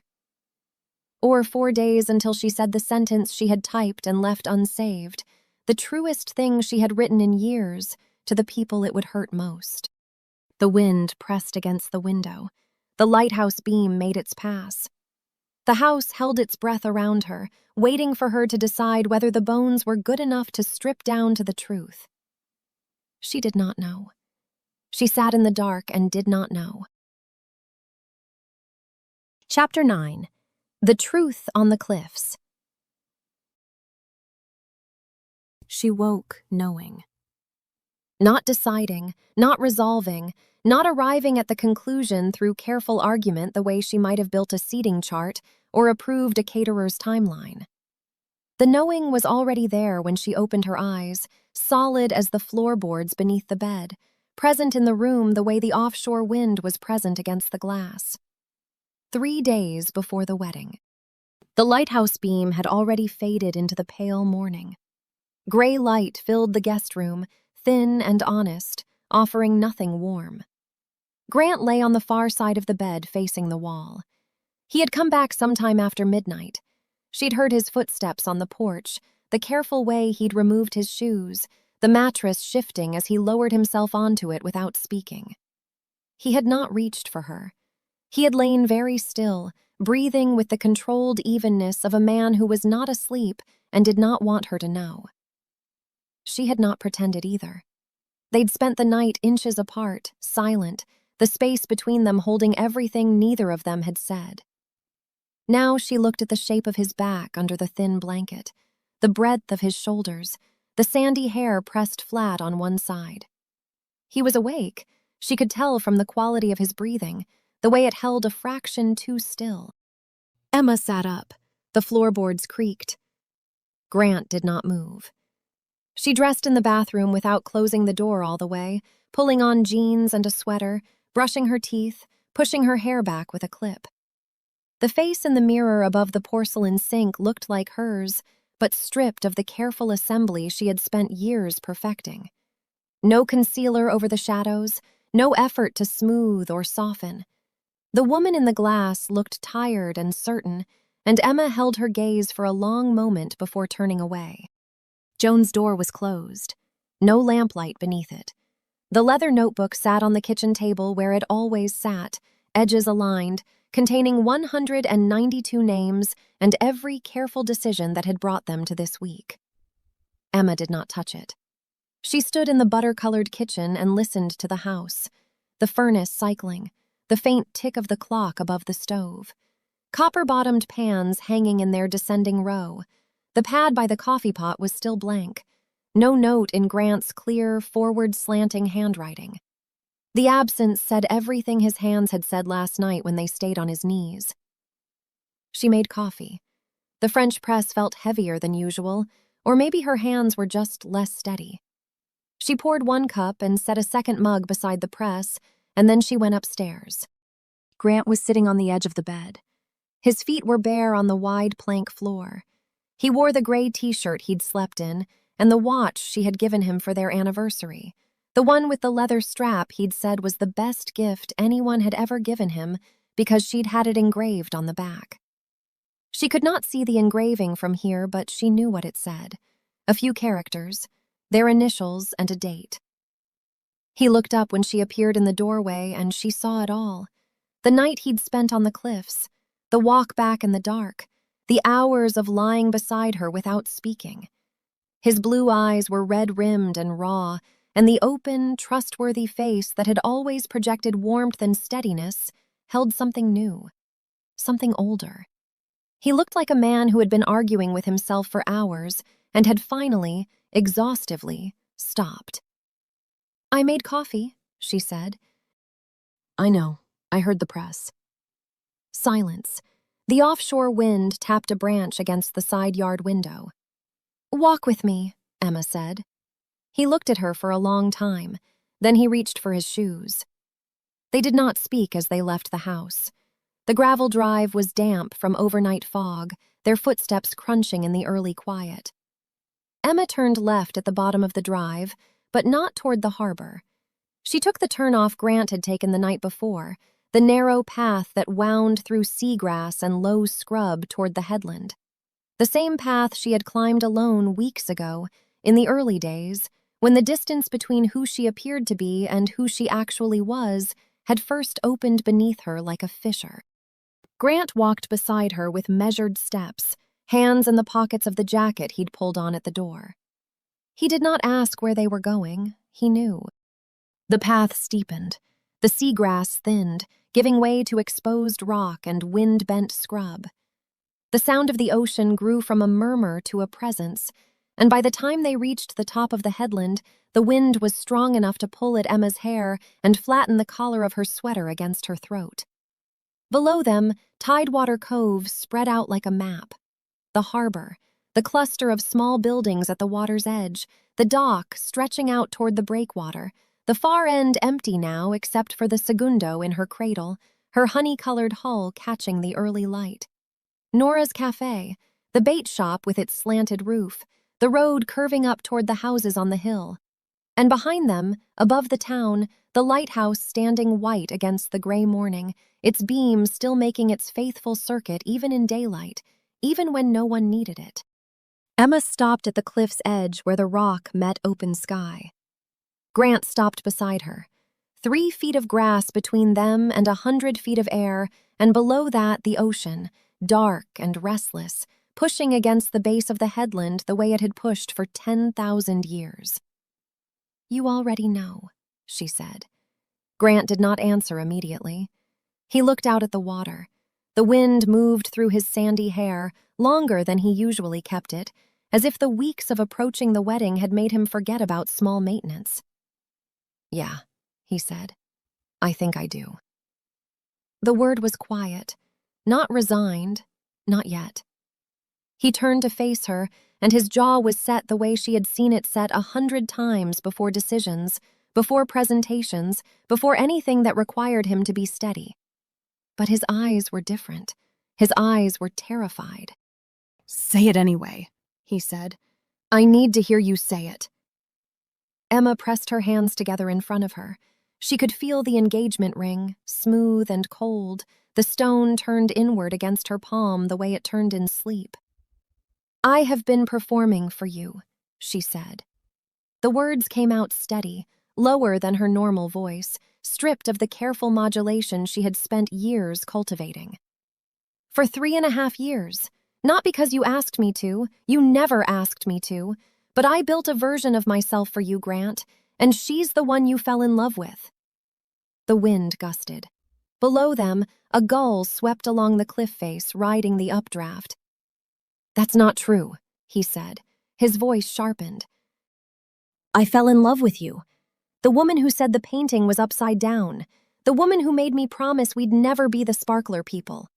That was you." "It was a version of me. It was you, Emma.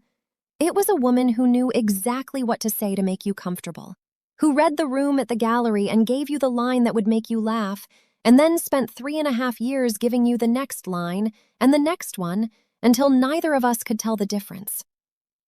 His face changed. Something cracked behind his eyes, and for a moment she saw the full force of what she was doing to him, the scale of it, and she almost stopped, almost reached for the old reflexes, almost said something careful and curated to ease the blow. She did not. "I don't know who I am without the performance," she said. "I haven't known for years, maybe longer, and I cannot stand in that church and promise you forever when I don't even know what's underneath." Grant turned away from her. He took 3 steps toward the cliff edge, stopped, turned back. His hands came out of his pockets and hung at his sides, and she could see them trembling. In 3.5 years, she had never seen Grant Whitfield's hands tremble. "You don't throw away a life because of feelings." His voice was rough now, the warmth stripped out of it, replaced by something raw and fighting. "We have a life, Emma. We have a house and a plan and 200 people who believe in us, and I wrote vows that I have never been more sure of. You don't just decide one morning that none of it was real." I didn't decide one morning. I've known for a long time. The words landed like stones. She watched them hit. How long? She owed him the truth, all of it. I don't know exactly. Months. Maybe from the beginning. I think I knew before I could admit it, and then I spent 3.5 years trying to make the feeling arrive, trying to earn it, trying to build it by being good enough, present enough, agreeable enough. Her voice cracked for the first time. She let it. And it never came. Grant's face went through something she could not name. Not anger, deeper than anger. The slow, tectonic shift of a man whose foundation was moving beneath him. I gave you everything I had. His voice was low, scraped raw. Tell me what I did wrong. Nothing. That's not an answer. It's the only honest one I have. She was crying now, tears moving silently down her face, carried sideways by the wind. You were kind and steady and good, and you loved me the way anyone would want to be loved, and I could not feel it. Not the way you deserved. That's what makes this so terrible, Grant. If you'd been cruel or careless or wrong for me in some obvious way, I could have left years ago and it would have made sense. But you gave me everything, and I took it, and I built a woman who could receive it, and I put her in front of you and you loved her. And she's not real. He stood very still. The watch on his wrist caught the light. The dinner, he said. His voice had gone flat, almost conversational, as if he were working through evidence. When Harris asked what I loved about you, I said you make everything steady. You make people comfortable. Yes. And that was wrong. It was true. Those are the things I do, but they're the performance, not the person. You described the mask, and you didn't know it was a mask, and that's my fault, not yours. I built it. I maintained it. I never gave you a reason to look underneath. Grant closed his eyes. The wind moved through the seagrass around them, bending it in long waves. When he opened his eyes again, something had shifted. The fighting edge was still there, but beneath it, a terrible understanding was forming. The walks, he said, to the harbor, every morning. Emma held his gaze. Yes. Is there someone else? It was not a question. It was the sentence he had been holding behind his teeth for weeks, the one his steady hands and careful notes and patient vigilance had been trying to prevent. There is a man at the harbor who asked me a question I couldn't answer, Emma said. And the fact that I couldn't answer it told me everything about the life I'd built with you. But he's not why I'm standing here. He's not why the wedding can't happen. I'm standing here because I have been pretending to be someone I'm not since before I met you, and I cannot pretend anymore. Grant's jaw worked. The muscle tightened and released, tightened and released. She had seen Luke's jaw do the same thing yesterday on the dock. 2 different men holding 2 different things behind their teeth. So what was real? His voice broke on the last word. Anything? The Italian restaurant? Alberta Street? The porch? Any of it? I wanted it to be. Every time. That's not the same thing. No, it's not. He looked at his hands, turned them over, studied the watch she'd given him, the leather strap, the engraved back he could feel against his wrist. I finished my vows a few nights ago. His voice was so quiet the wind nearly took it. Sat at the kitchen table and wrote the last lines, and I read them through, and I thought, these say what I mean. These are exactly right. I was going to stand in that church with the doors open so you could hear the ocean, and I was going to tell you what you meant to me, and I was so sure, Emma. I have never been that sure of anything in my life. The words hit her in the center of her chest, precisely where the unsaved sentence had lived for days, carried so long it had become part of her anatomy. She let them hit. She did not deflect. She did not reach for a softer truth. I know, she said, and that is what I will carry for the rest of my life. That you were sure and I wasn't, and I let you keep being sure because your certainty was easier than my honesty." The lighthouse made its morning pass above them, the beam pale and barely visible in the growing light, but there, faithful, following its track. Grant drew a breath. It shuddered going in. "Tell me I'm wrong," he said. "Tell me there's something left. Tell me you feel anything." "I feel respect, gratitude, real affection, and I am so sorry because I know those words sound like nothing compared to what you've given me. But I cannot stand in front of Reverend Calloway and 200 people and say, 'forever,' when forever means performing for the rest of my life. I would rather break your heart honestly than keep it with a lie." He pressed the heels of his hands against his eyes. His shoulders drew up. For a long moment he stood like that, a man holding himself together by force of will, and Emma watched and did not look away and did not offer comfort, because comfort would have been one more performance. "Don't!" The voice came from behind them. Joan stood on the cliff path 20 yards away, her silver-streaked auburn hair pulled free in places by the wind. She wore the white blouse from yesterday, tucked into gray trousers, but the precision Emma associated with her mother was gone. The blouse was wrinkled, the reading glasses on their chains swung against her chest. She had followed them. She had heard. "Don't do this, Emma." Joan's voice carried the measured authority of a lifetime, but underneath it, for the first time, the structure was failing. Emma could hear it the way you hear a wall beginning to give, not in the collapse itself, but in the small sounds before the collapse. The shifting, the settling, the material reaching its limit. "Mom, I heard you leave. I heard both of you leave." Joan came closer, her stride measured on the uneven ground, her chin raised in the posture Emma had watched her whole life and had learned to replicate in 1,000 mirrors. "And I stood in that kitchen and I thought, I will not follow.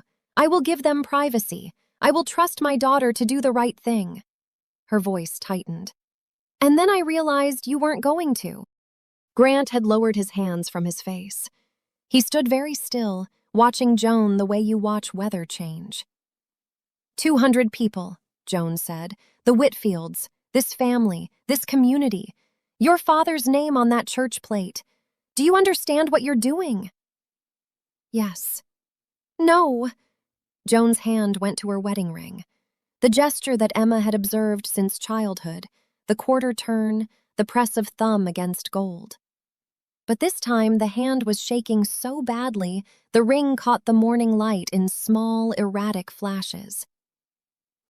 "No, you don't understand. You think this is about feelings. You think this is about being happy. Happiness is not the point, Emma. Happiness was never the point. The point is that you build something and you hold it and you do not let go because one morning the feeling isn't there." "It hasn't been there for years, Mom." "Then you push through." The words came out cracked, not with the quiet authority of previous conversations, but with something raw and desperate. "You push through because that is what people do. That is what I did. That is what your father would have wanted." "Dad has been dead for 22 years. The sentence hung in the ocean wind between them. Joan's face went white, not a flush draining, white, as if something beneath the surface had been struck and the color fled from the impact. "Don't you use him," Joan whispered. "I'm not using him. I'm telling you that you have been using him. Every time you said push through, every ribbon color, every vendor confirmation, every time you sat at that kitchen table with your notebook and built this wedding like it was a fortification. You weren't building it for me. You were building it because if I was settled and safe and married to a good man in a solid house, then everything you lost when Dad died would have meant something. You could point to my life and say, that is what I survived for." Joan's mouth opened, closed. Her hand gripped the ring so tightly her knuckle whitened. And then something broke. It did not happen the way Emma had imagined in the handful of times she'd allowed herself to consider what would happen if Joan ever stopped holding. There was no sound, no dramatic collapse. Joan's face simply changed. The composure that Emma had studied and internalized and replicated since she was 12 years old, the composure that had gotten them both through the funeral and the months after, and the years after, and every Christmas and graduation and ordinary Tuesday morning since, slipped. Not like a mask being removed, like a wall giving way from the inside. "I will not watch you destroy your life the way—" Joan's voice broke, and the sentence that had caught in her throat in the Whitfield hallway 3 days ago finally kept going, pushed past the lock of her jaw by something stronger than 22 years of containment. "The way I ended up alone." The words hung in the wind. Joan stared at Emma as if she had not meant to say them, as if the sealed door had simply given way and the thing behind it had walked out on its own. "I pushed you toward this because I was terrified." Her voice was barely audible now, stripped past authority, past composure, past everything Emma had ever known her mother to be. "Terrified you'd end up alone. The way I ended up alone. After your father—" She stopped. Her jaw worked. Her hand shook against the ring. "After your father died, I sealed that door, and I have not opened it in 22 years. 22 years, Emma.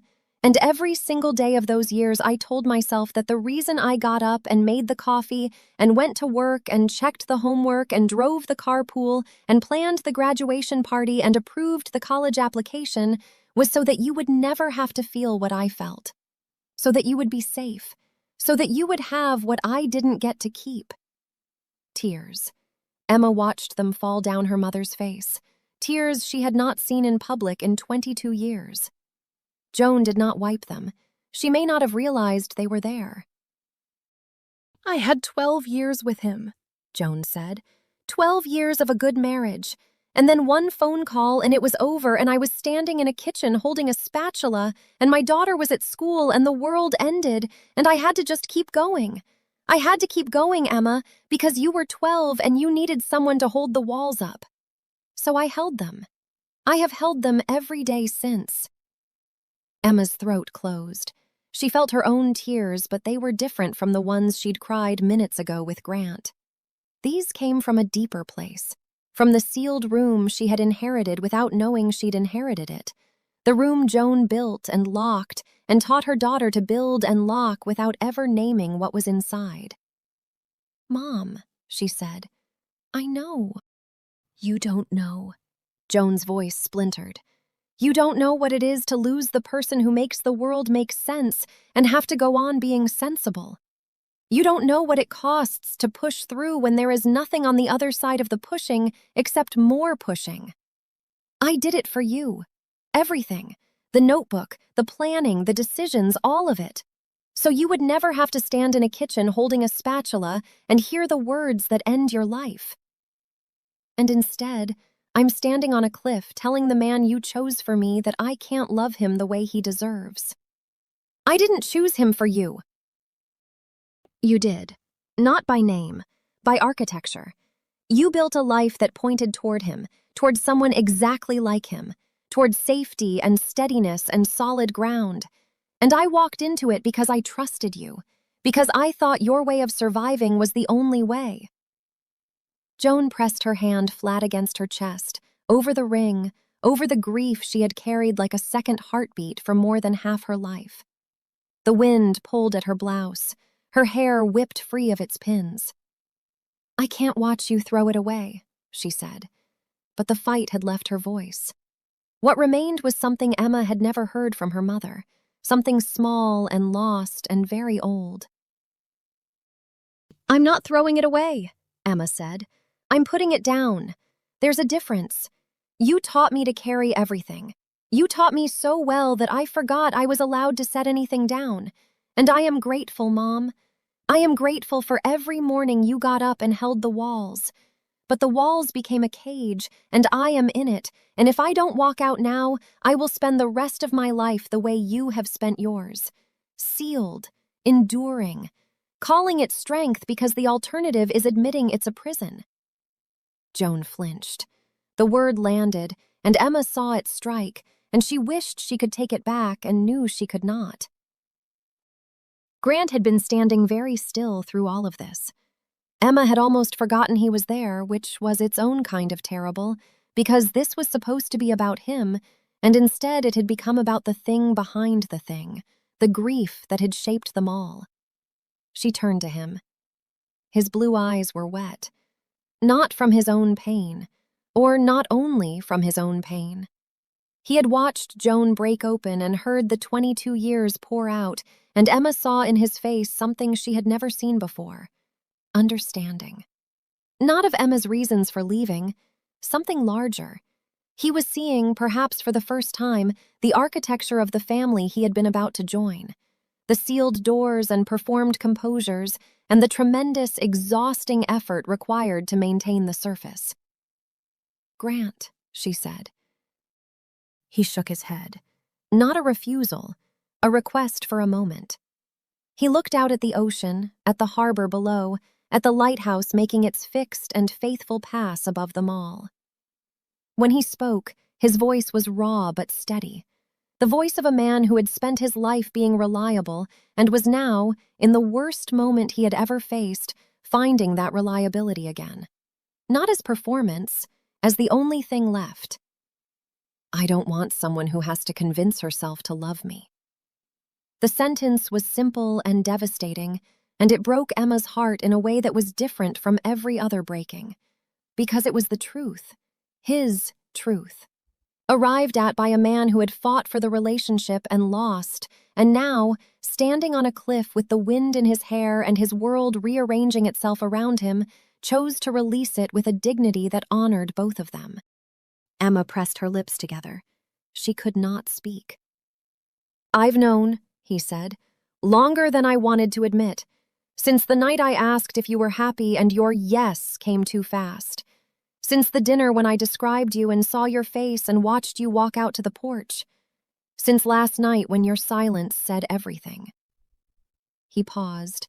The muscle in his jaw worked one final time. "I kept thinking if I was steady enough, patient enough, the feeling would come back. Or arrive, or whatever it needed to do. I thought I could be enough." "You were enough. For someone who could feel it. I couldn't." He nodded. Once. The motion was small and contained everything. Then he looked at Joan, who stood with tears drying on her face and her hand still pressed against her chest. "Mrs. Carlisle," he said. And there was no anger in it, only a kindness that made Emma understand, with a grief so sharp it took her breath, exactly what she was losing. "I'm sorry." Joan could not answer. She stood on the cliff path with the wind pulling at her and her composure in ruins around her, and she looked at Grant with an expression that held 22 years of careful construction and the knowledge that all of it had led here, to this hillside, to this morning, to this good man walking away from her daughter because her daughter had finally done the thing Joan had spent a lifetime making sure she would never have to do. Grant looked at Emma one last time. His eyes held the gallery on Alberta Street and the Italian restaurant with its white tablecloths and the engagement photo on the mantel and the salmon on the porch and the porch light he'd left on and the vows in his clear, forward-slanting handwriting. All of it there and gone, like the lighthouse beam. He walked past them both, down the cliff path, through the seagrass. His footsteps faded into the sound of the wind and the ocean and the gulls. Emma and Joan stood alone on the headland. The silence between them was immense. Not the careful, managed silence of the Whitfield kitchen, not the performative quiet of women who knew how to fill empty space with plans and logistics. This silence was raw, oceanic, the kind that forms when two people have said everything that matters and nothing that will fix it. Joan sat down on the grass. The motion was sudden and graceless, as if her legs had simply decided they were finished. She sat with her knees drawn up and her arms around them, and she looked out at the water and she did not speak for a long time. Emma sat beside her, close enough that their shoulders almost touched, close enough to feel the faint shaking that moved through her mother's body. She did not put her arm around Joan. She understood that Joan's composure had sustained them both for 22 years, and that its collapse was a private catastrophe that required witness, not comfort. So she sat, and they watched the ocean move against the cliffs. "I don't know how to do this," Joan said finally. Her voice was stripped to nothing. "I don't know how to watch you choose this and not try to stop you." "I know. I will probably try to stop you again." "I know that too." Joan pressed the ring one more time. The gold caught the light, but the gesture was different now. Not a seal being checked, not a valve being tested. Something closer to a farewell to the woman who had needed it to hold. "Your father would have understood," Joan said. The words came out in pieces, as if each one cost her something. "He always understood you better than I did. He would have been terrified, but he would have understood." Emma closed her eyes. The wind moved through her hair and pulled at her sweater and pressed against her face with the damp, salt insistence of every Oregon morning she could remember. Somewhere below them, the harbor was waking. Somewhere a boat engine started and idled, its sound carrying up through the still air. Somewhere, the lighthouse kept its watch. She let the tears come. Not the controlled, silent tears of the cliff conversation with Grant. These were the ones she had been holding behind her sternum for weeks, months, years. The ones that had lived so long inside her they had become part of her body's architecture. They came without sound at first, and then with sound, and she sat on the cold grass beside her mother and wept for the life she was losing, and the self she had buried, and the good man walking down the hill, and the woman who had held the walls up for 22 years, and the woman in the engagement photo who had never existed, and the girl who used to paint watercolors of the harbor light, and then stopped missing it, and that was worse. That was always worse, because it meant the truest part of her had gone so quiet she had forgotten to listen. Joan did not touch her, but she did not leave. After a while, the tears ran out. Emma sat with her face raw from wind and salt and wiped her eyes with the back of her hand and looked at the lighthouse, fixed and faithful, following its track. She was not a fixed light anymore. She did not know what kind of light she was. But the beam was hers now, hers to aim. The walk down from the cliffs took longer than the walk up. Joan walked beside her, but apart, a woman recalibrating her understanding of the world, step by careful step on uneven ground. They did not speak. When they reached the turnoff where the headland path met the gravel drive, Joan stopped. "I need to be alone for a while," Joan said. "Okay. I love you. I need you to know that, even though I did it badly." "You did it the only way you knew how." Joan nodded. She looked older in the morning light, older and smaller and more real than Emma had ever seen her. She turned and walked up the gravel drive toward the Whitfield house, her stride still measured, her back still straight, but her hands at her sides, open, not gripping anything. Emma stood at the turnoff and watched her mother go. Then she turned and walked down the harbor road. The harbor was quiet. A few boats rocked at their moorings. The bait shop roof still wore its storm tide line.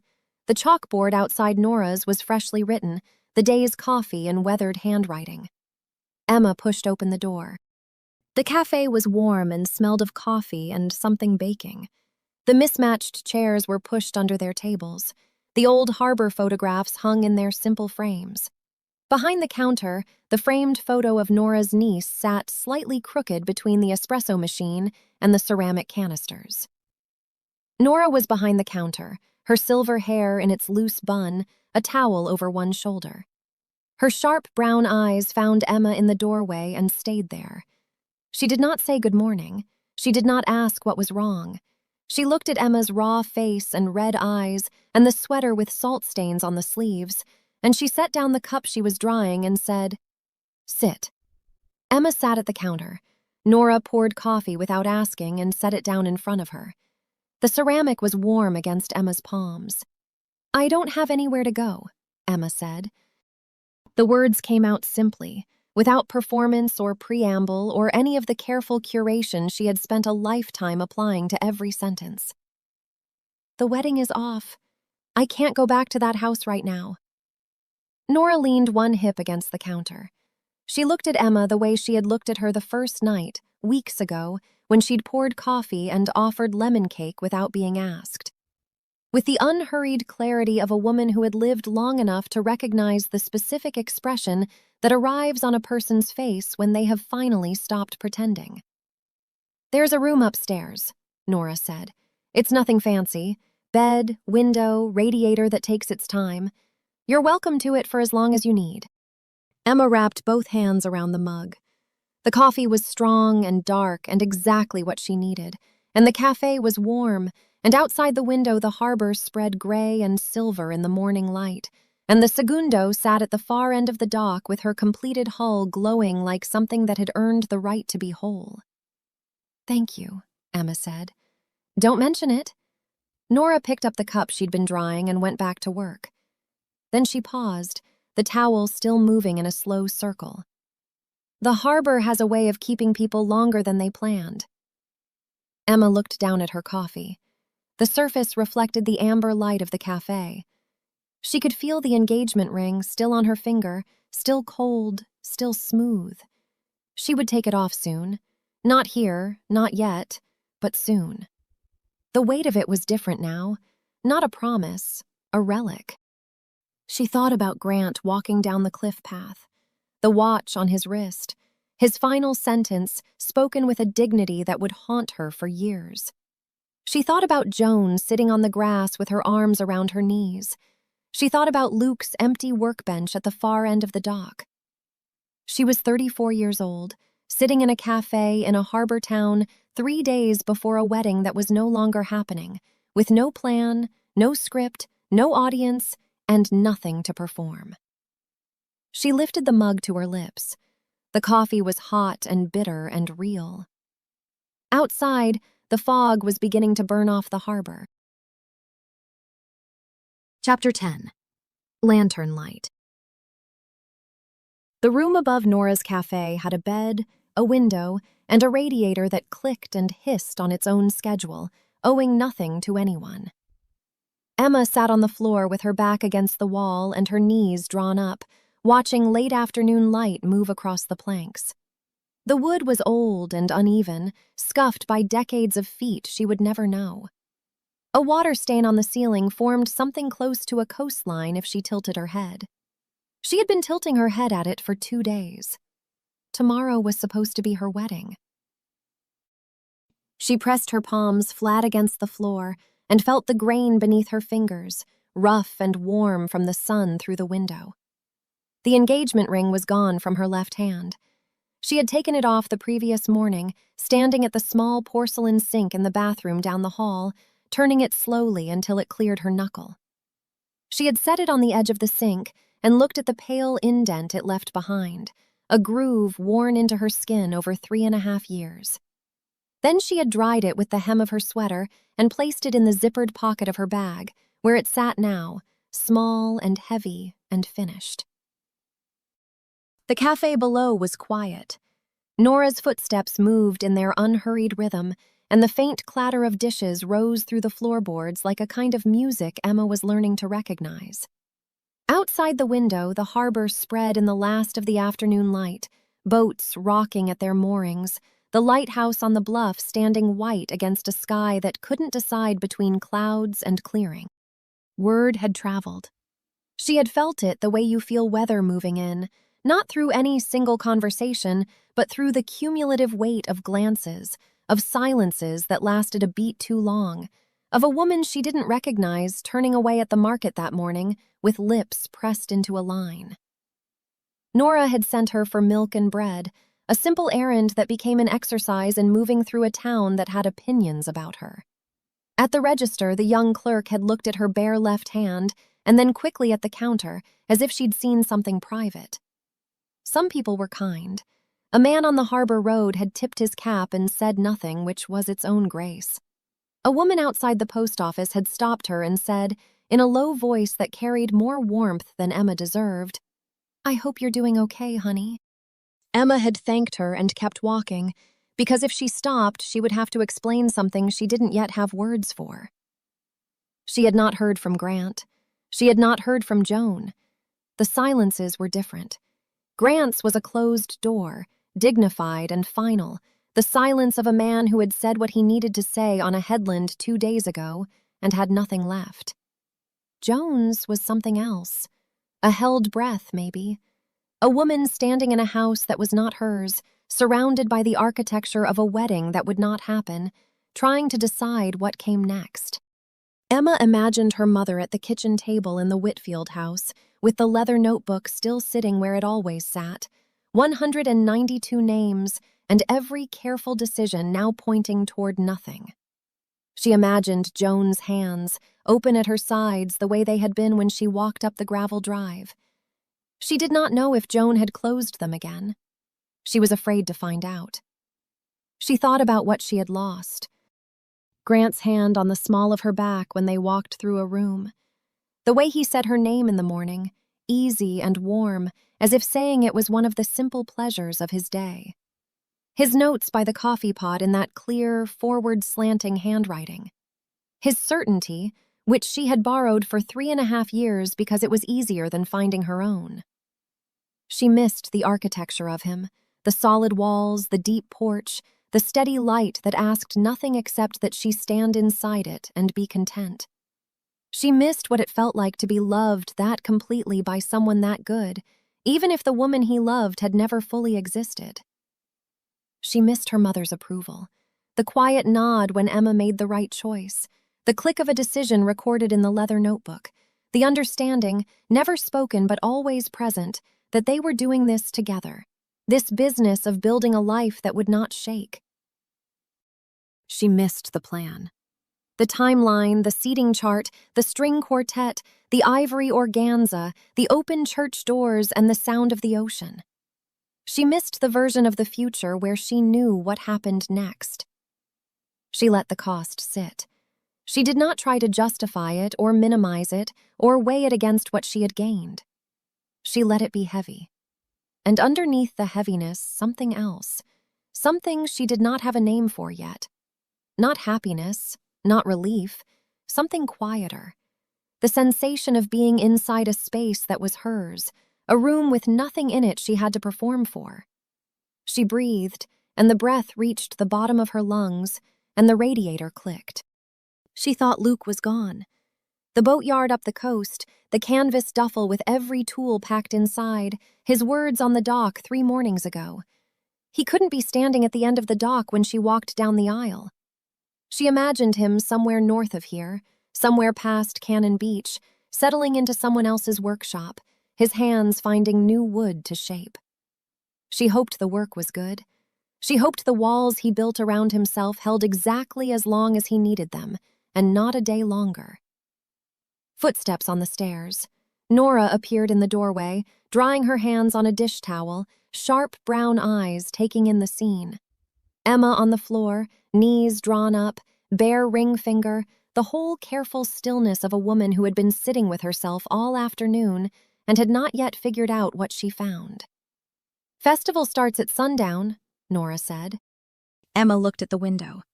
The sky was going amber at the edges where it met the water. "I know." "You planning to sit on that floor all night?" "I was considering it."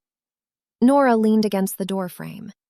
"The festival isn't for people who have it figured out," she said. "It's for people who need to let something go."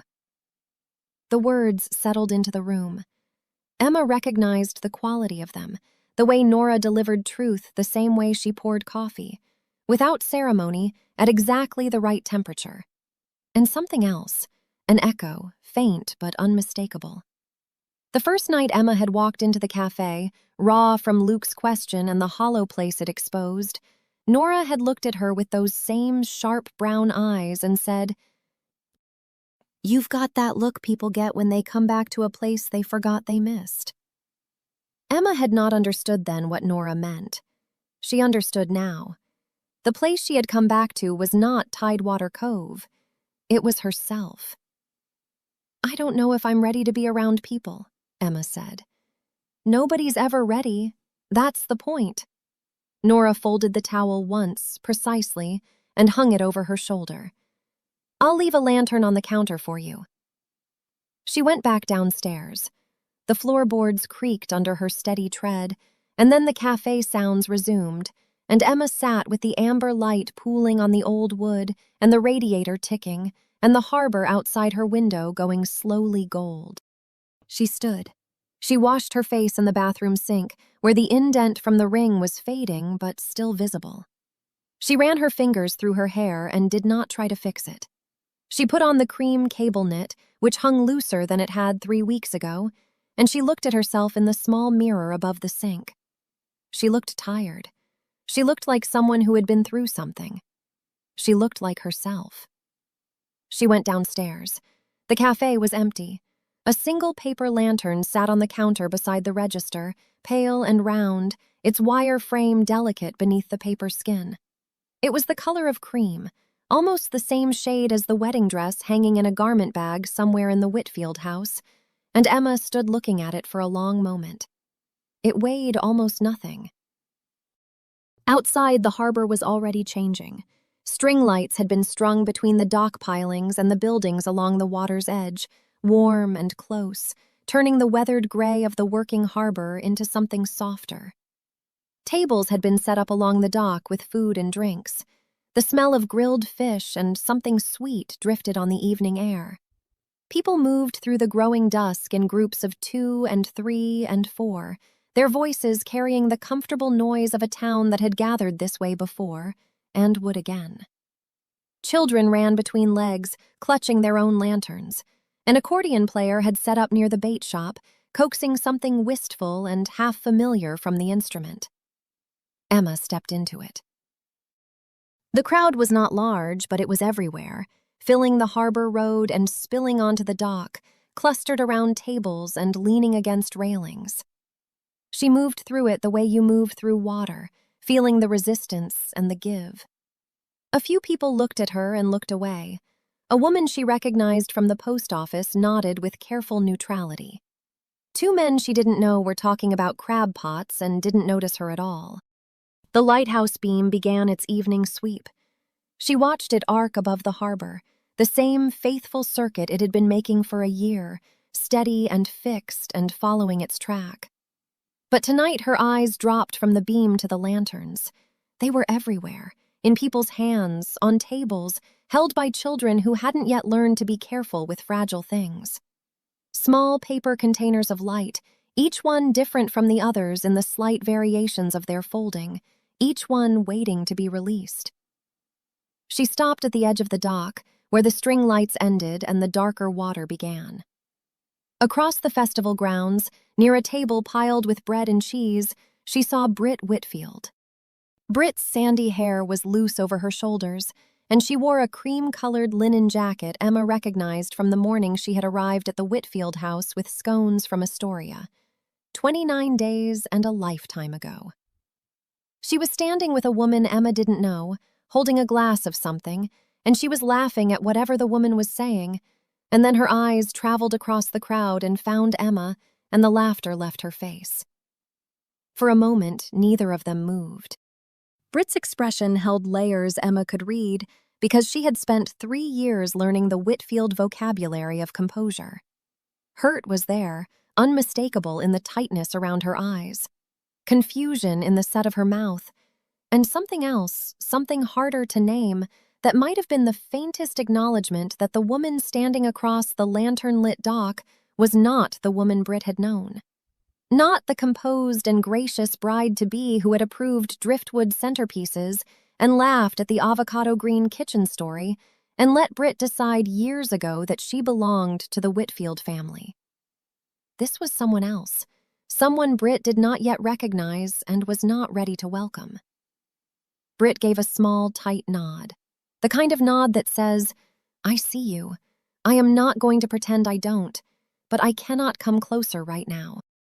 Emma returned it. A small dip of her chin that held everything she could not say across a crowded dock. That she was sorry. That the loss was real. That the Whitfield world she had walked away from was full of people she genuinely cared about, and Britt was one of them, and the cost of this choice was not abstract. It had a face. It had sandy hair and a linen jacket and a laugh that could make Joan Carlisle smile. Britt turned back to her friend. Emma watched her go and let the ache of it settle beside all the other aches she was carrying. She did not try to make it smaller. An older man she didn't know stepped beside her. He was weathered in the way of the harbor men, his face lined by decades of salt air, his hands thick and capable. He looked at her empty hands and without a word pressed a lantern into them, pale and round, its wire frame cool against her palms. He nodded once, the gesture so spare it held no expectation and no judgment, only the plain acknowledgement that she was here and might need light. She took it. Thank you. He was already moving on, disappearing into the crowd with the unhurried gait of a man who had lived in this harbor long enough to know that some things didn't require conversation. Emma stood holding the lantern, feeling the simple grace of the gesture settle against her ribs. She had left Nora's lantern on the counter inside the cafe, had walked out into the festival empty-handed without quite deciding to, and now this one had found her instead, placed in her hands by a stranger who saw only that she needed light. She walked along the dock, past the tables of food, past the accordion player, past children whose lanterns bobbed like moons held on invisible strings. The crowd thinned as she moved toward the far end, where the pilings were crusted with barnacles and the dock lights gave way to the darker water beyond the breakwater. She had walked this path every morning for weeks, past the bait shop and Nora's, and out to the end where Luke's workbench had been, where the overturned crate sat beside a hull that was being stripped to its bones. She saw the segundo before she saw him. The boat was in the water. She stopped walking. The segundo sat in the harbor for the first time, floating with the easy grace of something that had earned it. Her honey-colored hull caught the lantern light and the string lights and the last traces of amber sky, glowing from within the way she had glowed on the dock, but different now. The grain that Luke had uncovered with months of patient sanding moved with the water, alive in a way it had never been in the cradle. She rode low and steady, her lines clean, her bow cutting a gentle arc through the harbor's surface. The cabin was still gutted, there was work left, but the hull was sound, and she was floating, and she was whole. Luke was standing at the water's edge beside the dock cleat, where the segundo's bow line was tied.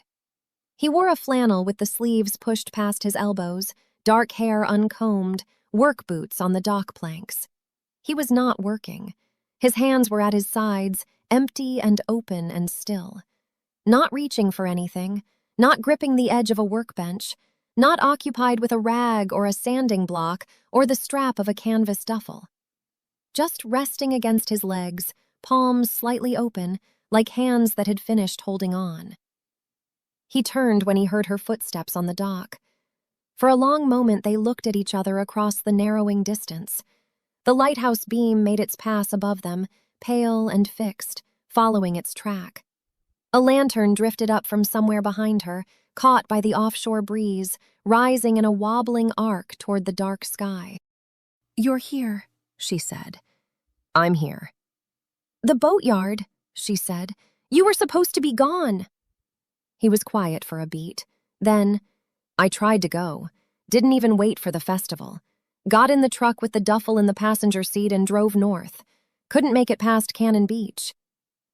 He rubbed his thumb along the calloused ridge of his palm, but the gesture was slower than she had seen it before, less a decision about how much to say, and more an acknowledgement that the words were already on their way out.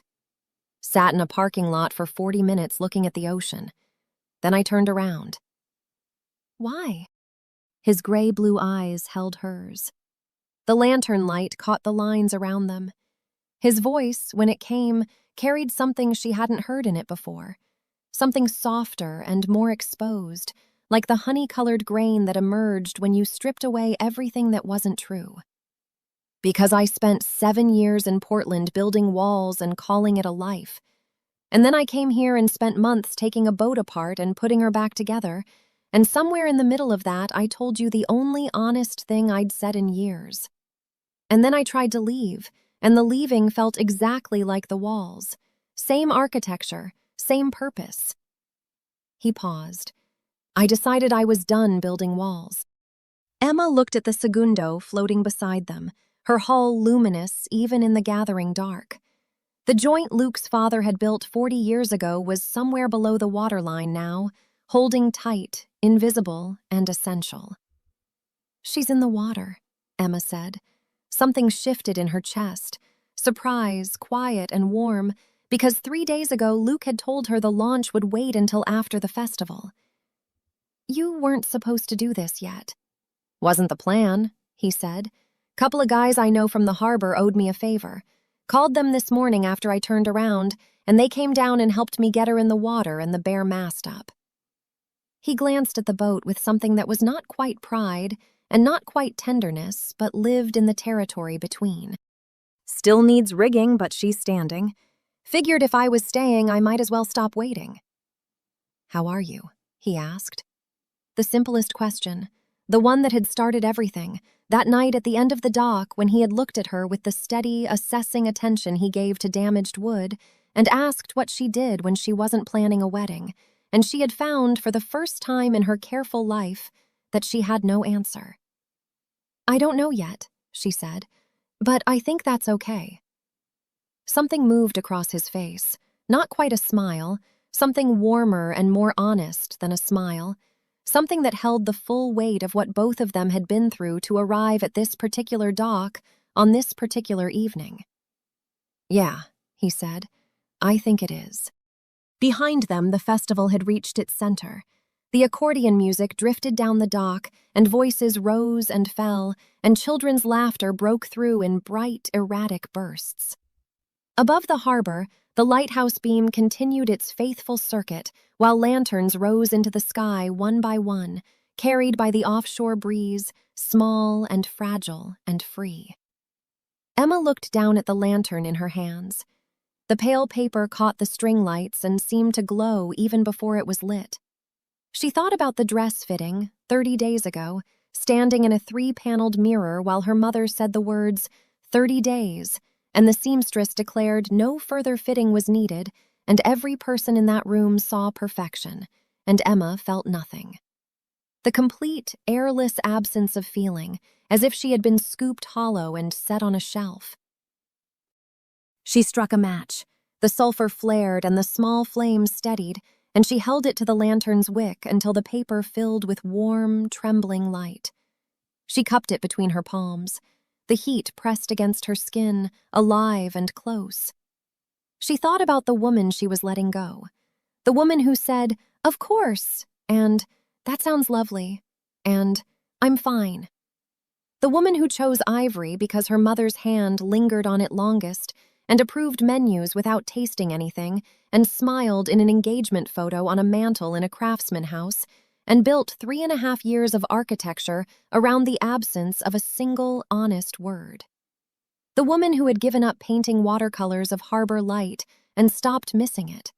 And the stopping was the cruelest part, because it meant the truest thing inside her had gone quiet enough to mistake for dead. She opened her hands. The lantern rose. It wobbled once, twice, found the offshore breeze and lifted. It climbed past the dock lights and the string lights, past the bare mast of the segundo standing straight against the sky, past the roofline of the bait shop and the glow of Nora's windows, up into the dark sky where hundreds of other lanterns drifted in a slow, scattering constellation. The lighthouse beam swept through them on its fixed arc, a line of certainty crossing a field of wandering light, and the lanterns went on drifting wherever the wind carried them, each one its own direction, each one fragile and luminous and free. She felt everything. The grief and the relief and the fear and the strange, fierce tenderness of being alive and unscripted and standing beside someone who had chosen not to leave. Tears came, quiet and warm, and she let them. She did not wipe them. She watched her lantern rise until it was indistinguishable from the others, one light among many, and she let it go. Luke stood beside her, close enough that she could smell cedar and salt air and the faint sweetness of the oil he used on the hull. His shoulder was near hers, but not touching, his hands at his sides, still and open.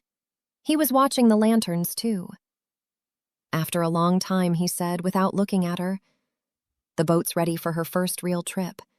Cabin's still gutted and she needs sails, but she'll run on the motor." He paused. No plan, just the water. The words landed with the quiet weight of something that had been waiting. She heard in them the echo of every question he had ever asked her. What she did when she wasn't planning a wedding, what she was like before, how the missing felt when it came back. She heard the man who had sat on an overturned crate with coffee and said honest things without seeming to know they were profound. She heard someone who had torn down his own walls and was standing in the open for the first time, offering the only thing he had, a boat that floated, a morning on the water, and the willingness to see what happened next. "Tell me when," she said. He turned to look at her. The lantern light caught his gray-blue eyes, and in them she saw something she recognized. Not certainty, not the unshakable confidence of a man who had never needed armor. Something better. The careful, hard-won openness of someone who knew what walls cost and had decided the cost was too high. The lighthouse beam passed over them, fixed and faithful and following its track. The lanterns drifted above the harbor in their slow, ungoverned arcs. The segundo rocked gently at her mooring, her hull sound, her cabin empty, her whole future still unwritten. Emma stood at the water's edge with salt air on her face and the matches still warm in her pocket and the place on her finger where a ring used to be, and she watched the sky fill with wandering light, and she did not reach for a plan. Chapter 11. What Begins. She woke to the sound of the harbor. Not to an alarm, not to the muffled awareness of Grant's breathing beside her, not to the quiet dread of another morning she would have to perform her way through. She woke to the creak of dock lines and the low murmur of a diesel engine idling somewhere beyond the window, and the unhurried clatter of Nora moving downstairs, opening the cafe the way she opened it every morning, with the economy of a woman who had done the same thing in the same place for decades and found no reason to rush. Emma lay still. The sheets were thin and smelled faintly of lavender and something older, the kind of clean that comes from being washed 100 times. The radiator clicked once, hissed, and settled back into its own rhythm. Morning light came through the window in a long, pale band and fell across the uneven plank floor, catching dust motes that turned and drifted without purpose. The water stain on the ceiling still looked like a coastline if she tilted her head. She did not reach for her phone. She did not check the time. She did not catalog the day's obligations or rehearse the words she would need to say or choose the version of herself the morning required. She just listened. A gull called outside the window, sharp and close. The diesel engine coughed and steadied. Footsteps on the dock below, heavy and sure, a fisherman heading out before the fog burned off. Nora's footsteps crossed the cafe floor and paused, and then the espresso machine hissed to life with a sound like a long exhale. Today was supposed to be her wedding day. The thought arrived without violence. It was simply there, the way the tide was there, the way the lighthouse on the bluff was there. A fact. She let it sit. She did not push it away or soften it or tell herself that the ache would pass. She let it be heavy because it was heavy, and the weight of it settled into her chest with the slow thoroughness of water finding its level. 200 people would not be arriving at the white clapboard church behind the Douglas firs. Reverend Calloway would not open his book. The doors at the back of the church would not stand wide to let the sound of the ocean in. The ivory silk dress with its boat neckline and clean A-line would stay in its garment bag somewhere in the Whitfield house, and the string quartet would play somewhere else this weekend, and the driftwood centerpieces with their mason jars and succulents would never be arranged on cream linen beside heavy silverware and low-glass votives. 192 names in Joan's leather notebook would receive no seating assignments. The ceremony arch would never hold its ivory organza. Grant's vows, written in his clear, forward-slanting handwriting at the kitchen table after she had fallen asleep, the vows he had called the most important thing he had ever written, would stay wherever he kept them. She would never hear them. She would never stand across from him in that church and watch his blue eyes fill with the certainty she could not match. He would never say the words he had been so sure of, and she would never have to stand there and know that every syllable was aimed at a woman who did not exist. She thought about Grant. Not the version she had constructed in her mind during 3.5 years of performing alongside him, not the steady presence she had borrowed in place of finding her own steadiness, but the real man. The one who grilled salmon with lemon and dill on the back porch and left notes by the coffee pot in handwriting that slanted forward as if the words themselves were leaning toward whoever would read them. The one who told the story of their first meeting at the gallery on Alberta Street with the open tenderness of a man who had never once considered that the moment might not have been as real for her as it was for him. The one who asked the church doors be left open so the ceremony could include the ocean. He deserved someone who was sure. The thought was not a defense or an excuse. It was the truest thing she knew about him. Grant Whitfield was a man who gave everything he had with both hands and asked only that the person receiving it be present for the giving. The watch she had engraved for their anniversary, the way he said her name in the morning, quiet and warm, like it was the first good thing in his day. The engagement photo he framed because he thought the woman in the white sundress was herself. His hand on the small of her back at every dinner, every gathering, every moment when he wanted her to know he was there.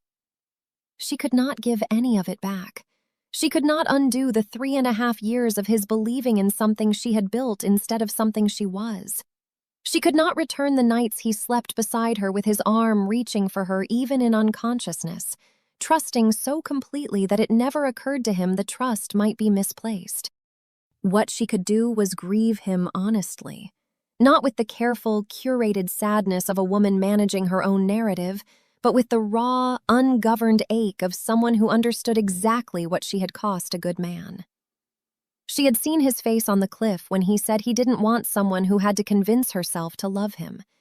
She had watched him walk down the path through the seagrass with his shoulders set and his hands at his sides, and she had known, with the kind of clarity that arrives only after the worst has already happened, that she was watching someone discover the limits of his own generosity.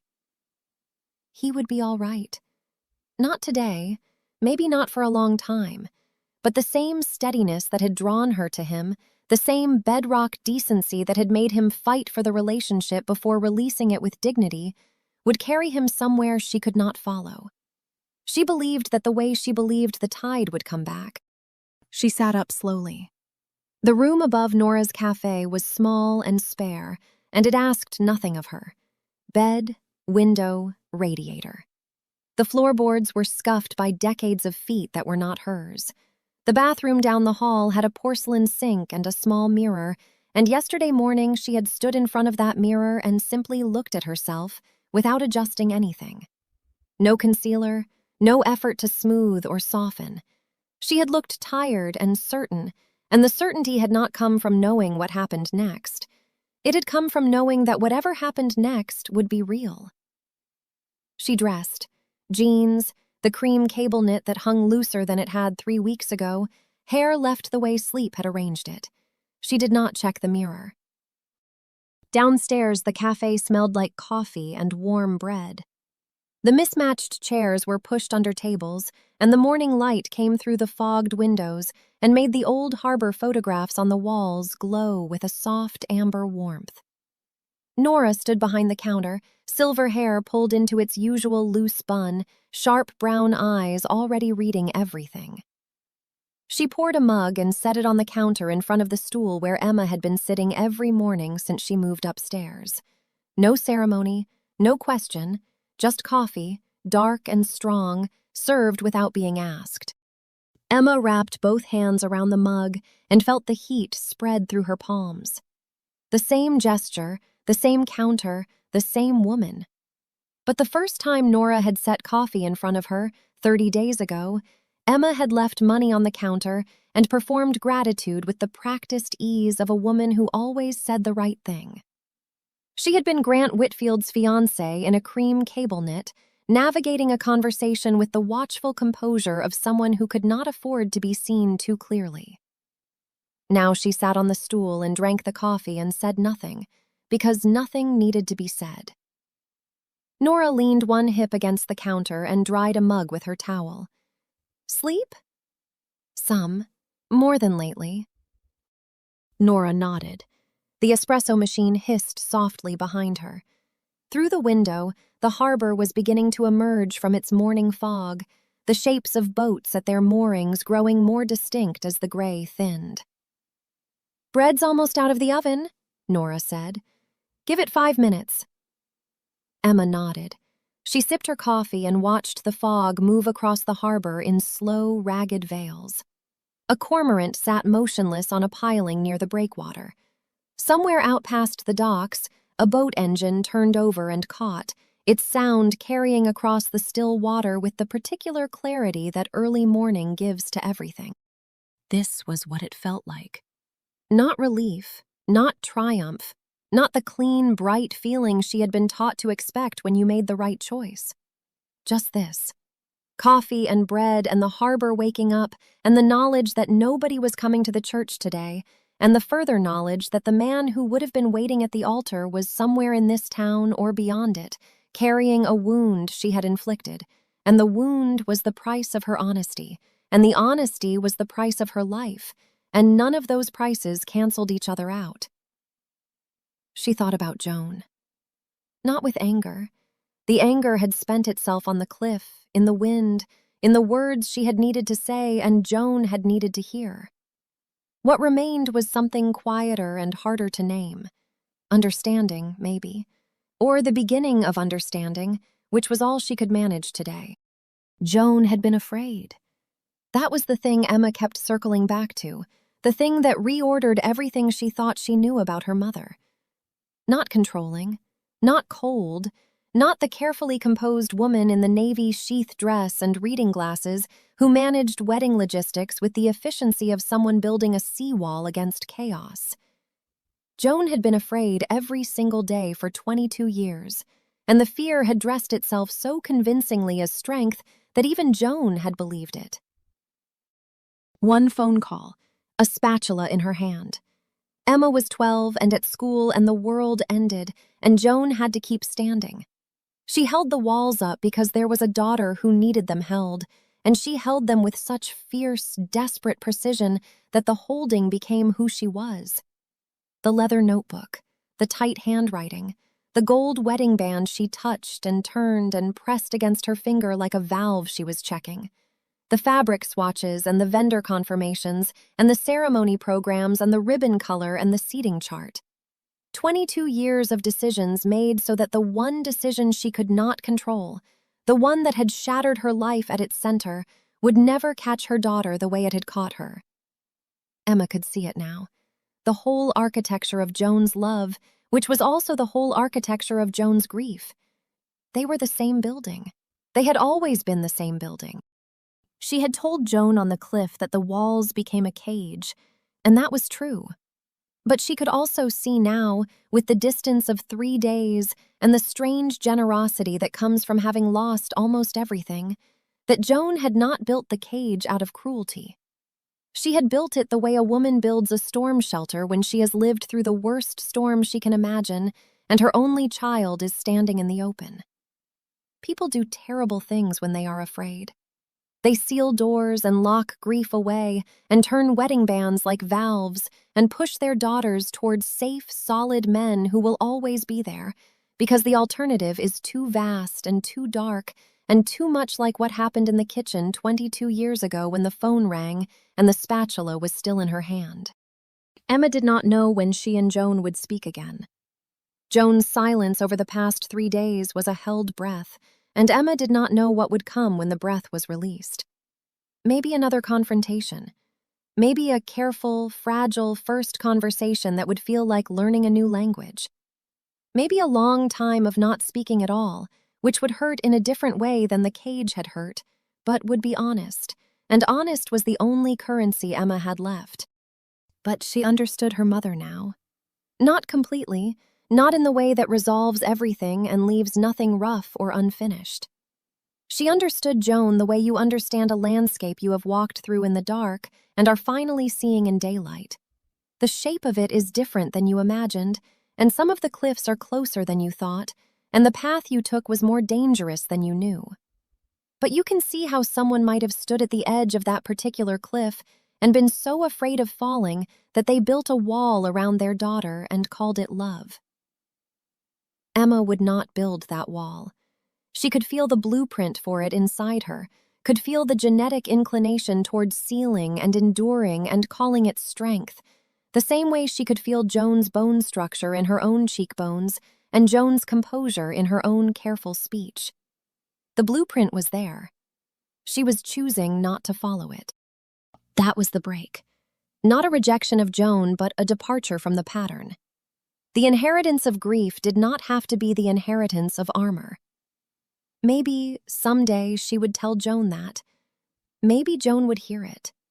Not today, but the door was not sealed from Emma's side. She finished her coffee. Nora refilled it without asking, then slid a plate of warm bread across the counter, sliced thick and glossy with butter. The bread was dense and golden and still faintly steaming. "Thank you," Emma said. "Eat," Nora said. "Then go outside. The fog's burning off." Emma ate. The bread was good, simple and warm and exactly what it was.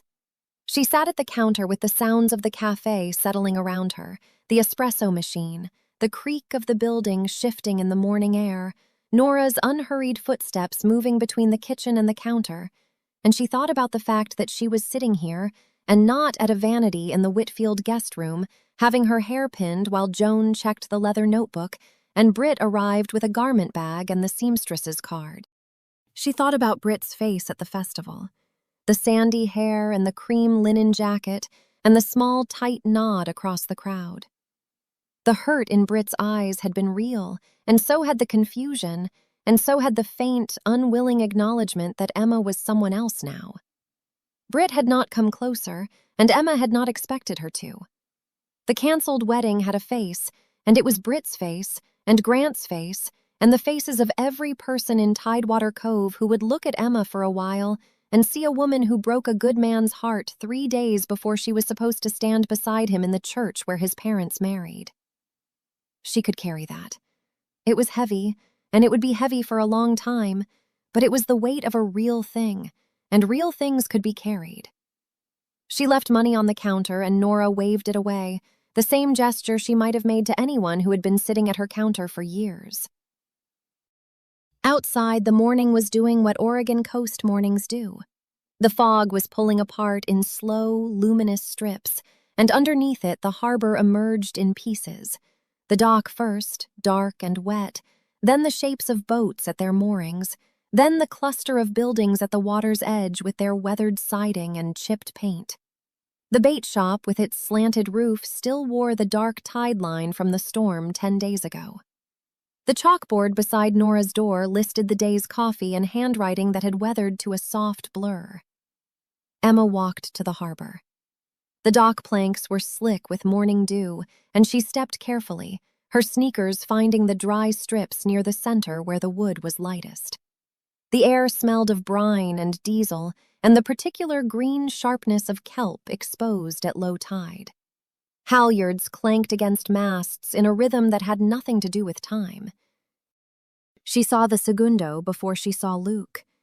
The boat sat in the water at the far end of the dock, her honey-colored hull catching the thin morning light. She rode low and steady, the way a boat rides when her hull is sound and the water knows it. The bare mast stood straight against the sky, and the bow line was tied to the same dock cleat where Emma had watched Luke secure it 2 nights ago. The cabin was still gutted. She still needed rigging and sails, but she floated with the easy, earned grace of something that had come through the worst of it and was still here. Luke was crouched near the stern, running a rag along the gunnel where the wood met the waterline. His dark hair was uncombed, his flannel sleeves pushed past his elbows, his work boots untied. He moved without hurry, without the coiled tension she had seen in him for weeks, without the careful guardedness that had been the architecture of his self-protection. His shoulders were loose. His hands moved over the wood with the same attentive care they had always carried, but the care was different now, easier. The hands of a man who was tending something instead of gripping it. He looked up when her footsteps reached the far end of the dock. His gray-blue eyes met hers, and what she saw in them was simple and unguarded. He did not say good morning. He did not ask how she had slept or whether she was all right. "Coffee?" he said, tilting his head toward a thermos balanced on the dock cleat beside the Segundo's bow line. "I had some. Nora's." He nodded and went back to his work for a moment, the rag moving in slow, even strokes. The oil darkened the wood where it soaked in, bringing out the grain the way it always did. Emma leaned against the dock railing in the spot she had claimed weeks ago, and the railing took her weight the way it always had, and the silence between them settled in the way it always had, complete and asking nothing. After a while, she said, "Today was supposed to be the day." Luke set the rag down. He straightened and leaned against the Segundo's hull, one hand resting on the gunnel. He looked at her steadily. "I know," he said. She nodded. There was nothing to add to it, and he did not try to add anything, and that was right. The fog continued to thin. Somewhere near the breakwater, a cormorant spread its wings to dry, holding itself open and still like something that understood the value of patience. "I keep thinking about his vows," Emma said. "He finished them the week before, sat at the kitchen table after I fell asleep and wrote the last lines. He said they were right. He said they said what he meant." She paused. "I'll never know what they said." Luke was quiet. "And I think that's the part that's going to stay with me longest. Not the wedding, not the guests or the dress or the seating chart. His vows, the thing he was most sure of." "He sounds like a man who meant what he said." "He was." She let the past tense stand. It was accurate now. Grant was not past tense as a person, but the version of their life together was, and the language needed to hold that. She looked out at the harbor. The fog was burning off in earnest now, the water shifting from gray to something almost silver, light finding its way through the cloud cover in long, diagonal shafts. "I've been thinking about my mother," she said. Luke waited.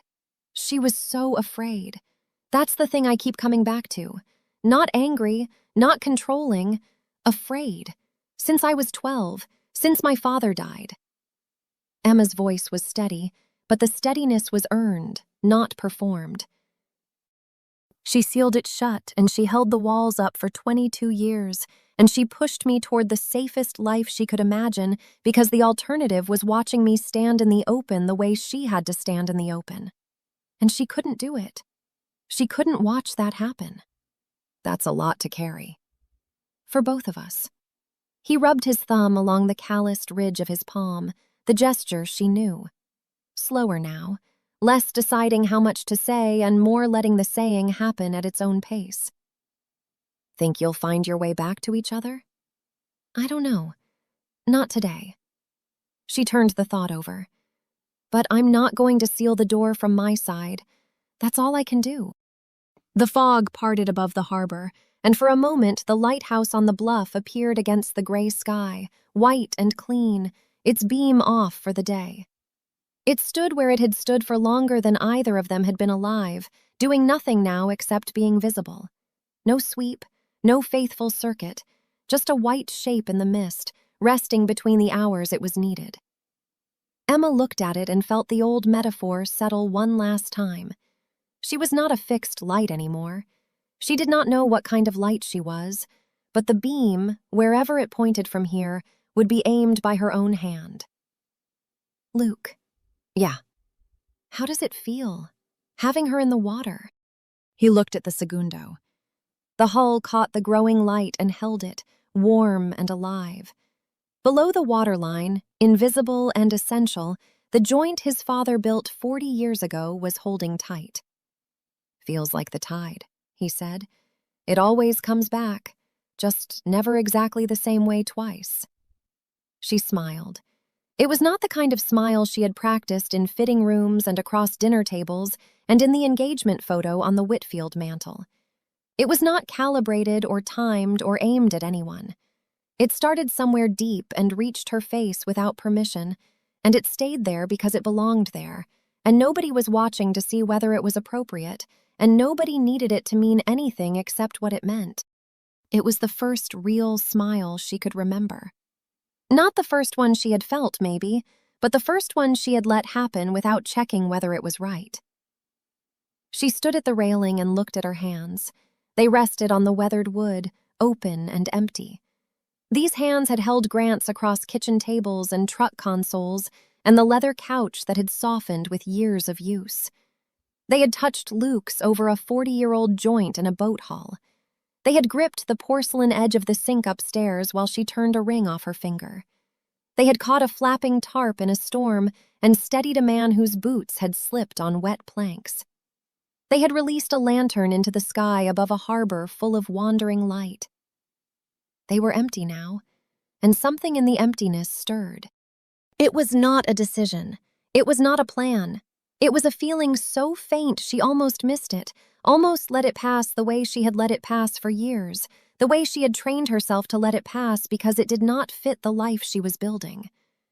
But she had stopped building that life, and in the space where the building used to be, in the quiet her hands had found now that they were not gripping or reaching or performing, the feeling surfaced. She wanted to paint. Not in the way she used to want it, urgent and bright and certain. This was older and more fragile, a memory of desire rather than the desire itself, the way a room remembers music after the music has stopped. But it was there. Harbor light on water. The way the fog turned the dock pilings into something soft and uncertain. The shift from gray to silver to the moment when early light goes almost lavender before turning gold. She could see it. She could feel the pull of it in her hands, in the specific way her fingers wanted to hold something that was not a coffee mug or a railing, but a brush.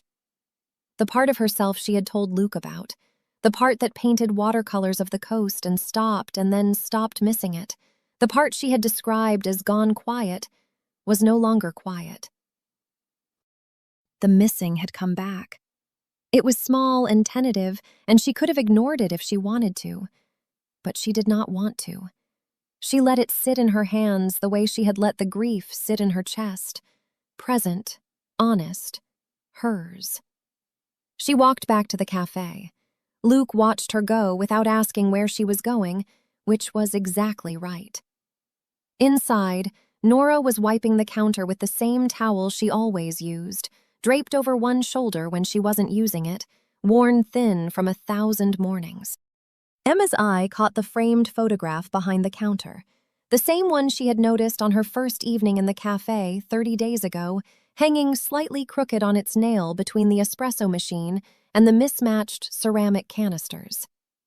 A young woman with dark hair and Nora's sharp eyes, smiling broadly on a dock somewhere sunnier than Tidewater Cove, the wooden pilings bleached pale by stronger light. Nora followed her glance. "That's my niece, Callie." She folded the towel and set it beside the register. "She's actually coming to stay for the summer. Wants to see if small-town life suits her." A small smile, private and fond. "She has opinions, strong ones. Should be interesting." The words were warm and offhand, the way someone shares family news over morning coffee. A door opening, a life arriving, the harbor town doing what harbor towns do, making room. "She has your eyes," Emma said. "She has my stubbornness. The eyes are just packaging." Nora picked up the towel again, then paused, looking at Emma with the quiet appraisal she gave to everything. Coffee temperatures, morning fog, people who walked into her cafe carrying more than they could name. "You know," she said, This place could use another pair of hands, mornings especially. Nothing fancy, just someone to help keep things moving while I pretend I'm not getting older. She said it the way she said everything, plainly, without ceremony, as though the offer had always been there and she was simply noting it aloud. If you're staying. Emma looked at the counter, the mismatched chairs, the fogged windows letting in the harbor light, the cafe that had given her coffee without asking, and a room without conditions. She did not say yes. She did not say no. She let the offer sit beside the other new things, the stirring in her hands, the fog burning off, the morning with no script, and felt its weight, which was not heavy. Which was, in fact, exactly the kind of weight a life could be built around. "I'll think about it," she said. Nora nodded as if that were the only right answer. "Door's open," she said. "You going back out?" "Yeah. Pour me one for the road?" Nora pulled a mug from the shelf, one of the mismatched ones, heavy ceramic, a chip on the rim that had been there for years, and filled it without ceremony. Emma wrapped her hands around it and felt the heat settle into her palms the way it had the first time, and the second, and every morning since. "Bring it back when you're done," Nora said.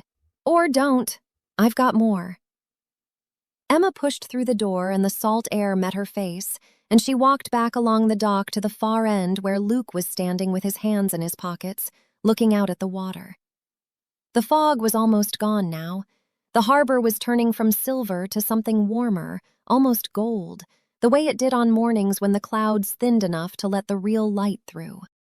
She stood at the dock's edge beside him, coffee in hand, salt air on her skin, the ring indent on her finger fading but still there, a mark that would disappear in its own time.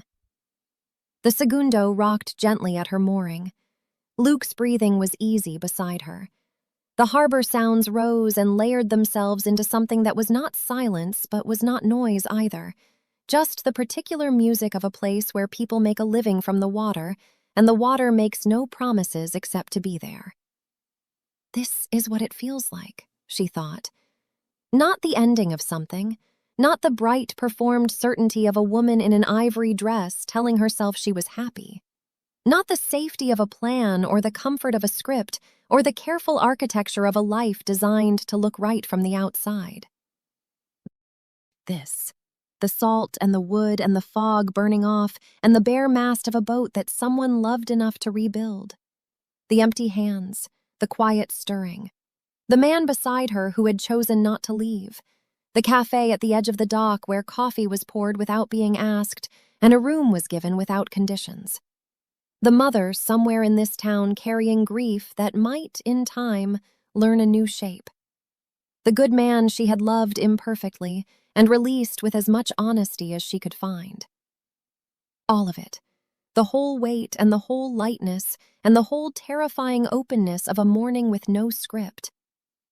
This is what it feels like to begin. Thank you for listening to The Day Before Forever, written by Emily Harper and produced by Blue Coast Studio.